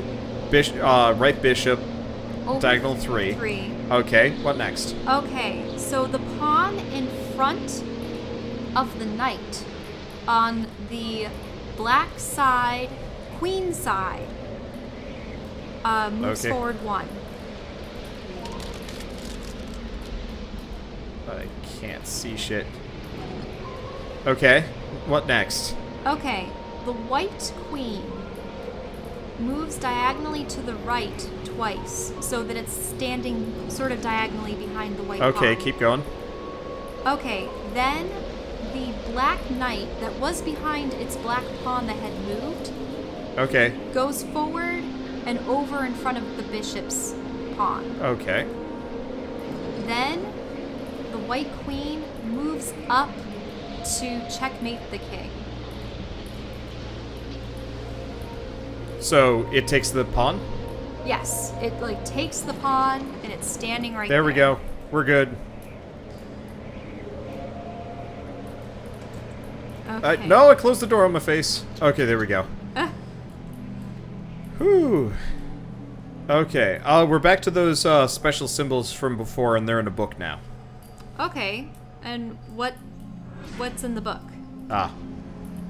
Okay, so we've got a hourglass symbol on top of a K, a penis, a baby rattle with arms. Okay, whoa, wait a minute. This might be telling me which book I use. Are there 5 symbols? Yeah, next there to are each 5 other? symbols. Okay, this might tell me which book I need to use. So what's the first symbol? The hourglass on top of the K. An hourglass on top of a K? Yeah, the K is sideways. And so is the hourglass. Technically, if you turn your head... Does it look like a cat with arms? Yeah, or a fox or something, yes. Yes, okay. That's what I'm looking for. Because I know that one of the books Okay. definitely has that. Okay, and then it should be followed by a penis. With a T on top, right? I mean, it's got like a little bit of a line coming out, and the foreskin is doing some weird stuff. For goodness sake. Look, I'm calling it how I see it, and that's a wangle. Is the third one the person with the tail? Yeah. Okay. Yeah, it looks like a baby rattle with, Is the fourth a guy raising his hands in the air but he has no legs? well, he's got 3 legs. 3? Probably. Okay, so I might have to look at a different book then. Let me look at the Yeah, first- it's a guy raising his arms, but he's got 2 legs and one dangly-ass dangle. This symbol has very similar symbols, but they're different. So your guy has 3 legs. Yes. And is the last one a house with its mouth open? Yeah. And it has like little fronds on the side. Okay. Okay, so this is the blue book actually. Okay, so what do I do? Oh, these are the directions. These are the directions. Okay, So so- I'm going to read them off to you. Okay. Before one starts in the east, take 1 step westward. Oh. Okay. Oh. So Nope, take a that step- doesn't work. Okay, give me a second. So that means you have to take a step westward before Okay, you got start it. on the eastern We're good. side. We're good. I know where that is. Now what? Okay. Then start by taking 2 steps north. Gotcha. Nope. Oh, I see. I know where it is. Okay, we're good. What the fu- Oh. Oh, that's dirty. Well, that's before one starts in the east, you have to take a step west. So Nope, book's changed. Wait, the book changed? Okay, so... No, it's the same book. What the... Wait, it's the same set of symbols? Is it? Yeah, the symbols change. Okay, so every time I fail... Oh, okay. Okay. So now it's the cat, but it's got a body and arms, followed by the penis. But does the penis... We're gonna say, I can't believe I'm saying it. Does this one have the T on top? No. Same penis as before. Okay, then I'll have to find it. I mean, I could keep killing myself until we get something Well, that... because I see a cat, but it looks like it has a big fat belly. Yeah, then, maybe. And then there's like a thing, but a hill. Is there a creepy face on the right side? Well, I see a robot on the far right side. Maybe. It has like one antenna sticking out the top. Yeah, let's try that one. So it goes fat cat, penis, kind of curly-Q thing, man with 3 legs and like diamonds for a head and arms. No, this one does not have diamonds for a head and arms. I'm gonna have to look at a different book. Okay. Okay, this one doesn't have diamonds either. I'm gonna have to look at yet another book. Okay, this one has diamonds. Yeah, okay, this one looks like it would be the right one. And it's got like a 2-legged alien with an antenna and a big eye, and it's standing on like a boat, maybe? It looks like a lady robot because it has a dress. Yes. Okay, because it's not like the other robots that are rectangles. Okay, so let's try this one. Okay, so starting from the far east after moving 2 steps north. Okay, so starting from the far east. But you have to after moving 2 steps north. So it's like you have to move north 2 steps to get to the east side. Okay, I'm gonna try this. We might have to find a new book. Okay. We might have to find a new book. Yeah, gotta find a new book. Oh, okay.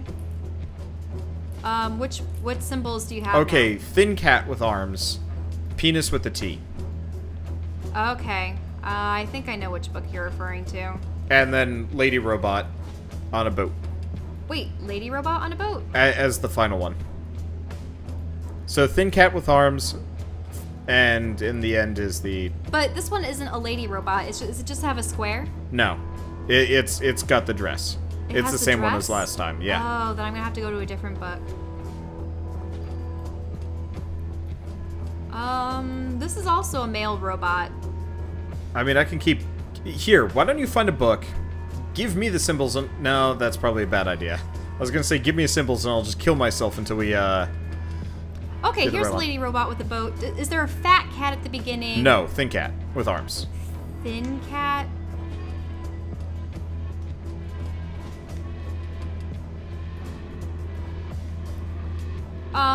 But does it have diamonds?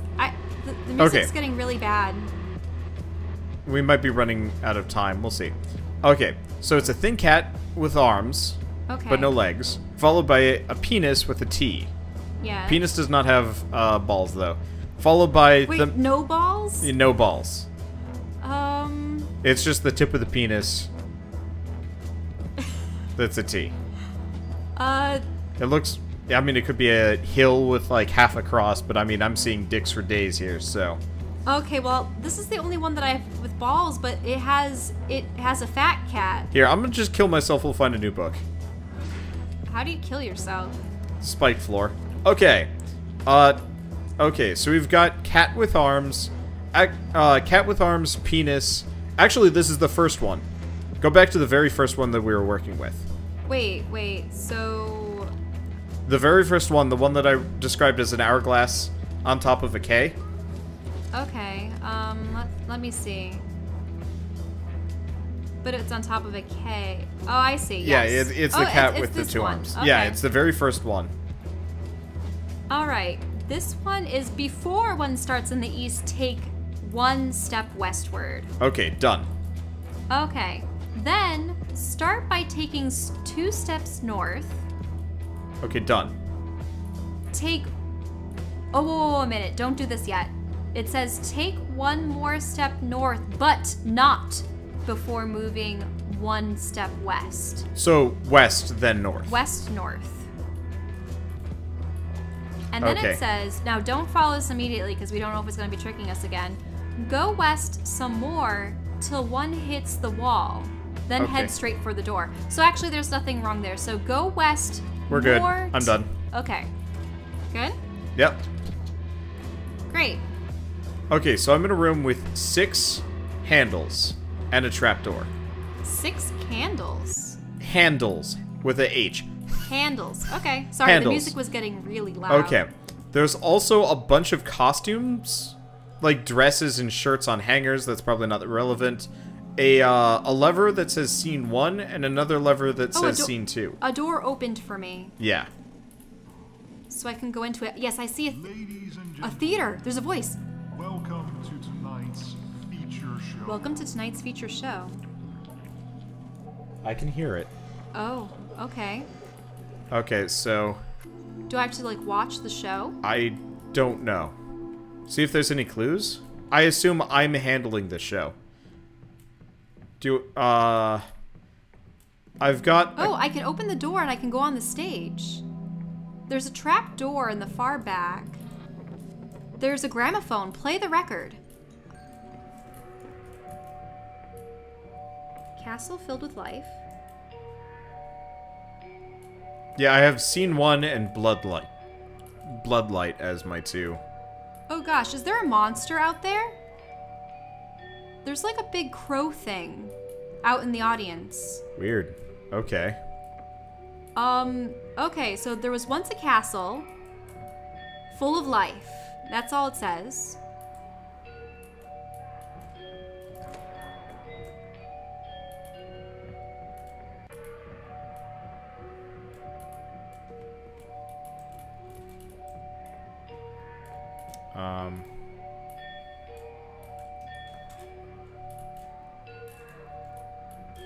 Are all the... No, the top ones aren't busted. Or are they? Well, And... I died because I approached the weird bird thing. Okay. Well, don't do that. Okay, sorry. I was just curious as to what it was. It was just still and sort of like dangling there. Well, you got yourself done murdered. Well, it wasn't approaching, so I was like really... Oh, no. What? What's wrong? Or do you have to go back to that room? Yeah. Okay, what's on your book? Hold on. Got a better idea. What? Just gonna kill myself until we get the same pattern as last time. But that's no good. Okay, well... I've got the fat cat followed by the penis, man with the diamond hands and head, and then lady robot on a boat. Okay, let me go back to that book. I think I know which one it is. Okay, so this is a thin cat. Nope. All right. I'm gonna have an Oreo. Oh. Okay, so I have fat cat, penis, curlicue, diamond, lady boat. Okay, this will have to be it then. Mm-hmm. It's gonna be a little bit difficult to read, but I'll do it. Okay. Don't follow this immediately, just in case. At the western corner, lies your start. Keep moving north, but watch your step. Before the last tile, you must head east. So it's like you start in the western corner, you go all the way north, but you can't step on that last tile. You have to go east. Okay. After, darn it, the light. After these 2 tiles, take 1 step towards the south. Shel, here's what you're gonna do. Press escape. Okay. Go to graphics options. Press escape again. Go to graphics options. Scroll all the way to the bottom and crank up that brightness. Okay. Listening to you try to read that like a grade schooler is mildly infuriating. Hey, And- I'm not reading it like a grade schooler. It's because it's Yeah, so no. dark and the... I understand that it's infuriating. It's just like... I'm reading it on its side, and it's pitch black. Like, not pitch black, but... Okay, turning up the brightness actually didn't help that much. Okay. After these 2 steps, take 1 step towards the south. Well, so all the way north, then back down 1. Wait, what's the back down one? South. So, starting from the far west corner, go north 4 and then back, right? No. Okay. You can't take the last square. You have to turn east. Yes. After these 2 Can you start from the steps. beginning? Because you said something about turning east, but... Oh, okay. So, it's in the western corner is your start. Keep moving north, but watch your step. Before the last tile, you must head east. Okay. After these 2 steps... the 2 steps just must be the instructions, not actually 2 steps. Take 1 step towards the south. Head for the eastern wall. And then you may proceed towards the door. Okay. Might die. Oh, did die. Yeah, the southern step screwed it over. Okay, which book do you have now? Let me just find one that's familiar. I wish we had like a flashlight function. That would be really nice. Maybe we do. Okay.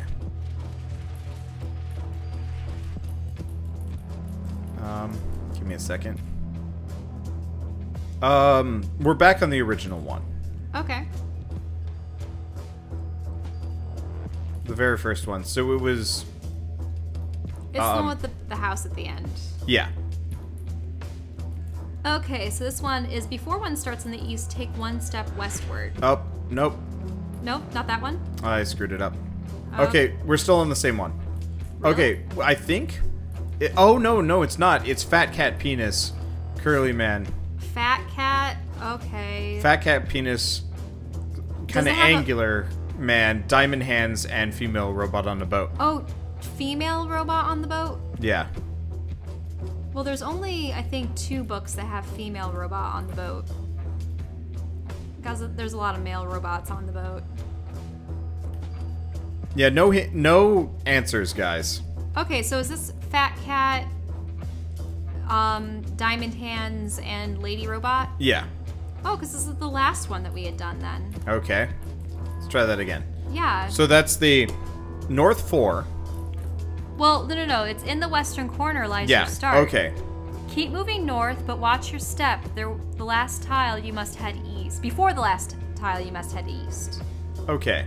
After Yeah. these 2 steps, take 1 step towards the south. See, that's the problem. The step towards the south killed me. Really? I think so.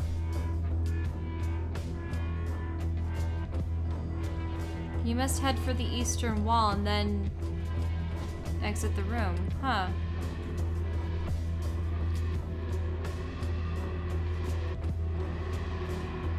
Does it say how much you head east?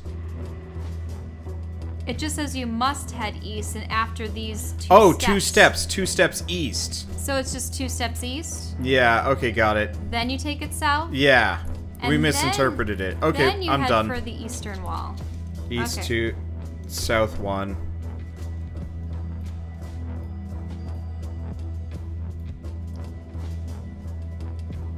And proceed towards the door. Okay, there we go. Should be able to memorize that one. Okay. So this time don't go for the bird, because we don't have a checkpoint. Don't kill yourself intentionally, please. Oh, did you already complete it? Yes. Oh, I didn't realize. I said we're done. We're good. I wonder if the reason why we have trouble communicating sometimes is because we're operating under completely different dictionaries. Tonight's feature show. Okay, the bird hasn't appeared yet. Okay. But I do see, like, different scenes on the stage, and there's a trap door. Okay, so... But there's just one gramophone. That's all that's in this theater. Yeah. Well... Okay, so there's the gramophone. Play record. There just once was a castle filled with life. I see. Did you put a red light on the stage? Yeah. Where's the castle? I don't know. Here, I'm gonna rotate a lever. What happens? Okay, I see an archway.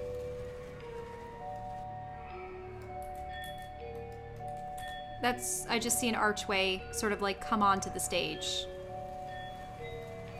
And there's a man with a red cloak. Okay, give me a second.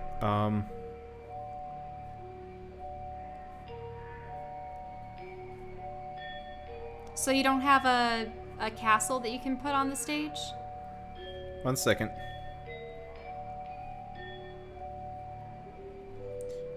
I'm writing all these down because if it says there was once a castle full of life, Yes. then You'll probably need like a crowd or like, oh, that lever pulled up a queen with a dress. okay. And if I do this, she goes back. Yes.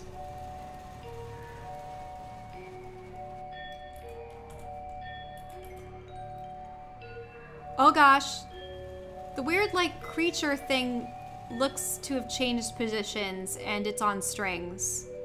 Okay. Okay, What's this do? you just pulled out the man in red with a sword and it's bloody. So it's the same character as before.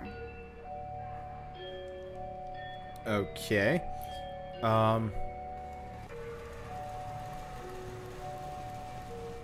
Is the creature moving?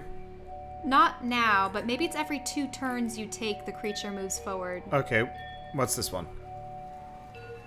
It's a jester and 2 townsfolk. So that's probably filled That's probably with the life. people.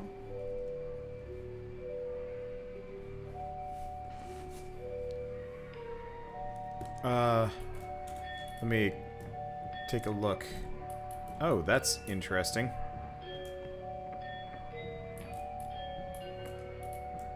Okay. And then I've got 1 busted lever, I think. Okay. So is it currently just...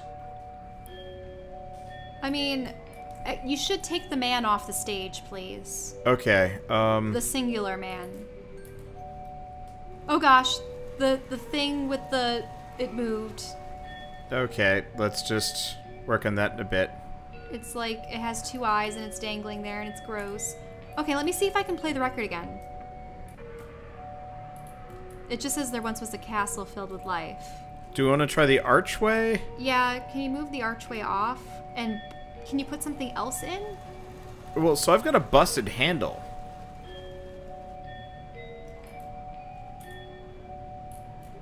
So there are only 4 levers? 5. 5? Well, how many did you use? I've got an archway, a man with a cloak, a queen, and a man with a sword.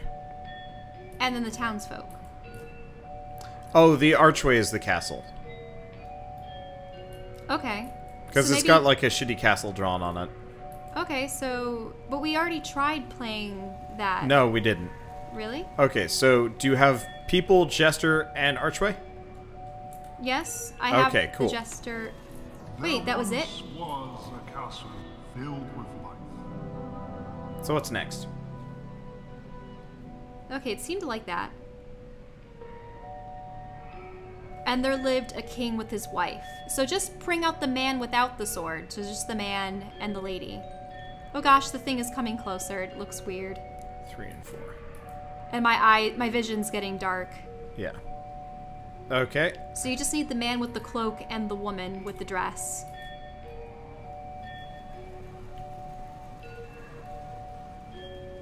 Okay. Do you have the... I need the woman with the dress. Yeah, working on it.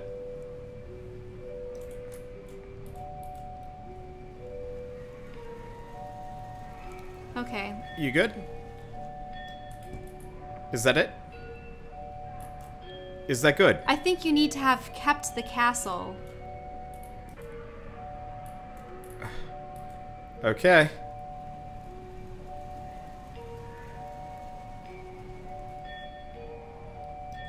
Okay, let's try that. And Maybe. there lived Yes. a king That's good. and his wife. That worked. And let me play the next part. All were happy and all was good. So maybe you're just supposed to bring the jester back. Crowd back out.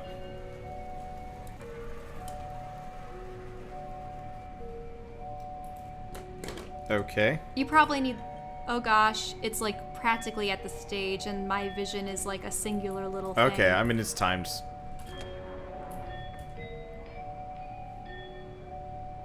Do you have the king and the queen and the castle? Like, I think you can just leave the castle up the entire time. Oh, did the castle go back? Yes, it did. Oh, so what do you have right now? I just have the townsfolk. Oh, so it resets every single time. Okay, Yeah. do you have the castle? Yes, but I also need the king and queen. Yeah, see, you didn't tell me that they reset. I was just operating under the assumption that they were just there. Okay. Okay, so... Do you have everybody? Yes, I have everyone, Okay. but I have to see if it's actually, like, working. All were happy. Yes, Yep. they liked it. Was good. Okay, so what's next? And did they reset off the stage? They're not resetting. They'll probably reset Okay. when I press this, but then the thing will probably get me. At this point, I have, like, a pin light. Okay, that's fine. I've got it all recorded, so this should go much faster. Until the king killed all he could.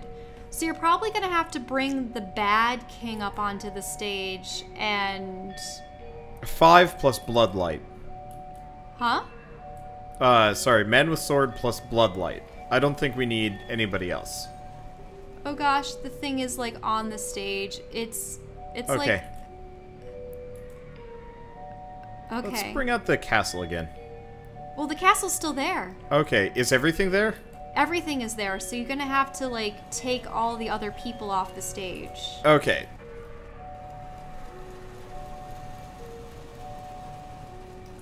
Except I'm seeing through a tiny little pinhole. Yeah, this is how I was doing chess.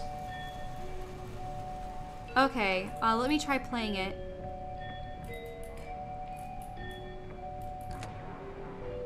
Nope, didn't like that. Maybe take the archway away?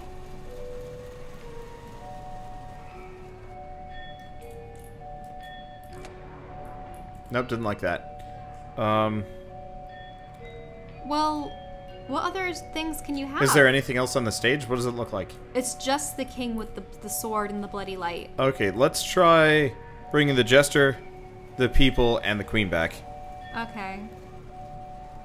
Maybe you just needed to change the king himself, but that means we'll also need the castle back, won't we? I have no idea. Because the castle has been required for every scene. We'll try that. Oh, there we go. It killed me. That's fine. Retry from checkpoint. Okay.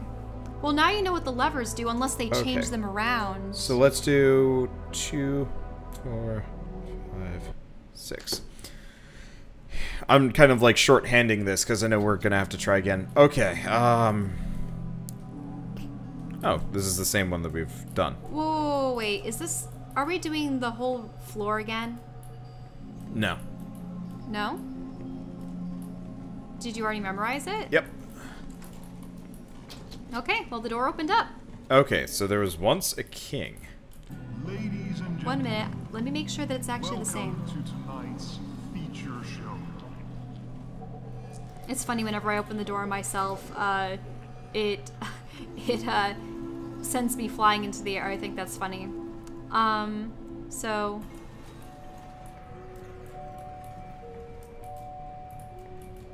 Wait, we got an achievement unlocked for Vlad the Impaler? Is that who No this idea. villain is? Ugh. Potentially. Okay. So, was it the same? Yeah, there once was a castle filled with life. Okay. So it's probably just the castle with the townsfolk. Right? Okay. Yep, and you brought out the castle. Okay, working on the townsfolk. I tried bringing him out preemptively, but it didn't work. Okay. Okay. Yep, it worked. Tell me, did they reset? Yep, they're resetting. Filled with life. Okay.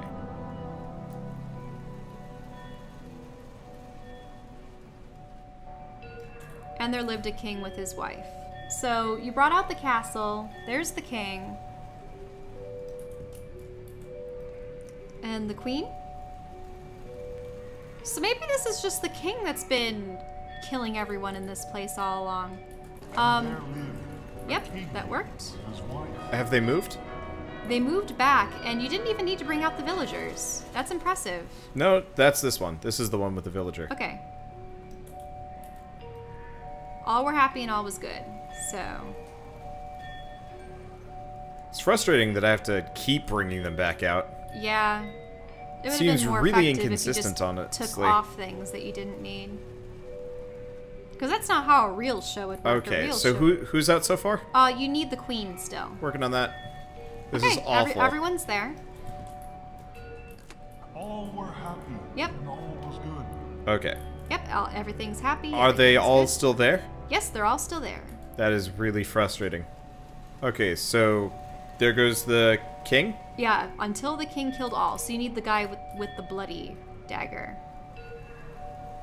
Yeah, or sword, I should say. Okay, and do you have the red light on or whatever it was going to be? Working on that. Okay. You good? Yep. Until the king killed all who could. Yep. Until okay. the king killed all he could. Everyone's off. Okay. And I hear all these bad sound effects. Yep. What's next? Okay.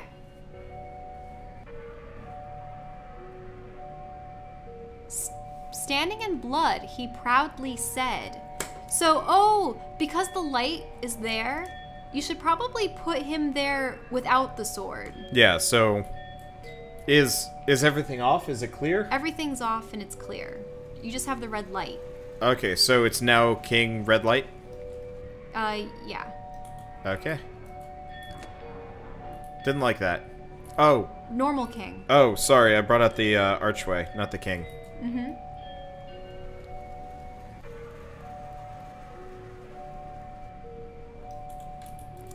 Maybe you don't need the castle. Yeah. Yeah, because I noticed that the creature only moved forward when you brought out the bad archway. Okay. Standing in There we go. he proudly said. I can use the trapdoor now.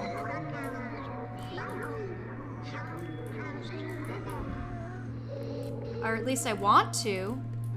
Yes, use trapdoor, please. I had to use it too. Hey! Hey! We're together. Hello, floating person. Wait, can I... Stop moving? Yeah. Yoink. Aha! I've taken your walkie-talkie. Okay, do we run? Do we leave? Come on. What are you doing? One of Or us. can only one of us leave because of the pressure plate? Well, see ya. Oh, you're gonna sacrifice yourself? I mean... Dude, does it matter? Bye. Worst friend ever is the achievement I got. As I stepped back into the freezing cold, I wondered, was there another way? Hey, could we have thrown our walkie-talkies on that pressure plate? Was this sacrifice necessary? Have we been here before?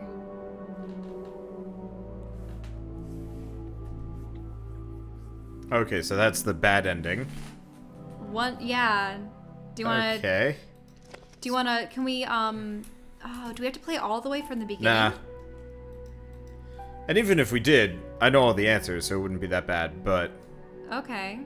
I mean, it might change though, right? The answers? Probably not. But also I can pick when we start. Failed to create room. What the... Yeah, I noticed that. I might have to, like, start the game over. Connections established. Well, there's nothing for you to join yet. Yeah, I know. Wait. Is there a good ending? No. There isn't a good ending? There might not be? Maybe it's like only one of us can ever leave. Maybe?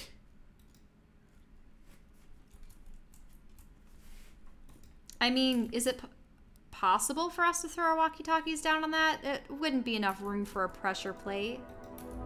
Was there another way? Did you get the same dialogue that I did at the end? Or was it just blank? Yeah, okay, I'm looking at this now. The one who leaves gets worst friend forever, and the sacrifice will get why me. So that's just how it always ends. Yep. Oh, you got that play actually looks really nice. It looks like utter shit on my end. Oh. Yeah. Why? Because you're just controlling levers? Yeah, I just had levers and the backsides of the cutouts. It looked awful. Mm-hmm. Well, oh well. Well, so that was the game. What I found most frustrating was that I couldn't look at the books properly to get the directions. Yeah, you needed some kind of flashlight and have it like actually pan properly. Be in front of your face. Maybe you weren't interacting with it at night. I have no right. I have no idea. Well, but it only allowed me to spin it, and I couldn't spin it. I could only spin it around. It might have had something to do with the arrow keys or whatever, but it's okay. We got through it with like minimal issues. Arrow keys. Yeah, and the whole chess thing, half the issue that I had was I had to rewind the tape to play it over again, and even though I had my mouse on the lowest settings, it was hard to place it. Like, there was no indication of a button or where you're supposed to be pressing. Do we want to quick race through it the opposite direction? With you as my role? I mean, we could try. It would be much faster. You think? I'm gonna have to write all the notes over, though. Well, not really, because like I can tell you a lot of things like really quick. Like Okay. I mean, do we actually want to do that? If you want to experience it, and I mean, that's fine. This is gonna be way faster, honestly. Watch me mess up still. I had the fairly easy job of interpreting for you. I didn't actually have to be the one. Now, you said, were there monsters following you in that tunnel? I saw a creature once, and I think Bird had mentioned he got killed by it. Maybe it moves every time you do or something weird? Nah. I saw it like go around a corner, but then I never saw it again. Really? Okay. Okay, so the room name is Vroom, and the password is no. And I will be the librarian. Okay. Searching for games. Vroom. Okay. Alright. We... Ah! What? I heard myself. Oh. So I'm gonna have to make sure the settings are back. Oh, that'd be frustrating. Audio options. No, my voice chat volume's all the way down. Oh, I'm hearing you because you had to load back into the game. Yeah. So you have to change your game options. Because I'm hearing through the audio because I'm using TeamSpeak. Or it's coming through your computer somehow? Yeah. There we go. Oh. What's up?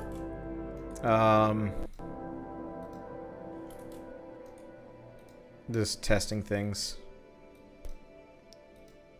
Okay, there we go. That should work. Okay, creating room.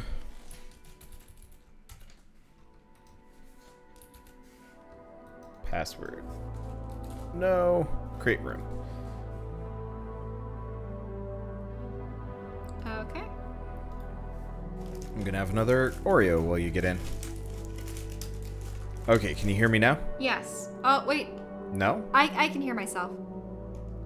What? I can hear myself talking. Okay, let's just get in because I think it's push to talk anyway. Really? Yeah, just ready up. Well, you're the explorer. Oh. And I'm the librarian. There we go. Now ready up. Okay, I just hope that this isn't... Well, if it doesn't, we just go to bed because I'm tired anyway. Oh, there's an option to play from start? Yeah. And then not? Yeah, there's 3 different starting points. From start, from chess, and from spikes. Oh, interesting. Uh-huh.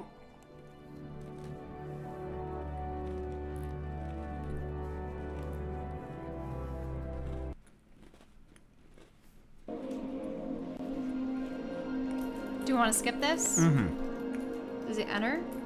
Is it escape? No. Is it space? Is it E? I can't skip this. Nor can I. Oh, it's okay. It's fairly short.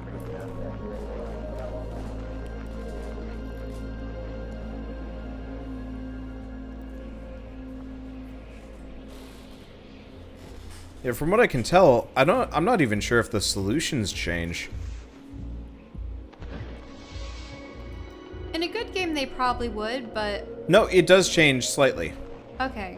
Because I know that... Maybe? I know that in Myst, there were some puzzles that would switch, and then there are other ones where it was the same every single game.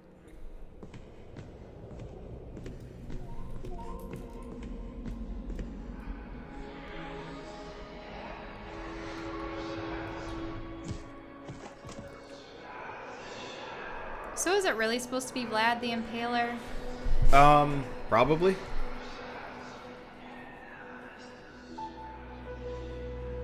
It seems like some apparently they're coming up with another game called We Were Here Too for the other couple. So that's what happened to the other people. Oh, the other Yeah. duo? Well, that's kind of cute. Okay. Oh, wow, yeah, this room is fairly different. I'm in a chamber. And there's a bookshelf. It's toppled over. That's no good. It says the answer lies. Yeah, Shell, you were just rotating the books wrong. What, really? Yeah. You were... Wait, was there a key binding or what? I'm magic. Nope. Okay, so I'm looking for things on the walls. The answer lies between the eyes. Okay, so there's the real. Okay, I have a blue eye on the left and a green eye on the right. Okay. So which row? Oh, here we go. Which row is blue? Blue eye and green? Yes, it's a blue on the left, green on the right. Slide and M. The slide? What's the slide? It's a line up. A line that goes vertically up and then kind of squiggles down. Oh, like a slide. Yeah. Okay, so I click this one. And then the M. And then just an M. Okay, that's good. Going into the next room. Okay. I hear a clock. Oh, okay, so in front of me there is a human skull with a crane. So it's the same one? It's the same one. Okay, so, bullhead, curly butt, and turtle. Okay. Scroll head, I take it over here. Yep. Curly butt.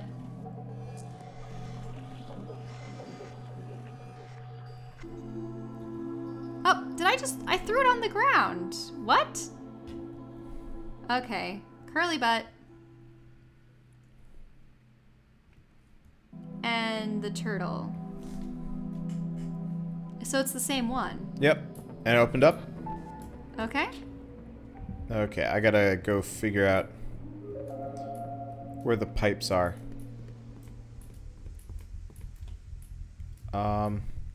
Okay, so this is the Wait, water. what is- It's same Wait a exact second. thing. Do you know where the, do you have to- remember where the valves were? Did you have to go, like, all the way down?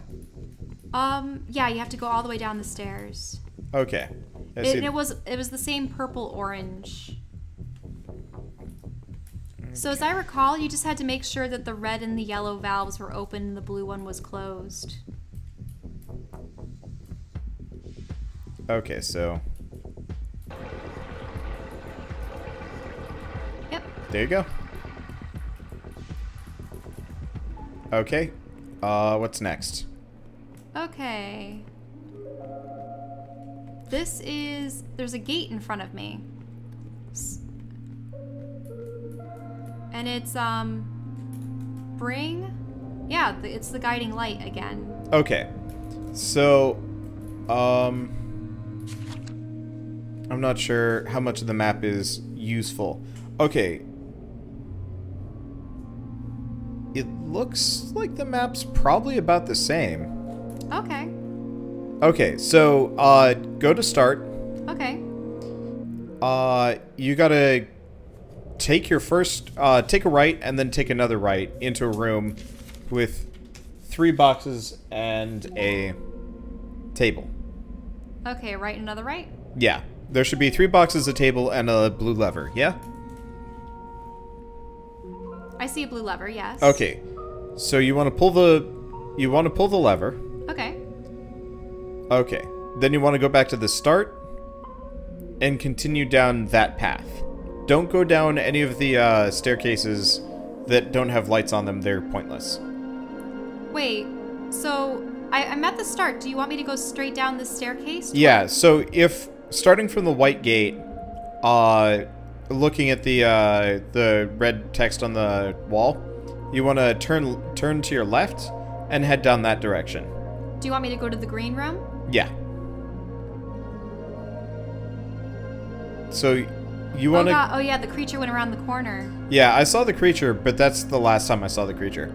So you'll go through a room with 4 barrels and a table, and then... Wait, do you want me to take left or right? Don't go down any of the passages that are dark. They're pointless. Okay. It's not really much of a maze once you realize that. So tell me once you get into the big room with 4 boxes. I see the green lever. Okay, so pull the green lever. I'm so glad I wrote all this stuff down. Okay. Okay, And so then you want me to go for the red lever? yeah, so you're gonna want to go all the way back. Pull the blue lever again. Wait, pull the blue lever again? Yeah, so you want to go all the way back.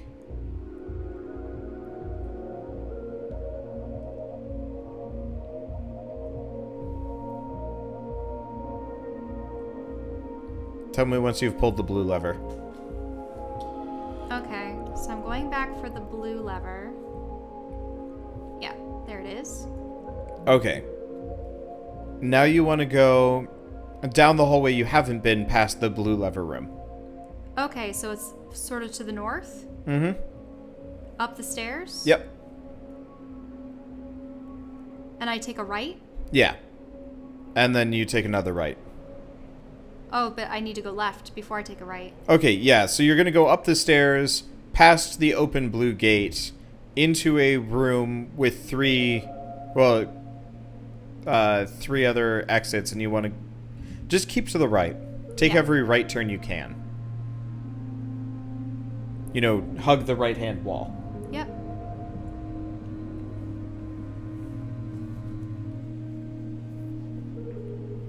And you'll go through a green gate, an open green gate. I don't see a green gate, though.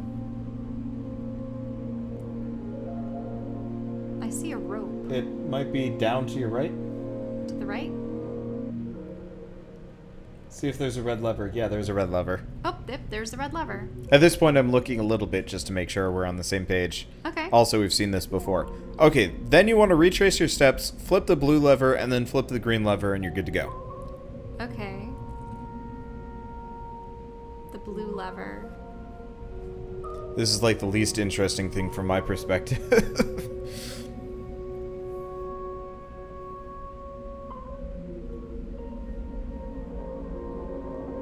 I wish I could at least, like, draw on the map in-game or something so people can see. Wait. There's the start. Is the blue lever down here? The blue lever, you passed the blue lever. So, if you're at the compass rose, face north, and go back to your right, and take the first right. Wait. This first right? So I'm at the compass rose right now. Yes. So I take a right down the stairs? Yeah. And that's where the blue lever is. Okay. There's the blue lever. Okay. And then where do I go from here? And then you go back around to the green. Do you remember how to get there? I should.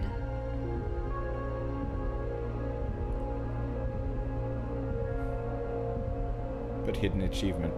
Look, I'm not gonna help Shell have a happy ending. Give somebody else's lever a happy ending here. That's not happening.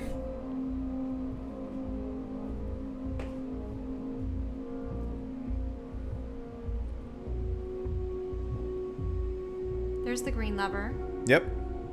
You pull that, and then you go through the gate that's like right next to it that would have been closed or whatever. Where is that? Have you pulled the green lever? Yes. Okay, so go out the other exit that you haven't been through before. Up to the right? Yeah. And then you're gonna want to take your first left. It's up the stairs right here? Yeah. Okay, I see a door. Okay. Checkpoint reached. Yes. Okay, so you're gonna wanna first, do you remember where the projector was?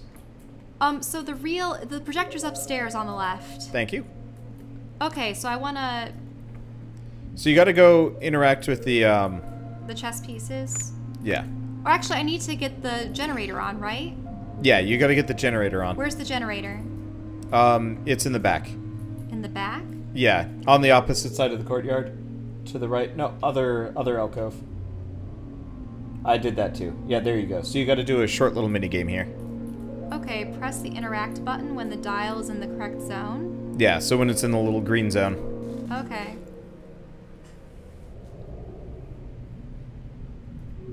Okay, it's on. Okay. Wait, why didn't it... So the generator's on, you gotta go play a crank. Run a crank to the left. Okay. So go out, back up a little bit, and around. There's a crank right there. Oh, that crank. Yeah.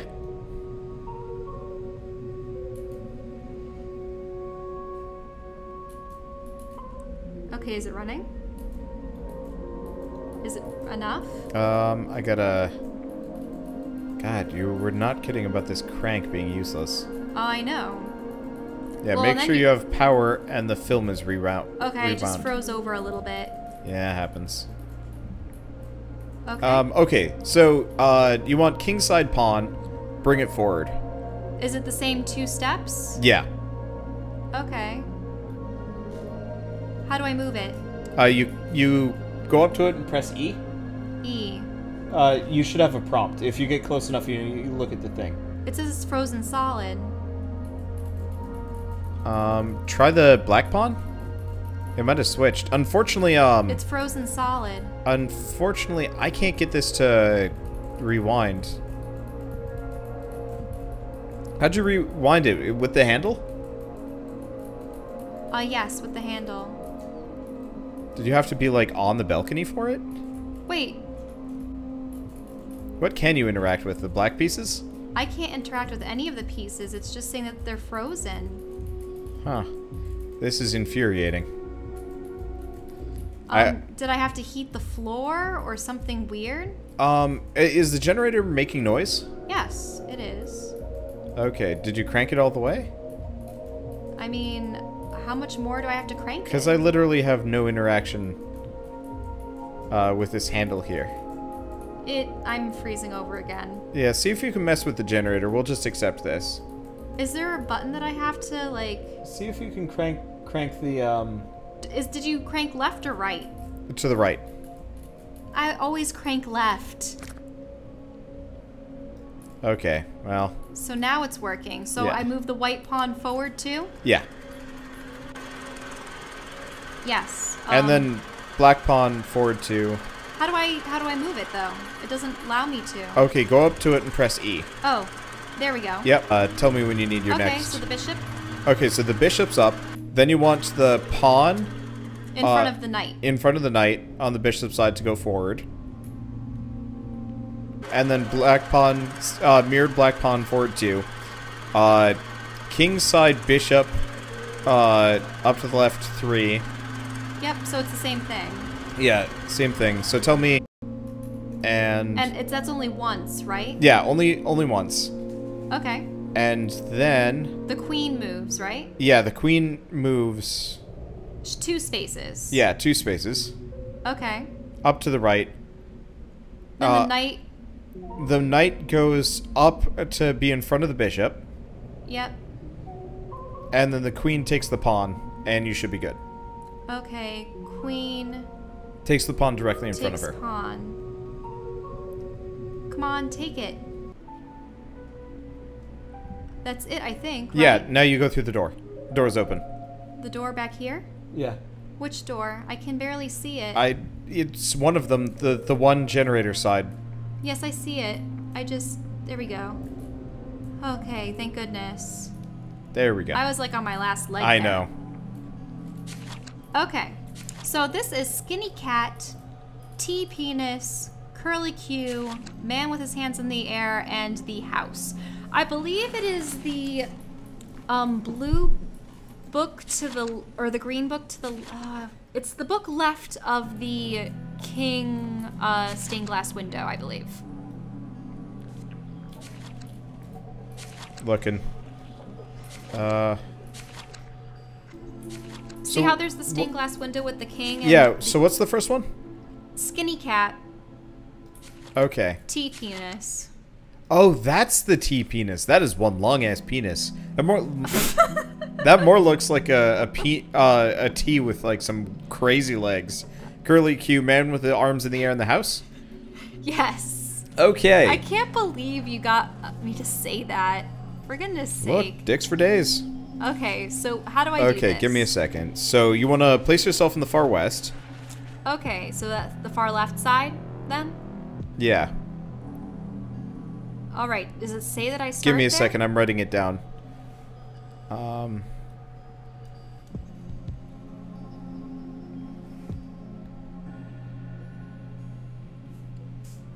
Actually, I have this written down here.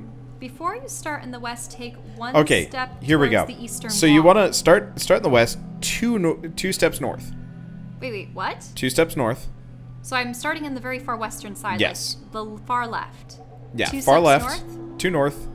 1, 2, East 2. east 2, North 2. 2. Okay, north 2. West 1. 1, 2. Okay, west 1, And then north. and then north. Towards the exit. You're good. Okay. Okay. And then this is the stage, right? Yeah. Where's the stage? You have to go up the stairs and to the right. Oh, all the way around here. Okay, cool. Okay. So I have Ladies a and handle. gentlemen, welcome to tonight's feature show. Yeah, so you have a bunch of handles. Now, is the one in the upper left broken? Is that why Yeah, it's on its one's side? in the upper left. Okay, Shell, Yes? I'm gonna hand you my notes for this one, because it's easier. What, you just want me to copy it off of Well, this? no, do you just see how it says 2, 3, 4, 5, 6, so 2 is arch. Okay. Okay. There So once it was a should be castle with life. the... Wait, do I just So- I just turn it right? Castle filled with life, so you want number 2 and number 6. Okay. Is it out? Arch is out, yes. Okay. Number 2 and number 6. How close did you get to the bird thing before it killed you? I only approached it like halfway and it killed me. Okay, I'm not gonna get too close to it. You'll see it moving. It actually ends up looking like a man that's on like strings. Okay, well, if we don't make any mistakes, it might not. Okay, so you can pull the scene 1 lever to your right. Okay, to the right? Yeah. Oh, scene 1. Okay. Yeah, that looks way nicer. There once Okay. was a castle filled with life, And it worked? Yep, that worked. It cleared. and there lived a king. So you want 2, 3, and 4. Do I have to do them all over again? Yeah, Did you everything have get to. off the stage? Yep, you gotta do 2, 3, and 4. Okay. 2. Is it out? Yep. Alright. It looks like you don't have to crank it that much, just enough to get it moving. Okay. 3. Alright, and then 4? Yeah. Did you also have the townspeople out with them? You can check. No, the next one has... So it's 2, 3, and 4 for this one, and then the next one is 2, 3, 4, 6. A king and his wife. Okay. Okay, so 2, 3, 4, and 6. And then everyone lived happily? Yep. Alright. 2. All was good. 3, 4. And 6. Everything out? Yep, everything's out. All right. All were happy, and all was good. Okay. So they're still there. So you want to switch the king? So you want to crank 3 back. Yeah, 3 and back. bring out 5. And then flip the red light. Okay. Oh, back. Yeah. Yeah, it's... Okay, so he's back. And I bring the bad king out. Is he out? Carl? Yeah, I just wanted to take a look at him. Okay, and make sure you got the blood light on. The blood light is on. Until the king killed all he could.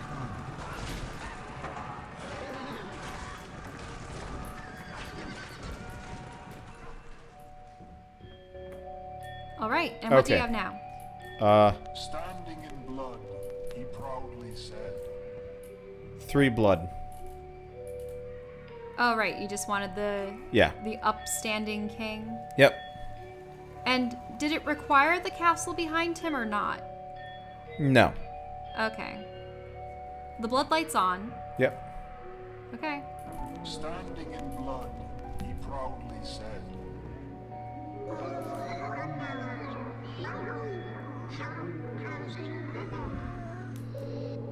All right, I'm here. I'm just waiting I have for no you. idea. Okay, sorry. Okay, now you... Wait, hold on. Yeah? Wait, what are you holding? You're holding the disc? I'm apparently holding the disc. You are holding one of the plates that you put underneath the crane. Wait, what? Yeah. Let me look. Yeah, see? Oh. Actually, you're holding all of them. That's interesting. Here, gimme. What? Hey, let me take that from you. There we go. You dropped it. Okay. Yeah, I did drop it. Anyway, you wanna... Yes, I'll be the sacrifice. Die for me. See ya, sucker. Terrible.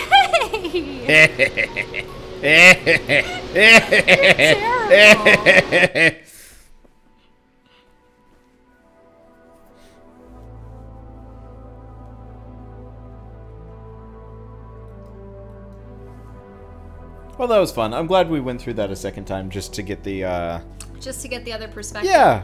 It was fun, because, like, the audience could have gotten both, but this way, everyone got both. But yeah, that was fun. And it was also free. I liked the free part about it. I really liked it, like, visually. They did a wonderful job, like, setting the ambiance, and the texturing and whatnot on the stones was nice. Wish it was brighter. Yeah, I wish it was brighter. I wish that, I mean, wasn't the projector pretty janky for you? And I nearly froze to death because I happened to be... The projector was only janky because you hadn't turned on the, generator. The moment you turned on the generator, it was easier. You see, I was, like, bouncing off the wall trying to find the button for it. And I have no idea. It only worked when I tried Works testing perfectly it. fine for me, but Of course happens. things work perfectly fine for you. I like evil laugh. It's fun. Anyway, yeah. So I guess with that, thanks everybody for watching. We Were Here, and I guess stay tuned for We Were Here too in a couple of months, I guess. Question mark. All right. So how are we gonna stop the recording? Oh, I just hit stop. Just hit stop. Okay. I was thinking based on the beginning. Sorry, wasn't quite thinking. Anyway, guys, I think that's actually going to be a good stopping point. I am starving, and I got some videos to queue up for rendering and stuff like that.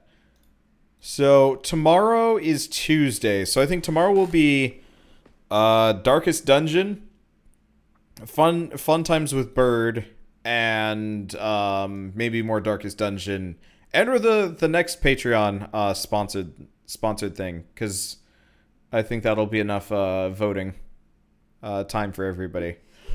So I guess with that, good night everybody. See you tomorrow.